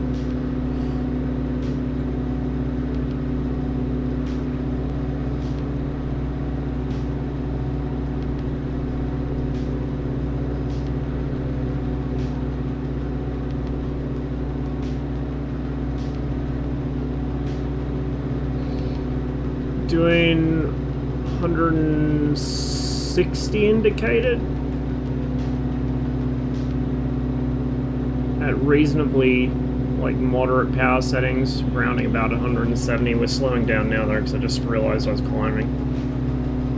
too bad.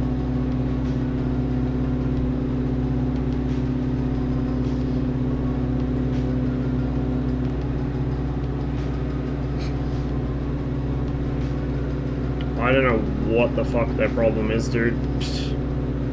Jesus Christ.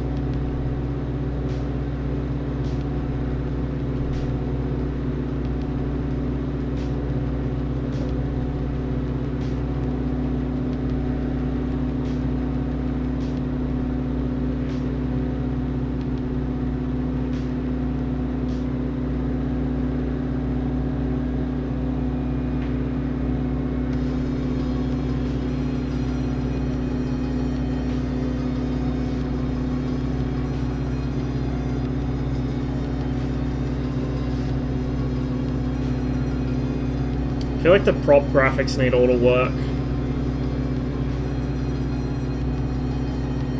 Need a lot of work. The props themselves are quite interesting. The tips are bent backwards. And that's done to reduce noise, apparently.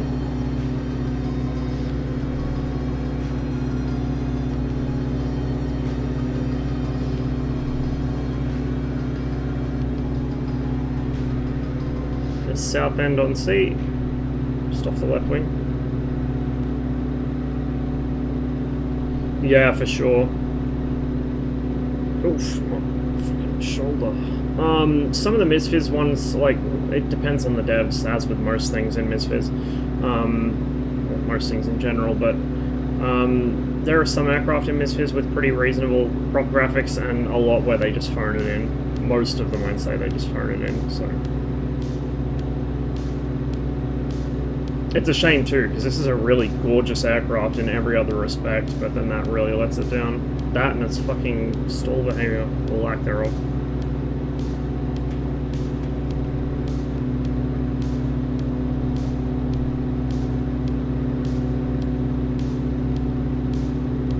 Orbit? I don't know.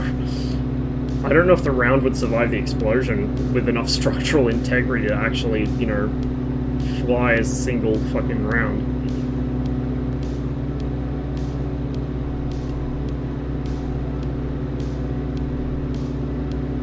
Yeet that motherfucker into orbit. Like the, was it the, manhole cover they put over one of the nuclear tests?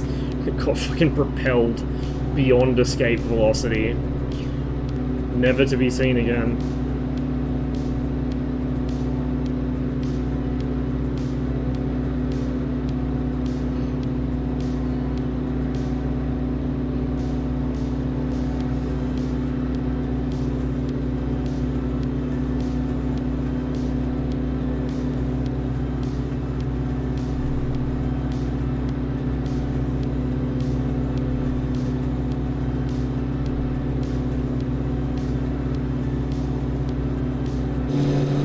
We vibing.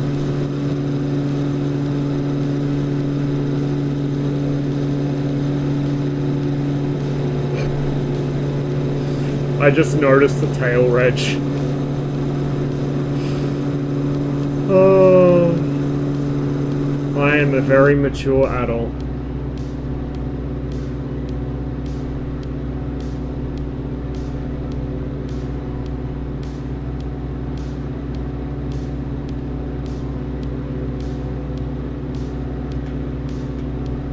DCS clouds better than these? Nope. Nor is the DCS weather system what is left of the DCS weather system. We actually lost weather functionality in DCS so that they could do the new cloud graphics. The new cloud graphics can't be seen on radars that should see clouds, like the MiG-21. They do not obscure any sort of infrared or electro-optical sensors, including heat-seeking missiles or the Erst on the Soviet 4th gens. They don't move with the wind because they are presets made by static textures which are then projected over the map. Like, literally, the new DCS clouds do not move. And you can change the layout of them, or like change where they appear on the map by editing a texture file. It's janky as fuck. I wish that instead of giving us the pretty new cloud graphics, they'd done the weather, like the actual weather backend first, and then done the clouds. But the clouds look pretty on promotional videos, and weather backend that actually makes planes behave the way they should doesn't. I don't know, it's like, I feel like something somewhere in terms of their development priorities is all fucked up, because a lot of shit which doesn't actually improve the game but makes it look good gets pushed over stuff that would be a massive fucking improvement to the game, like ridiculously large improvement to the game.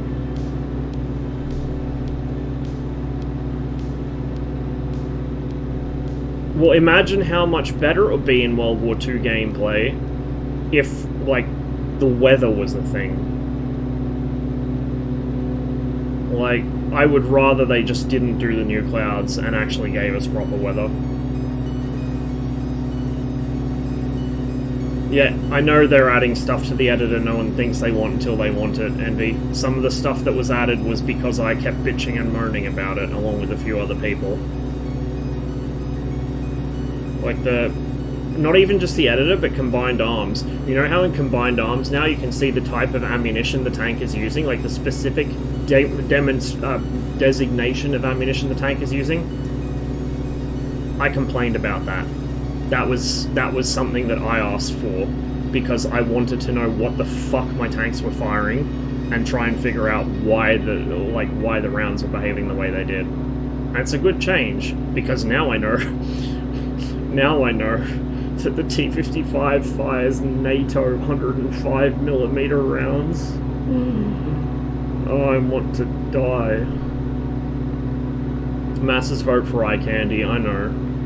And that's why game development should not be a democracy. That's why you should not listen to all of your players. You should listen to the players who actually have enough brains to have good takes. Like, this is what happens when developers listen to their overall player base. Your overall player base are fucking monkeys. They don't know anything about game design. They don't even know how to play the game competently, let alone design one. Why would you ask them for input? They don't know what the fuck they're doing. Ignore them.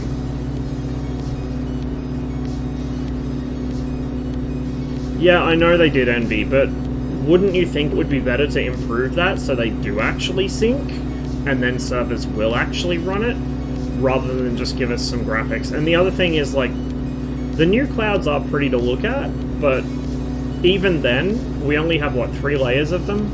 We have 4 wind layers in DCS, 3 of which are editable, one of them's tied to the layer below it, and, like, 3 cloud layers.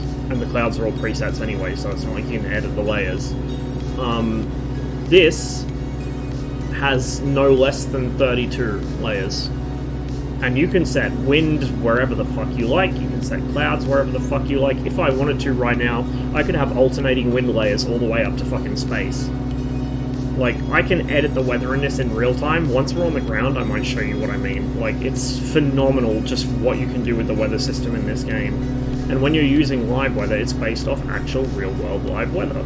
So it might not be exactly the same cloud formations, of course it's not going to be. No one's standing out there with a camera making sure it's 100% correct, but it's going to generate the same types and size of clouds that you're actually getting outside. It's going to generate the same sorts of air currents you're getting outside.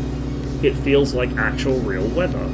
Like, I say this as somebody who, having flown all 50 odd of their hours in a very lightweight aircraft, I have a bit of experience of what weather feels like in a plane.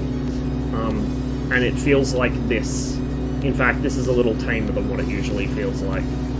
It doesn't feel like DCS. That's probably DCS's biggest fault as a flight simulator, is it doesn't actually simulate the feeling of flight very well. It simulates the aircraft beautifully. Like, don't get me wrong, DCS simulates the aircraft fucking beautifully. And some of their systems as well, not all of them, but some of their systems.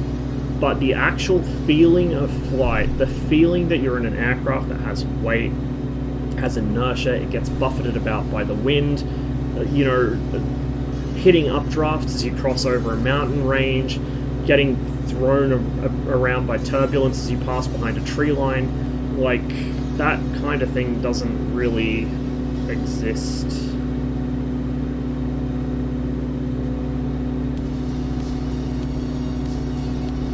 Oh, Cotti made a whole thread about it, Seal.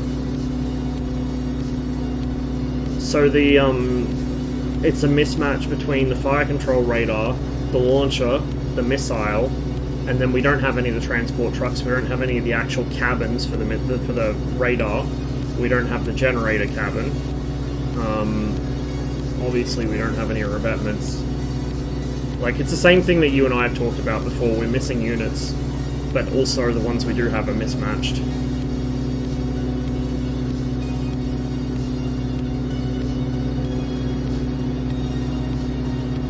Yeah, like, the thing is, if DCS had the feeling of flight that this does, I could overlook a lot of its other sins.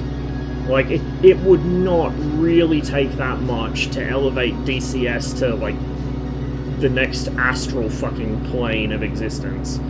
But it just never quite seems to get there. Which is really sad, because it's really the best we've got as far as combat flight simulators go. X-Plane, what about it? This is MSFS. I don't have X-Plane.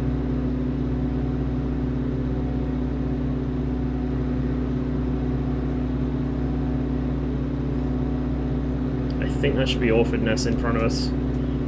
Last time I did this fly was in a Spitfire, it was a lot quicker. A lot quicker. I think that's Harwich down there.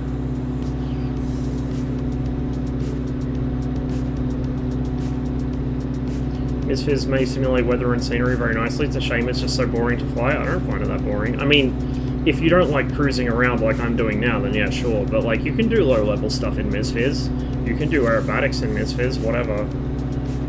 I actually find it more fun to fly than DCS. Flying long distance in DCS is sleep-inducing because nothing happens. Flying long distance in this, you have to be awake. You have to be ready with your feet on the pedals and your fucking hand on the stick. Because the plane will get fucked about by turbulence. X-Plane captures a feeling of flight very well. I've heard that, but I haven't experienced it myself.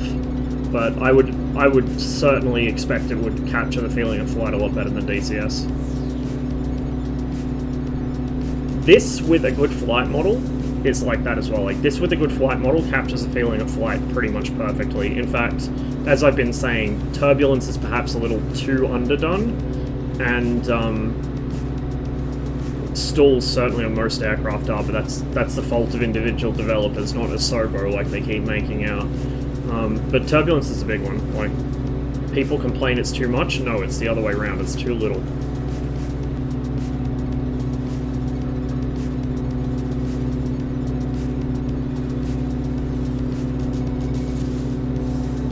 Like, the thing is, Saber, without proper weather or scenery, you're not playing a flight sim. Like, literally to me, the only thing in DCS that's really fun about flying is when I'm in combat or if I'm, you know, doing stunts between mountains or something. But the actual feeling of flight is really... it's not there. That's why I like flying short-ranged aircraft where I'm not in the air very long and I'm constantly getting into fights. If you tried to get me on some long ferry flight mission where I have to fly 3 hours from the carrier, tank up, go bomb something in Iran, fly back for 3 hours, tank up again, then land, I would fucking be bored out of my skull. I would uninstall the game. It would be fucking horrible. Because it would literally, like, I wouldn't even need to set autopilot. I could just trim the aircraft and take my hands and feet off the controls and it would just fly itself. You know, even if you set turbulence in a mission in DCS, it's not actually doing proper turbulence, it's just applying a multiplier and making shit jitter about. Here we go, this is Orfordness. What aircraft are you flying? The Cessna 414. The Chancellor.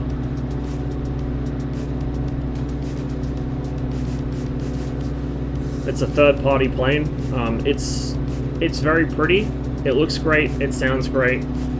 In most respects, the systems and flight are good, but the stall behavior is like many third-party aircraft in MSFS. It doesn't stall, basically, and that's not Asobo's fault. That's the fault of third parties not bothering to figure out how to use the flight model. It's literally 2 lines in the config file to fix it.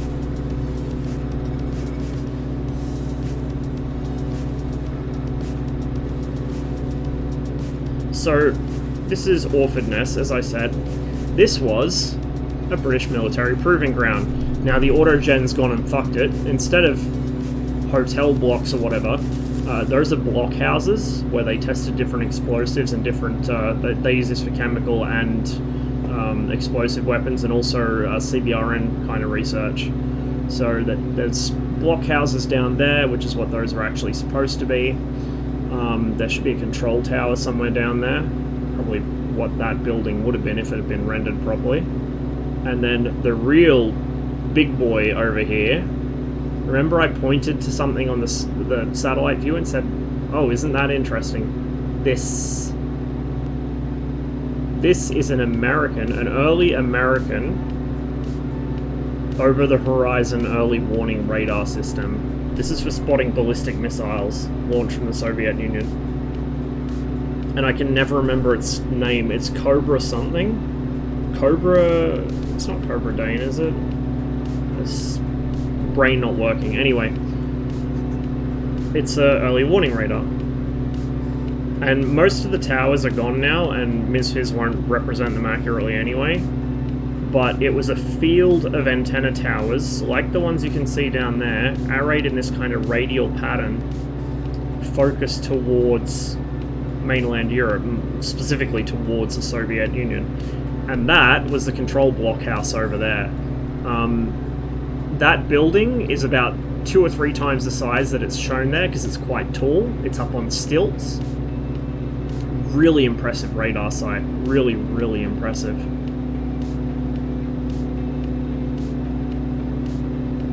Yeah, no, Cobra Dane's the phased array radar, I know.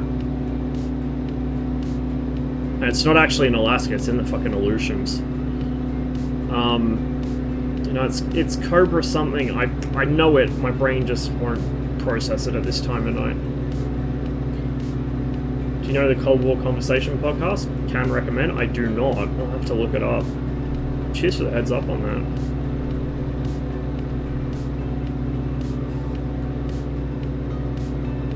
But yeah, it was a very early over-the-horizon radar.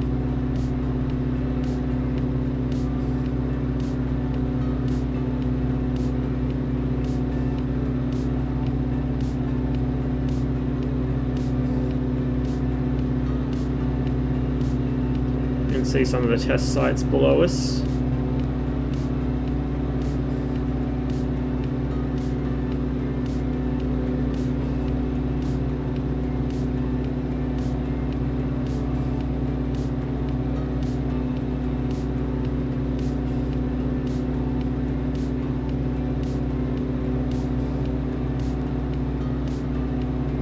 I know everyone's really excited for the 737, but I'm not, to be honest.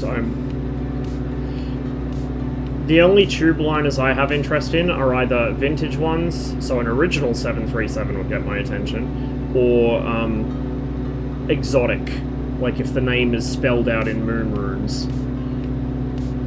But, like, especially if it's glass cockpit stuff, I honestly couldn't care less. This is my kind of tube right here, and it doesn't even work, unfortunately, not on this plane. Rather than flying tube liners, I wish we had a Sukhoi 15 in this, so that when they fuck up their nav and end up over places they shouldn't be, I can bully them. Cobra missed. Cheers, Envy. I knew it was Cobra something.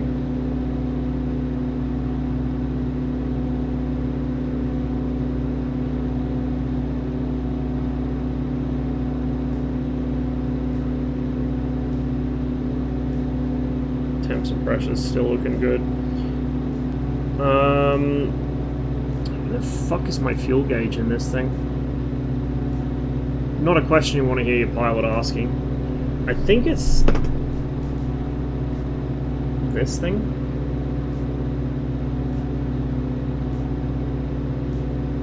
I have no idea.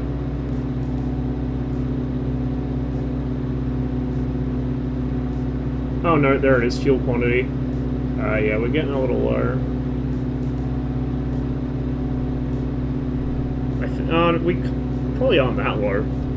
It's probably just reading off the other scale.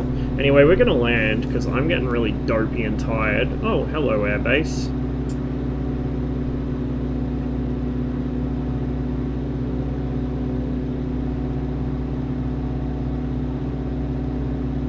So we're gonna land and remind me what that glider field was, Envy. We'll go check that out quickly.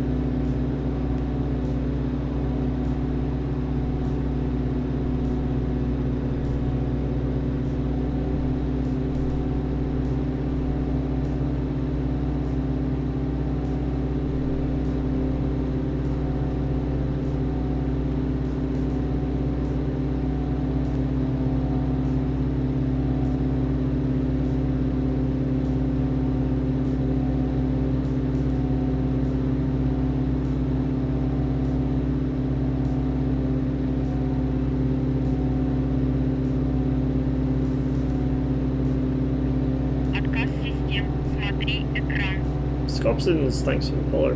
Welcome to the stream.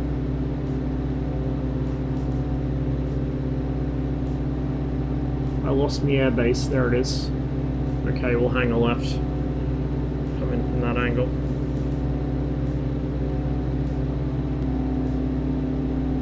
To wake my feet up, way behind the aircraft.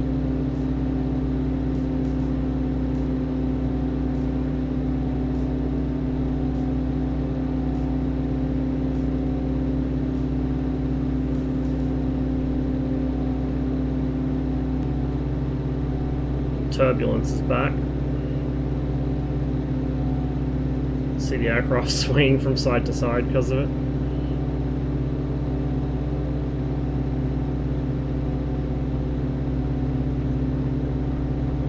There's a runway. Whoa. Oh, that was just a power warning, not a stall warning. I was going to say, that was fucking fast.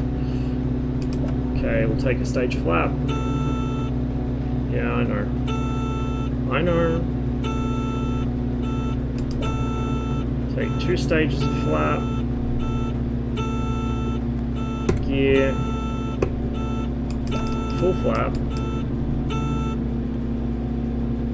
Just trickle a little power on so it stops screaming at me.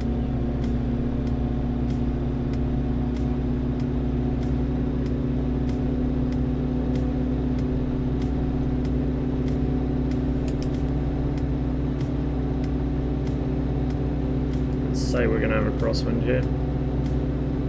Just hazarding a guess.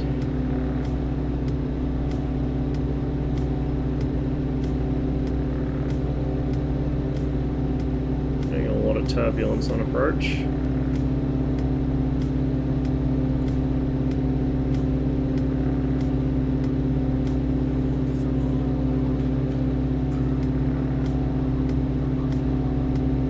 I was gonna do it tonight, but I'm pretty tired, so I don't know, we might do it on the weekend. I probably should be in bed already, to be honest. I don't want to fuck up my sleep schedule too much. Okay, I just want to hold a little extra power on in case we run into wind shear, but we've hit our runway, which appears not to be considered to be a runway by the sim, which is interesting.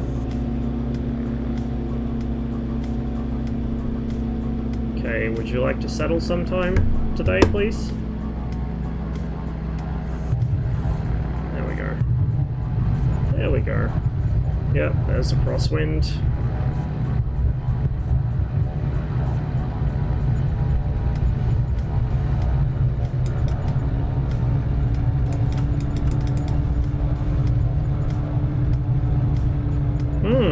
Trees in the middle of the runway, the classic. I could have sworn...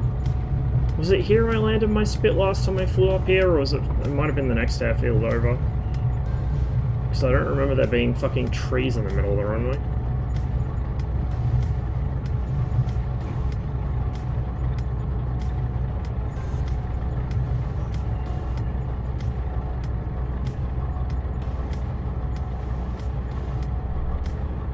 Alright, man. I mean, I could just search it up in the sim, that's the thing. Like, I can type in the name of it and it should pop up.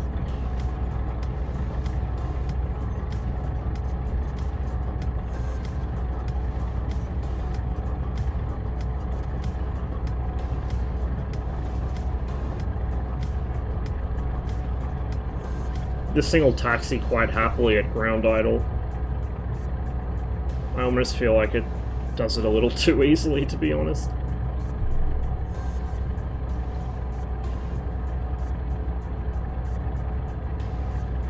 It won't really get moving at ground idle. You need to put some juice on it to get it moving, but once it's actually going, it just happily holds its speed.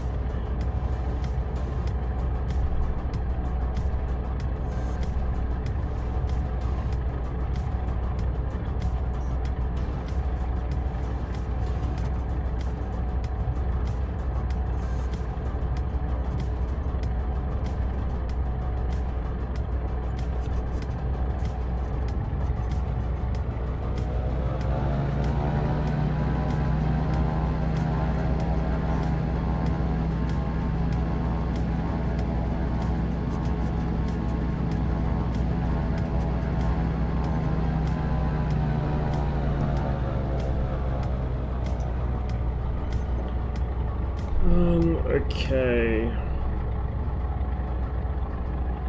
Let's see. Get rid of that. Get rid of those. Turn off the fuel pumps.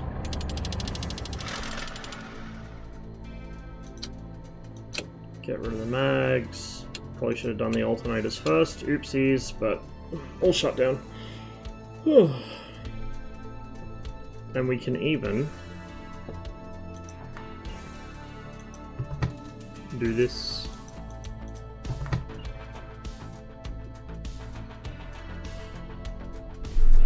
Also, you can see what I mean about the prop tips. They're bent back slightly. So that's apparently a noise abatement thing. They're actually kind of curled over. It's quite a nice looking little plane, to be honest.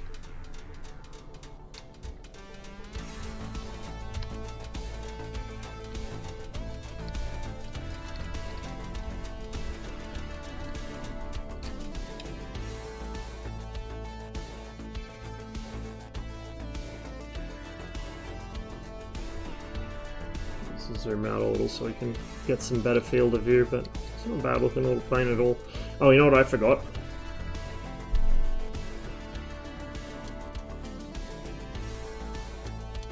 Turn those off. There we go.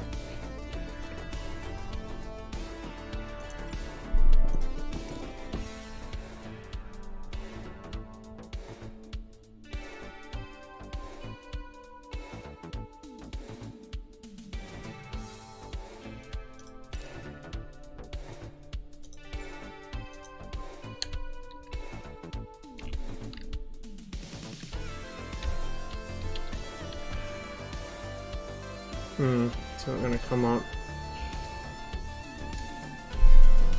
Yeah, if you had the airport code, or the name of the actual airfield, I could probably find it.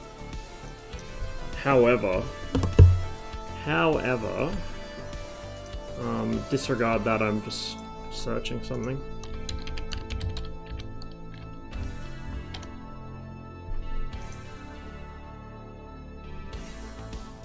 Bavaria. Oh, it's like fucking smack bang in the middle of the fucking country. Okay.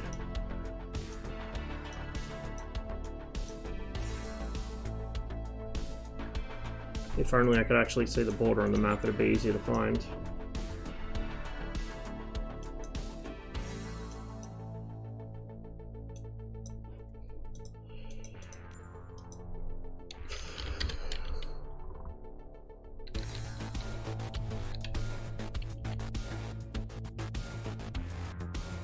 Fentanyl, it doesn't come up.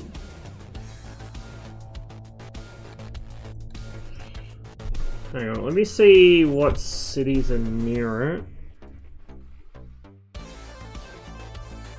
40 kilometers from Würzburg.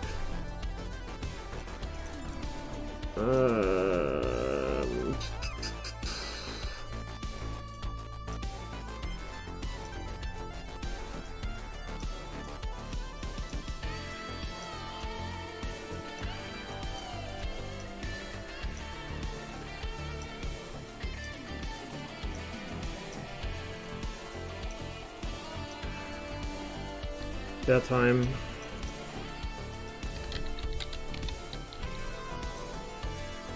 Uh-huh.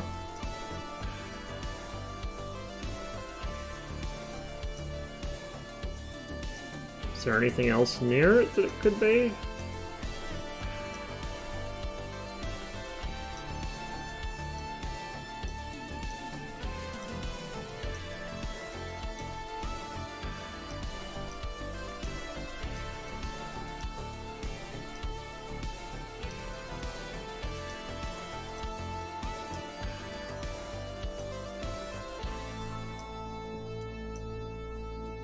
Probably it.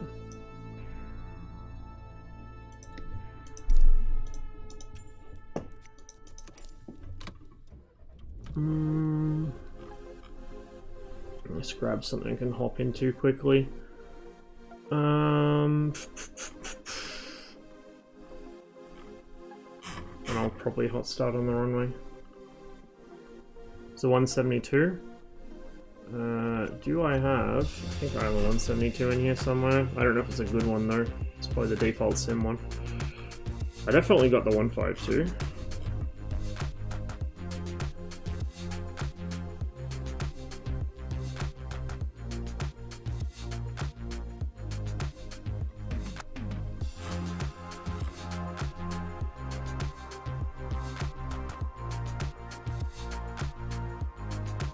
Mm-hmm. 172.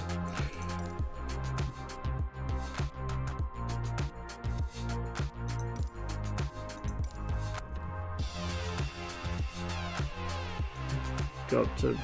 We're not going to be airborne that long, but we'll turn the fuel up a little.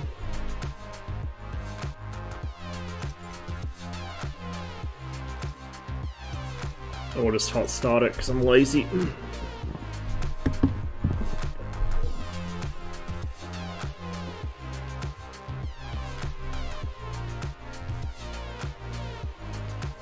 Yeah, next stream, which will be on the weekend, I'll see if I can squeeze some Gunner Heat PC in. I would do it tonight, I'm just too tired, I'm gonna go to bed right after this.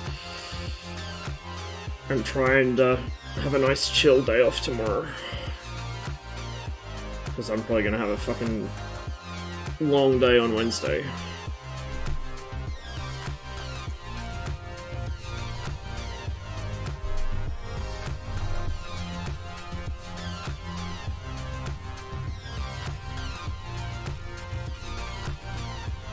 Turn my lights on because I like having them on.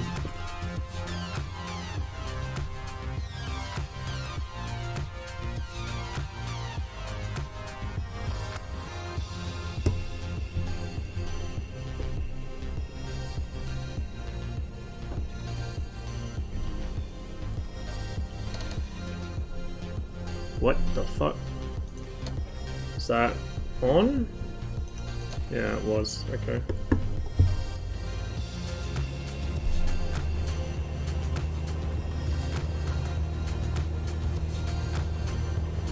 Oh yeah, you'd probably still be able to see it from the air.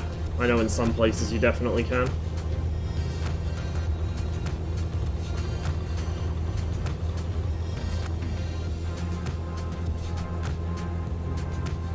Just gonna move my view up a bit so I can see over the nose. Oh, is that really as far up as I can go? Jeez, that's kinda rough. That's as far up as it'll let me go. I can use this, the space bar, to go up, but that's it.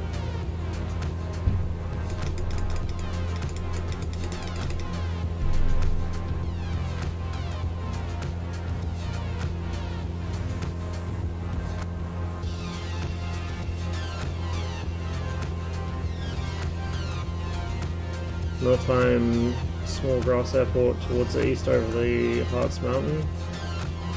Pick a mountain had a Stasi listening post for SIGINT. Oh, nice.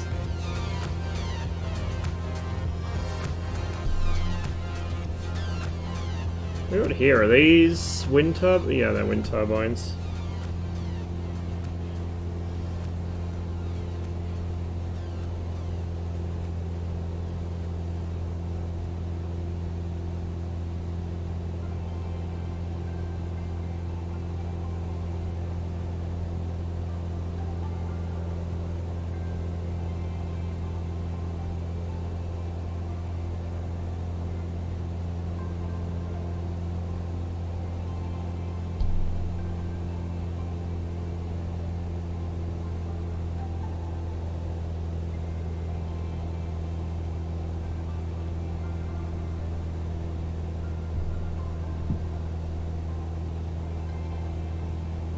EDVN.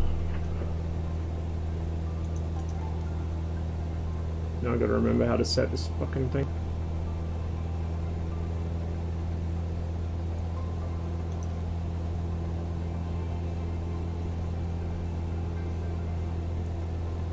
Oh, shit.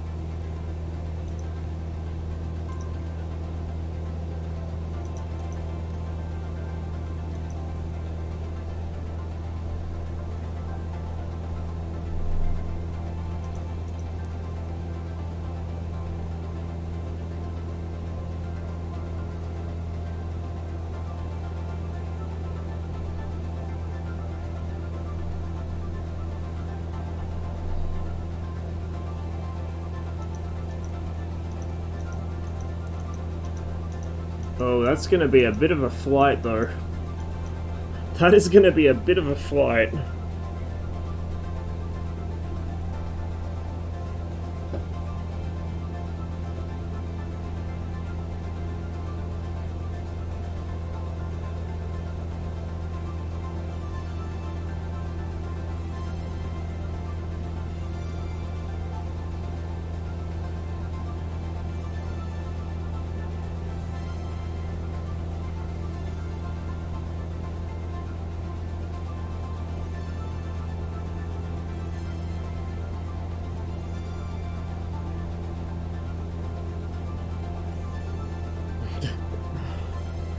Yeah. Might do that next time. I'll need someone to remind me though, otherwise I'll forget. I have a terrible memory.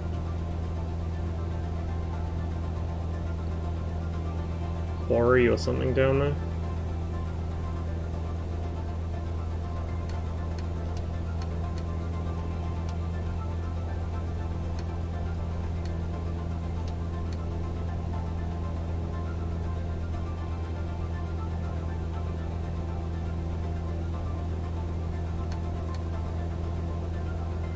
The trim is very loud in this. It's the electric trim switch. Cheers. Yeah, appreciate it, man. Otherwise, I would never remember. Oh, you can't bring down the sunshades on this. The vanilla planes look really pretty and they sound really good, and some of them fly pretty well. Like the vanilla 152 is apparently really, really good. Although I haven't flown it myself. But they're missing things, like you can't open or close doors or windows, and you can't flip down sunshades and stuff. Just little details, but they're nice details to have.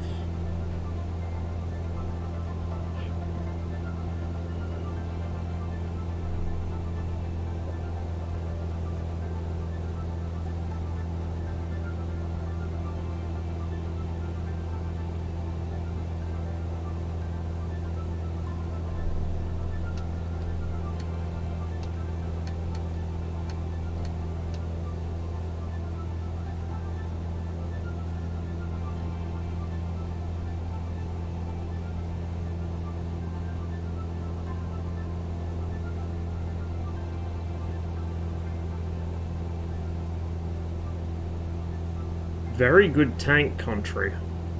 Very fucking good tank country, holy shit. Nice open rolling hills.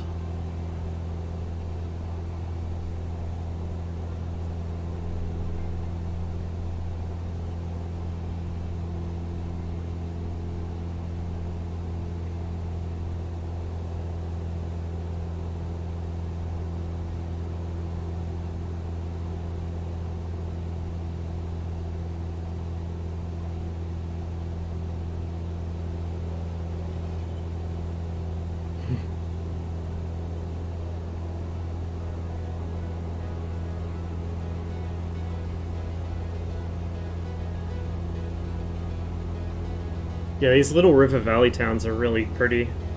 I'd imagine it's not very fun when the river floods though, like they did, was it earlier this year or end of last year or something? It looked awful.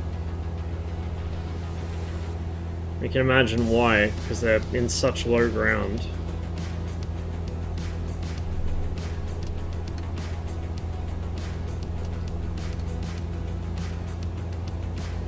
Us humans build our houses in some really fucking stupid places, don't we? Really fucking stupid. On the left? Oh, that there? Yeah. It's a nice little town.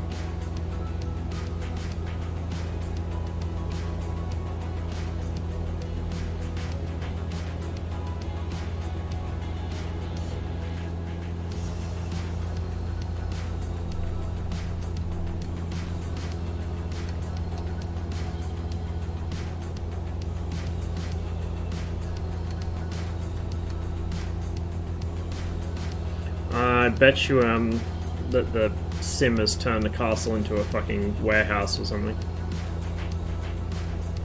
Yeah, it makes sense you would build near water, but like in a really steep-walled valley like that, I mean, it's a bit risky.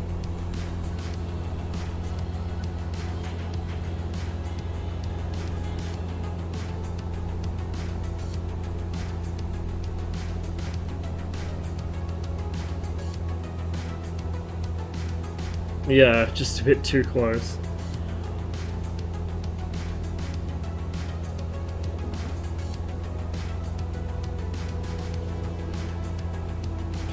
One. Hang on, I'll circle back.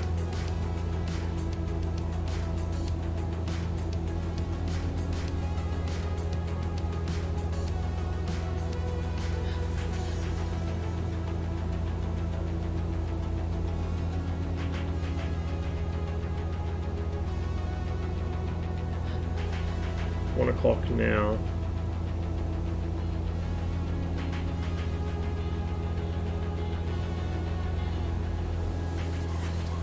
Yeah, I don't know what it's done to it, but it ain't a castle in the sim.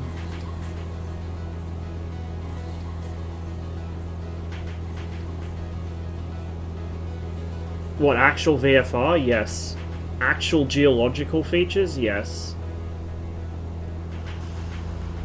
Oh, not the castle, just... Oh, gotcha. Yeah. Nice little town.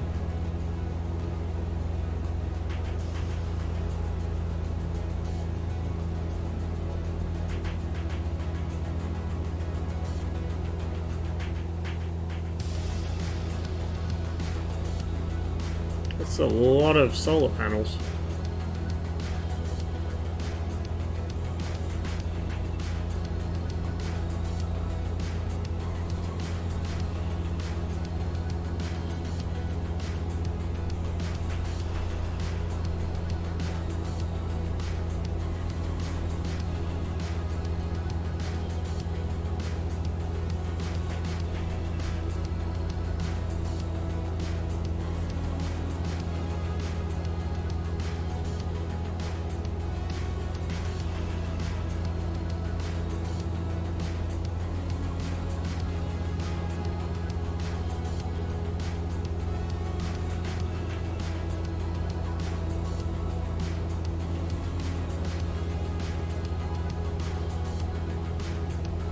No worries, man. No worries at all. Beautiful part of the world. I have flown over Germany in flight sim before, but it's mostly been... I actually did a tube liner flight, just in the default 777, I think it was. But I flew into Tempelhof, which is interesting because it's been closed for many years and the airport's not properly modelled in MSFS. I've got custom scenery for it now, which makes it a little more functional, but... yeah, like I flew over central Germany, I was just looking down in third-person view at it, because it was quite pretty. Chucked the autopilot on, fucking went external view. We got some nice pictures.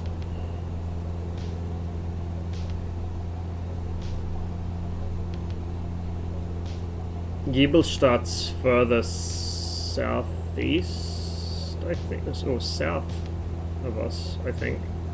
Trying to remember where exactly it is. Oh shit! Where's the nearest airport to fucking Point Alpha? We won't do it this stream, but maybe when I do the Gunner Heat PC stream, we can start off by popping into MSFS and flying over Point Alpha. And then switch over.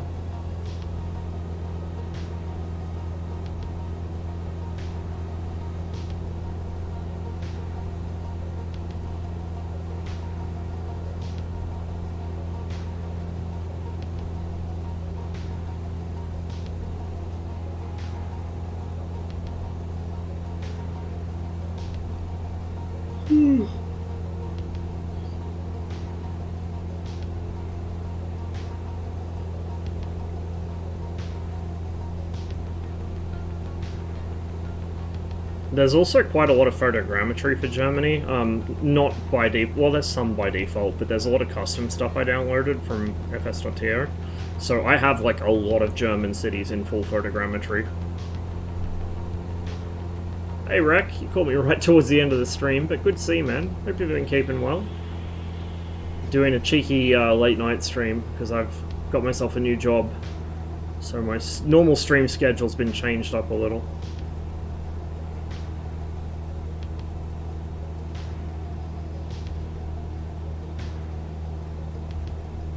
Stuck with COVID, so thought I'd say hi. Well, hopefully you regain your freedom soon. Hopefully it hasn't been too bad for you.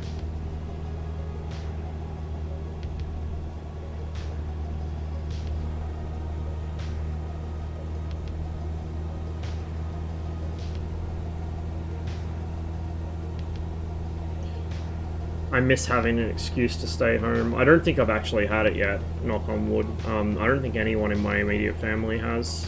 Or if we did, it was so mild none of us noticed. But I really miss actually having a legitimate government-endorsed reason to just not go outside and not fucking deal with other people. It was so nice. Should be on the tail end of it. Well, that's good to hear at least.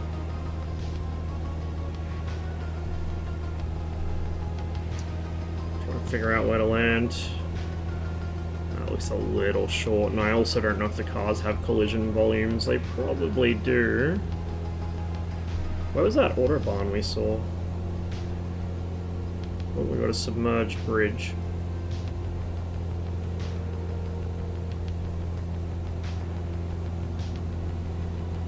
You know what the airfield identifiers are for them?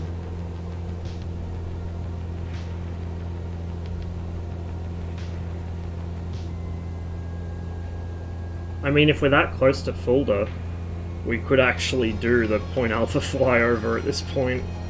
Finish the stream with it. As a tie-in to next stream.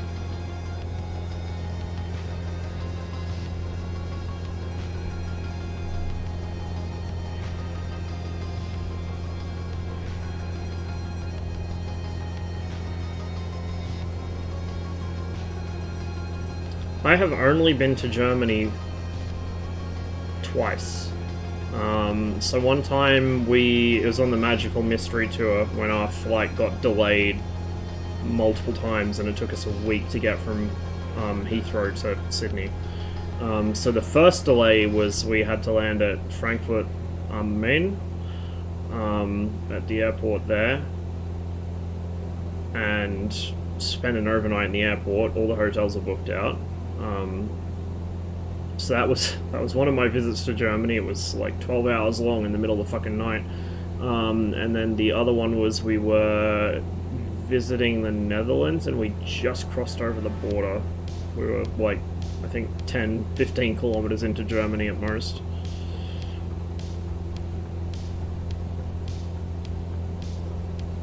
It was another victim of COVID cancelling my travel plans because I was planning on going there.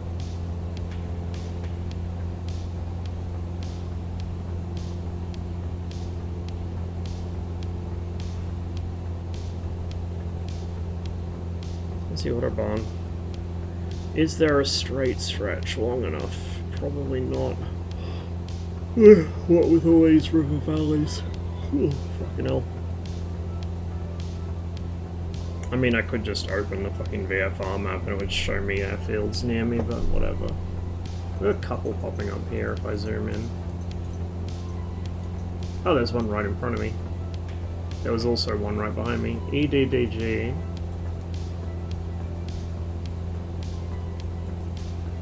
Oh, that's not actually that close.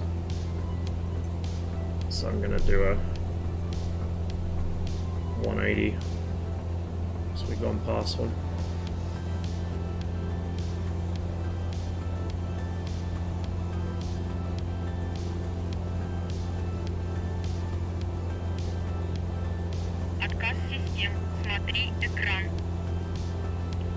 Cool Carptons, thanks for the follow.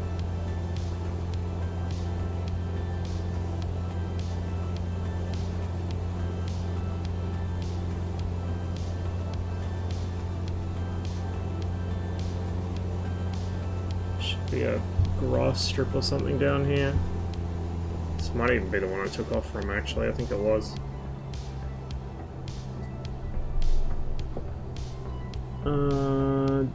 Carb heat? Do we have carb heat in this thing? It's on mixture.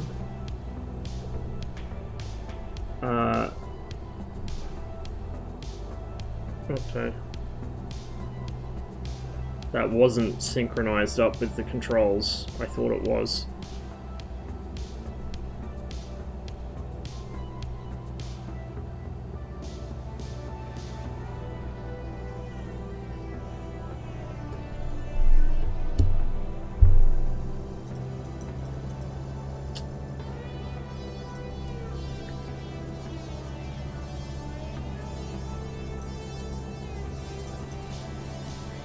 Crap, that's not what I wanted to do at all. That's, there we go.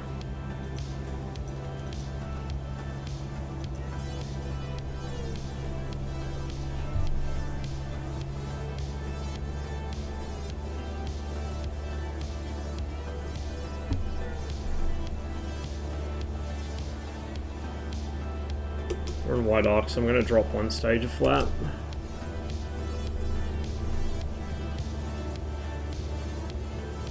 While we try and find this airfield. I think that's it there. That looks like an airfield. That is an airfield. There's a windsock. Looks like we're gonna have a little bit of a crosswind coming into it.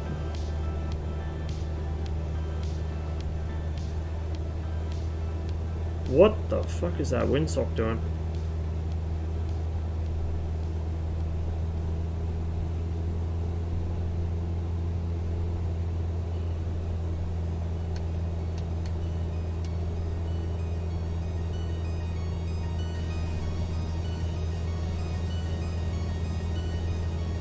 I mean, that would actually help me find it, but at this point we're just gonna land here, I think, because I need to go to bed, my dudes. I'm so tired.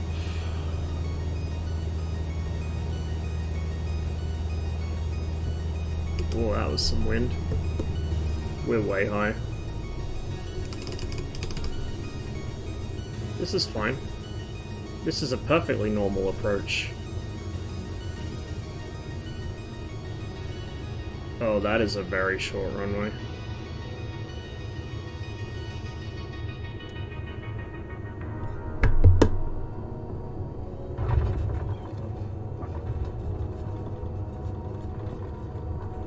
One wheel Willy. Brakes, please. Brakes, please. Brakes, please. Slide over, run. I'll take it.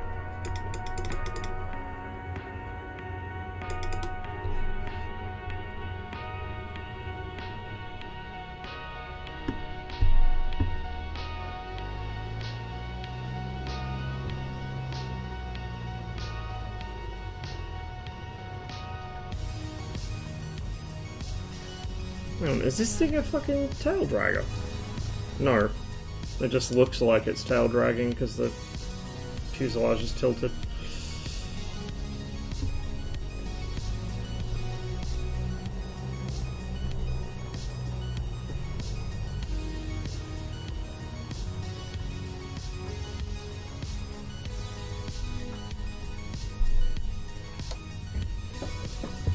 Okay, let's see.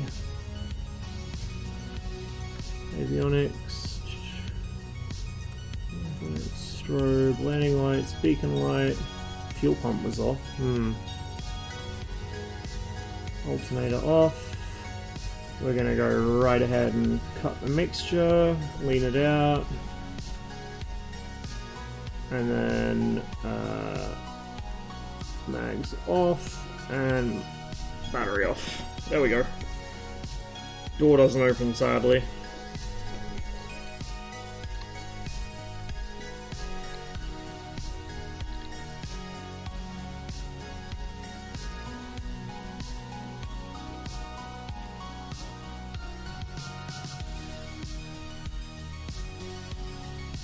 Oh, there's a grass strip alongside. Oh, yeah, because they fly gliders out of here. Hey, probably be for the tug. Or concrete for the tug and then grass for the gliders, rather. That's quite nice. There's probably a custom version of it on fs.to. I wouldn't be surprised.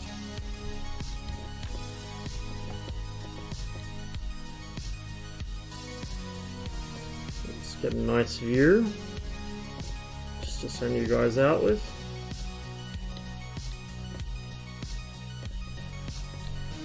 There we go.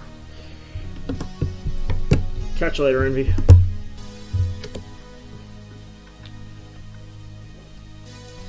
Alright, let's see where I can send you miscreants.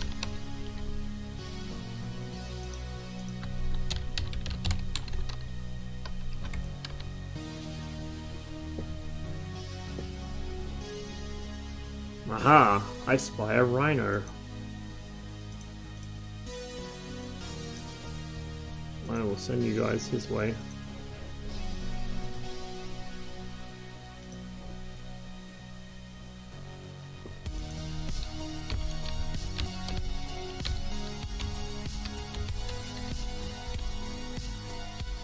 There we go. Thank you all very much for watching, guys. So the schedule's going to be a little fucky for a while, just while I figure out what days I will and won't be working, but I'll definitely be streaming on the weekends and armor missions as per usual. And I'll try and squeeze in a stream any afternoon where I get the next day off. So I'm not working tomorrow, hence why I stream tonight. I'm not sure if I'm regularly going to have Tuesdays off, or if I'm going to have alternating Tuesdays and Thursdays, or if I'm going to have who knows what. But we'll see how we go. Hope you'll enjoy the flights today. Enjoy Rhino, and stay safe, guys. I'll catch you on the next one.